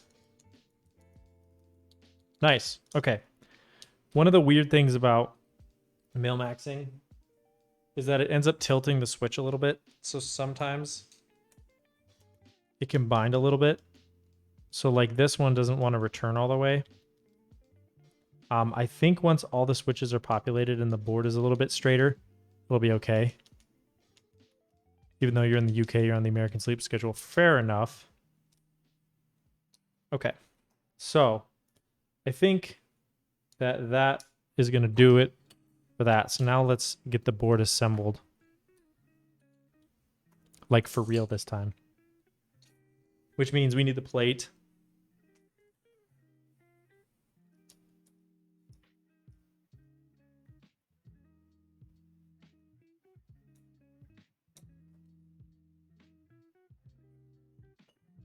Just COD by playing. Dude, COD Zombies is fun. Most of the time I'd rather play zombies and just chill than play online. I get too sweaty and competitive when I play online.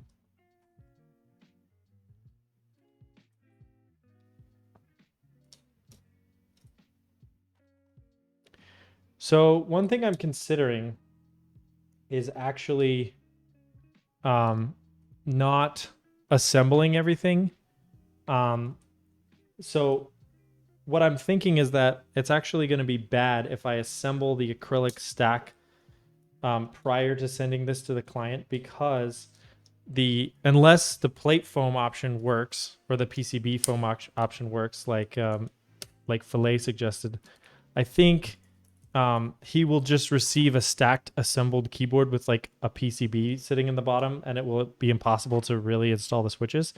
So I might reach out to him tomorrow and see if he's interested in me just sending it over now that it's done with soldering, and he can figure out he can install the switches, because once they're installed, it'll be possible to hot swap it as long as you do them one at a time. It's just that I'm not sending him any switches, and so he needs to get them installed first. That's the dilemma.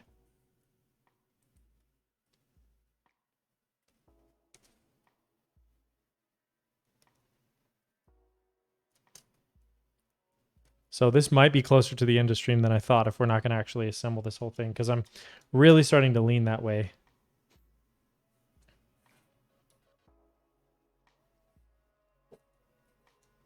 Call you Lucky Brit since you always get the Wonder Weapon. I've gotten the Wonder Weapon from the mystery box exactly one time, and it was so fun.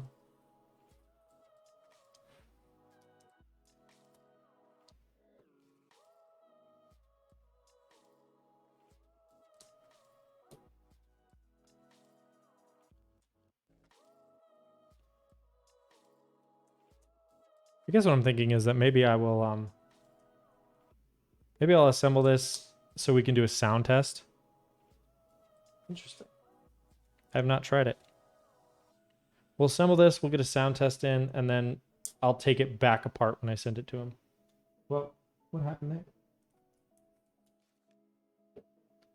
Switch isn't closed. That's what happened there.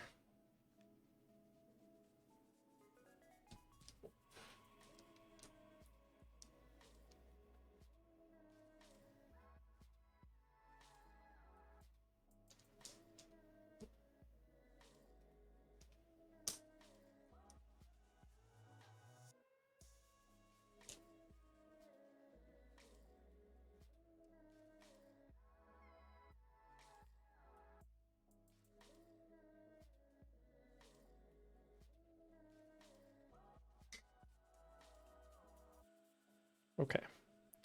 We're getting pretty close, though, to washing our hands of this project. And I feel like my mental state has been reasonably sound. I was predicting the worst.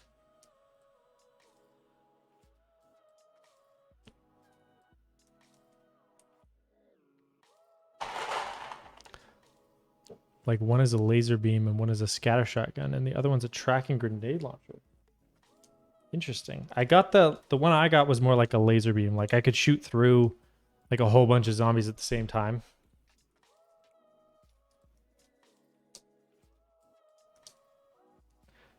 That one was super cool. And yeah, got that out of the mystery box, which was neat. I'm really bad at like Easter eggs and stuff like that, so I never figure out how to get it the right way.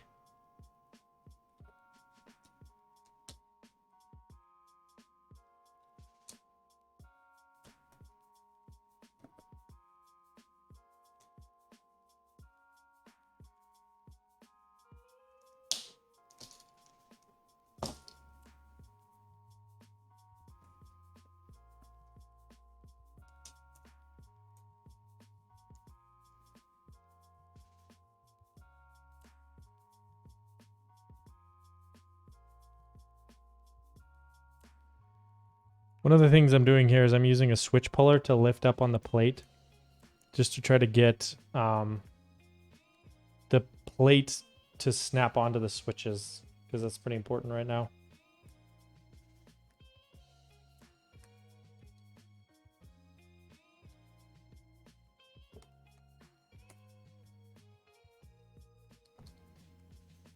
Okay. Can't wait for season 5. There's another map. The 12th of September? Or this month, like in a few days.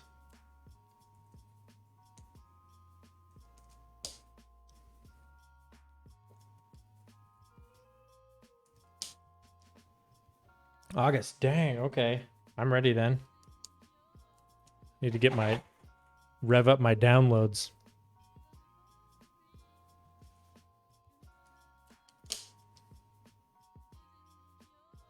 I hope so. That would be super fun.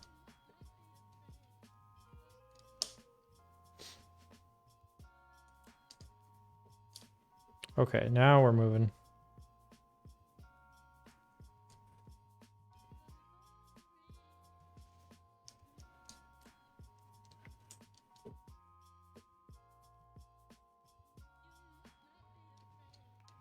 This is the second time this one set of Tangies have been in a build on this channel, and they still haven't found their forever home, i.e.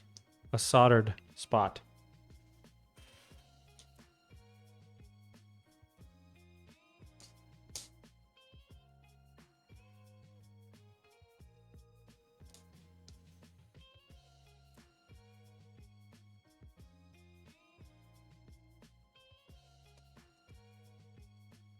That's okay. Someday the wandering Tangies will come home. These are a linear. Yeah. Specifically, these are a 62-gram variant of the Tangerine or Tangy switch. I do like them a lot. These are lubed and filmed with... whose films did I use? TX films.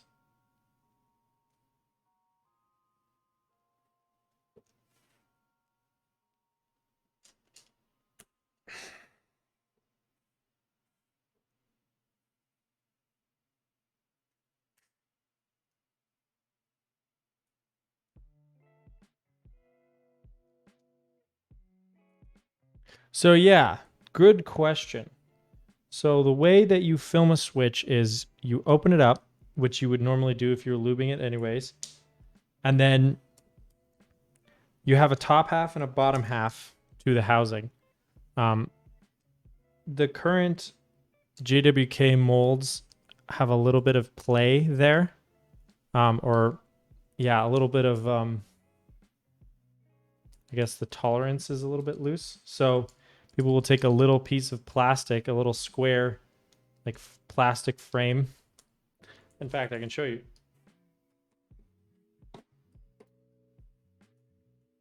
They look like this. They just sit in between the top and the bottom housing.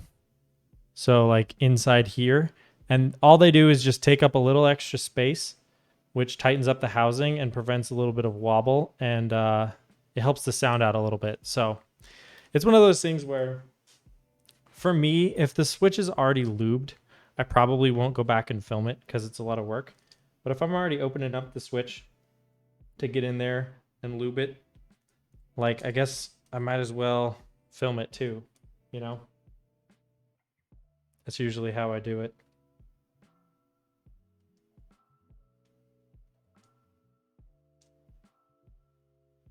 And not all switches benefit from it, but switches made by JWK, which is a lot of them, definitely do. And C3 switches, so it helps it fit on the PCB slot. No, it actually tightens up the housing tolerance, so it's not as wiggly. So you couldn't like twist this as easily. It just makes it a little bit more snug, which can help the help it just feel a little bit better. That's all.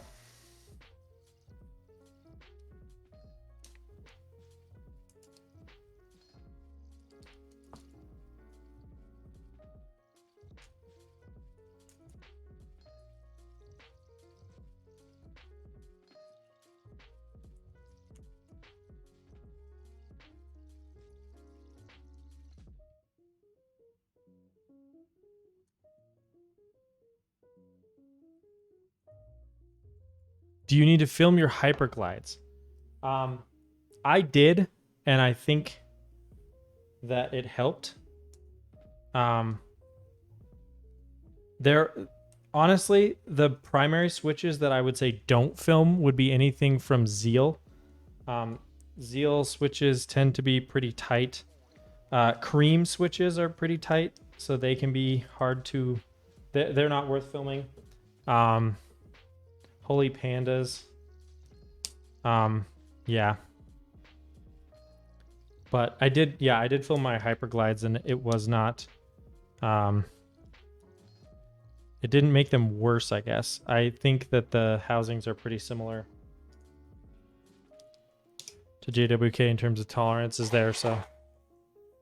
Gonna get your hyperglides tonight. Okay, fair enough. Yeah, I mean, I got hyperglide MX blacks. And I put them in my... What did I put them in? I put them in a... it was a Arisu by Nico and Steph Studios. And I really liked them. They felt great with the films, so I would recommend it.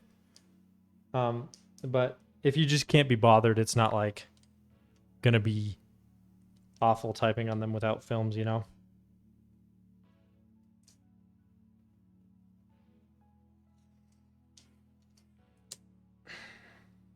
Okay, 2 switches left.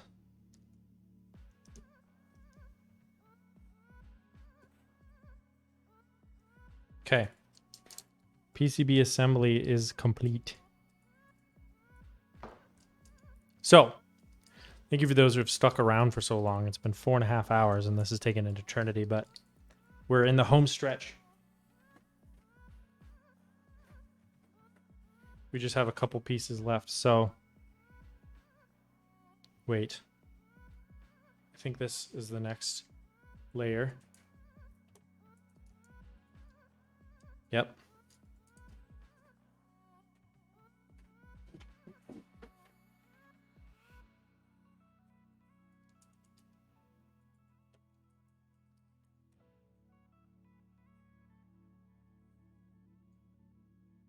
Okay. Yeah, for sure. Thanks for stopping by, Trixie. Appreciate having you here.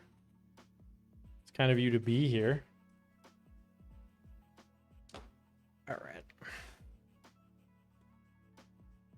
Yeah, I think...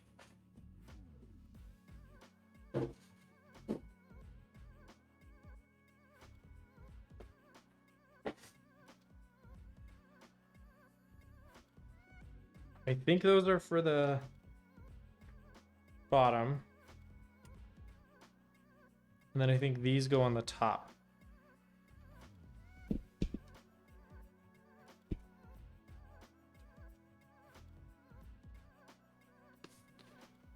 No, for sure. I appreciate it that you're even following and willing to be here. That's very kind of you. Okay, so this would be effectively our final assembly. Let's... I don't know. What do you think, chat? Should we peel all the acrylic and get this thing fully assembled? Because I can't really send it to the client that way. Or... Sounds good, Trixie. Going to leave the lurk. Need to head to bed. Appreciate it.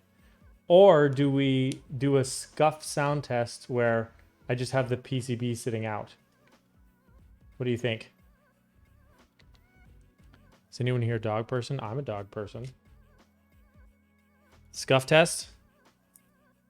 Yeah, I'm kind of thinking that. If the client wants me to assemble it, I'd rather...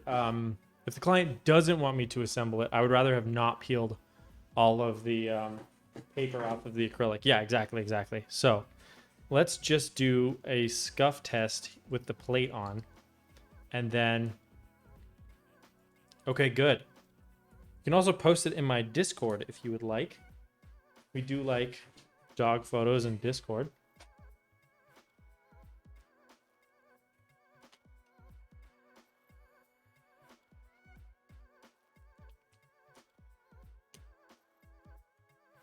Show it to the class.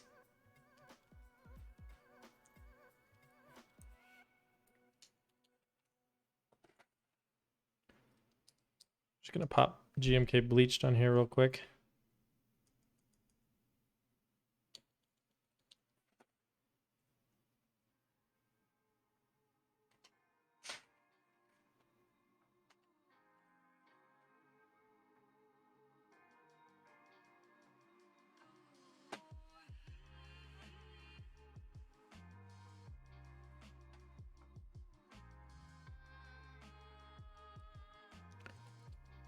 If this were a shorter stream,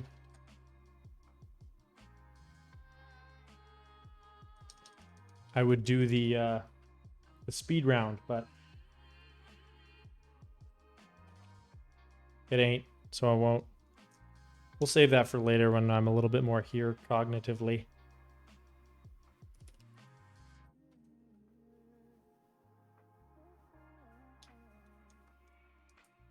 Sent DM.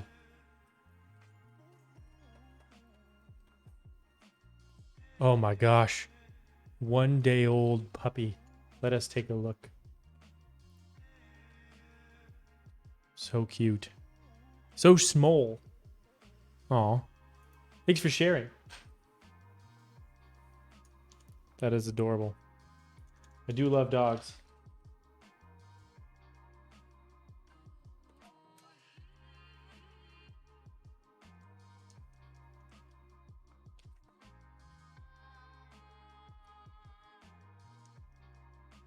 German Shepherds, I had no idea they looked like that when they're so little.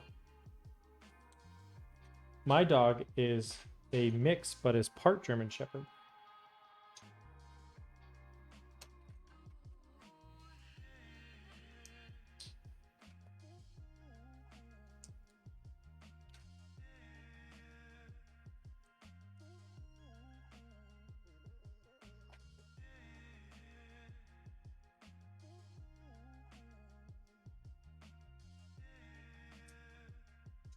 That's the wrong one.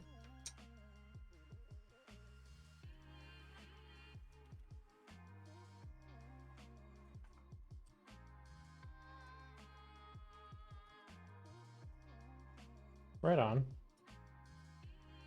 German Shepherds are really cute. I like them.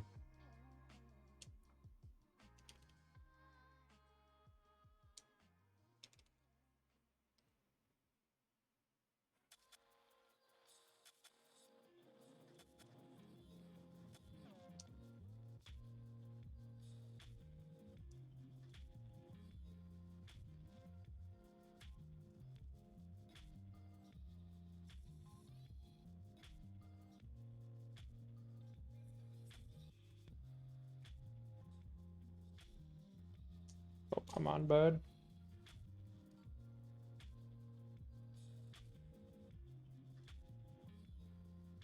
Get on there.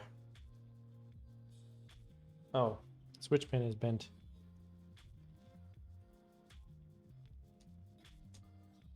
Okay.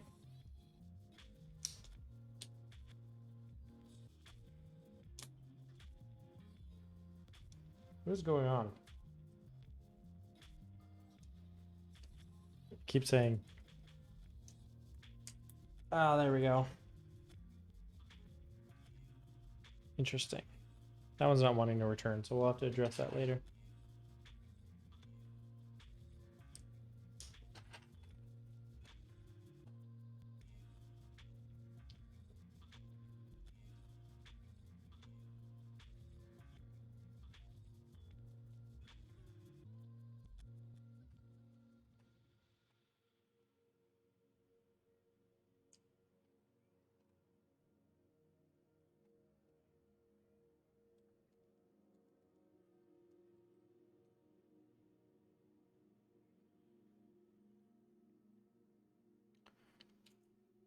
Yeah. That's the other problem, is swapping keycaps on a board like this is going to be probably done one switch at a time. Ooh, more picks. Okay. Oh. What a cutie. Oh. They're so cute. I love it. I love dogs. They make me so happy. They're so pure. You know?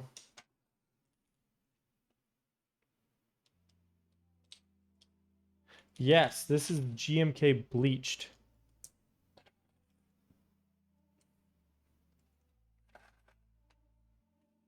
There's a set I have actually not ever mounted yet. So this is the first time it has been in the wild. and sitting on my windowsill, which is probably a terrible place for it. NM, this guy.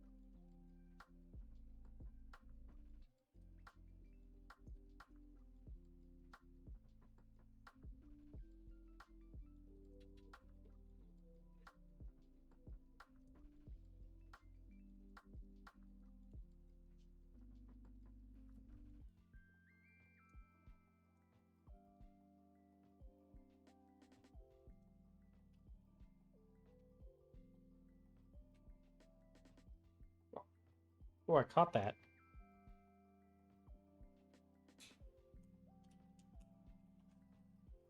Sounds good, Sam. Good night. Thanks for joining.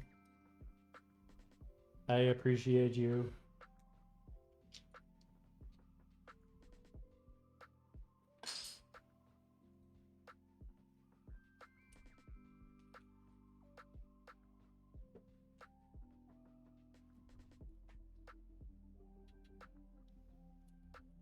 You were still going strong, my guy. Been here beginning to end. What a lad.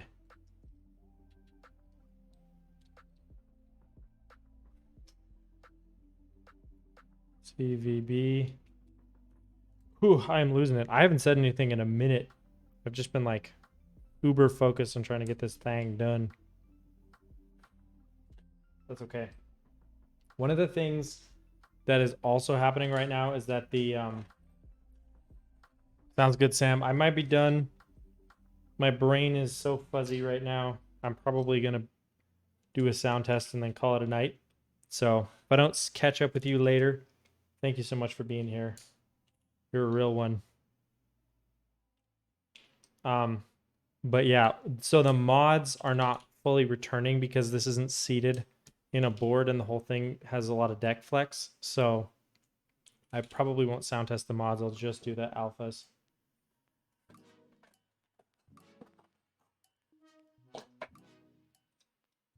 Also, ironically, these have been sitting on my windowsill in full sun, which is a terrible idea. And it seems like some of them have yellowed, which is ironic for a set called Bleached. At least I can appreciate the irony in that. Okay.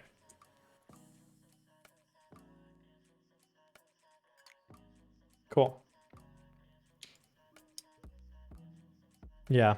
No, this plate is like warping on me because of the fact that it's sitting weird, but we soldier on. Let's do a sound test.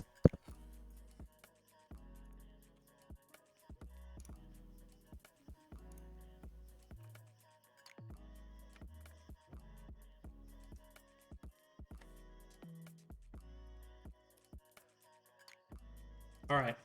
Are y'all ready for the most scuffed sound test in the world? Let's do it. Okay.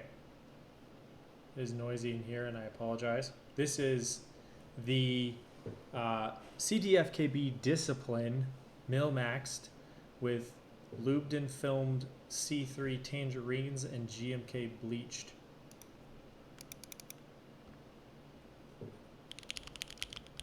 Wait. Oh, caps lock is on. Please hold. Let's refresh that. Okay.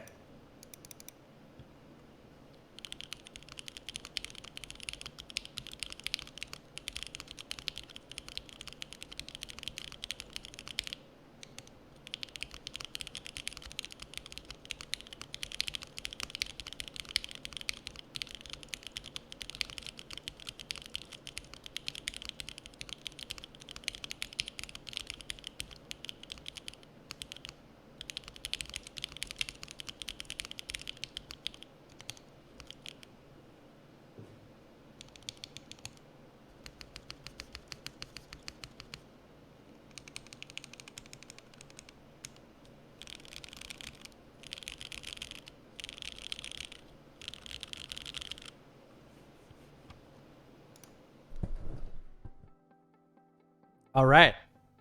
Yeah, it was a bit echoey in the room. I got some room tone going on. Boy, oh boy. That's going to be it for me. That was a long one, ladies and germs. But it works.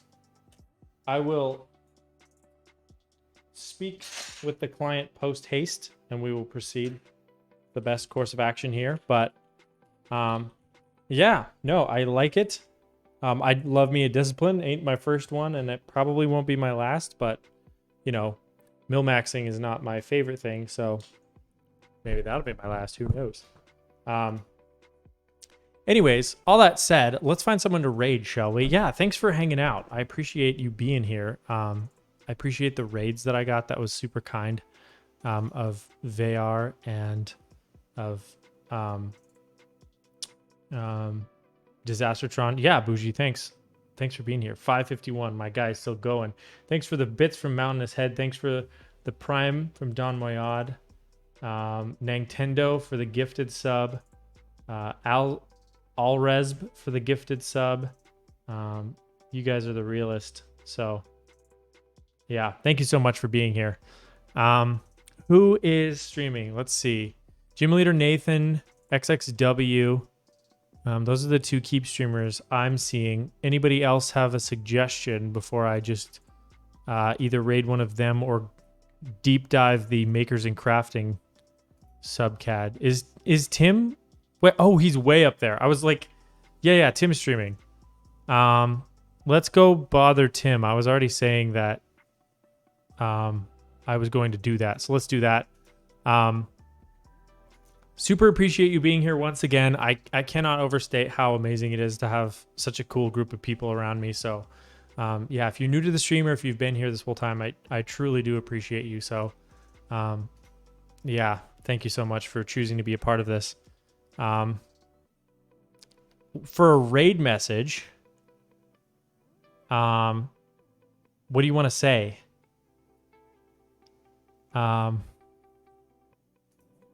Let's go to, wait, my caps isn't working. I don't know why that is, but we'll figure that out. Let me go to Tim's channel. I'm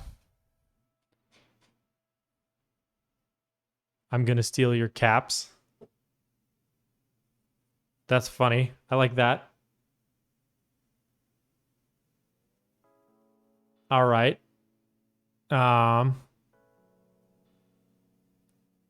Let's see. Let's do this.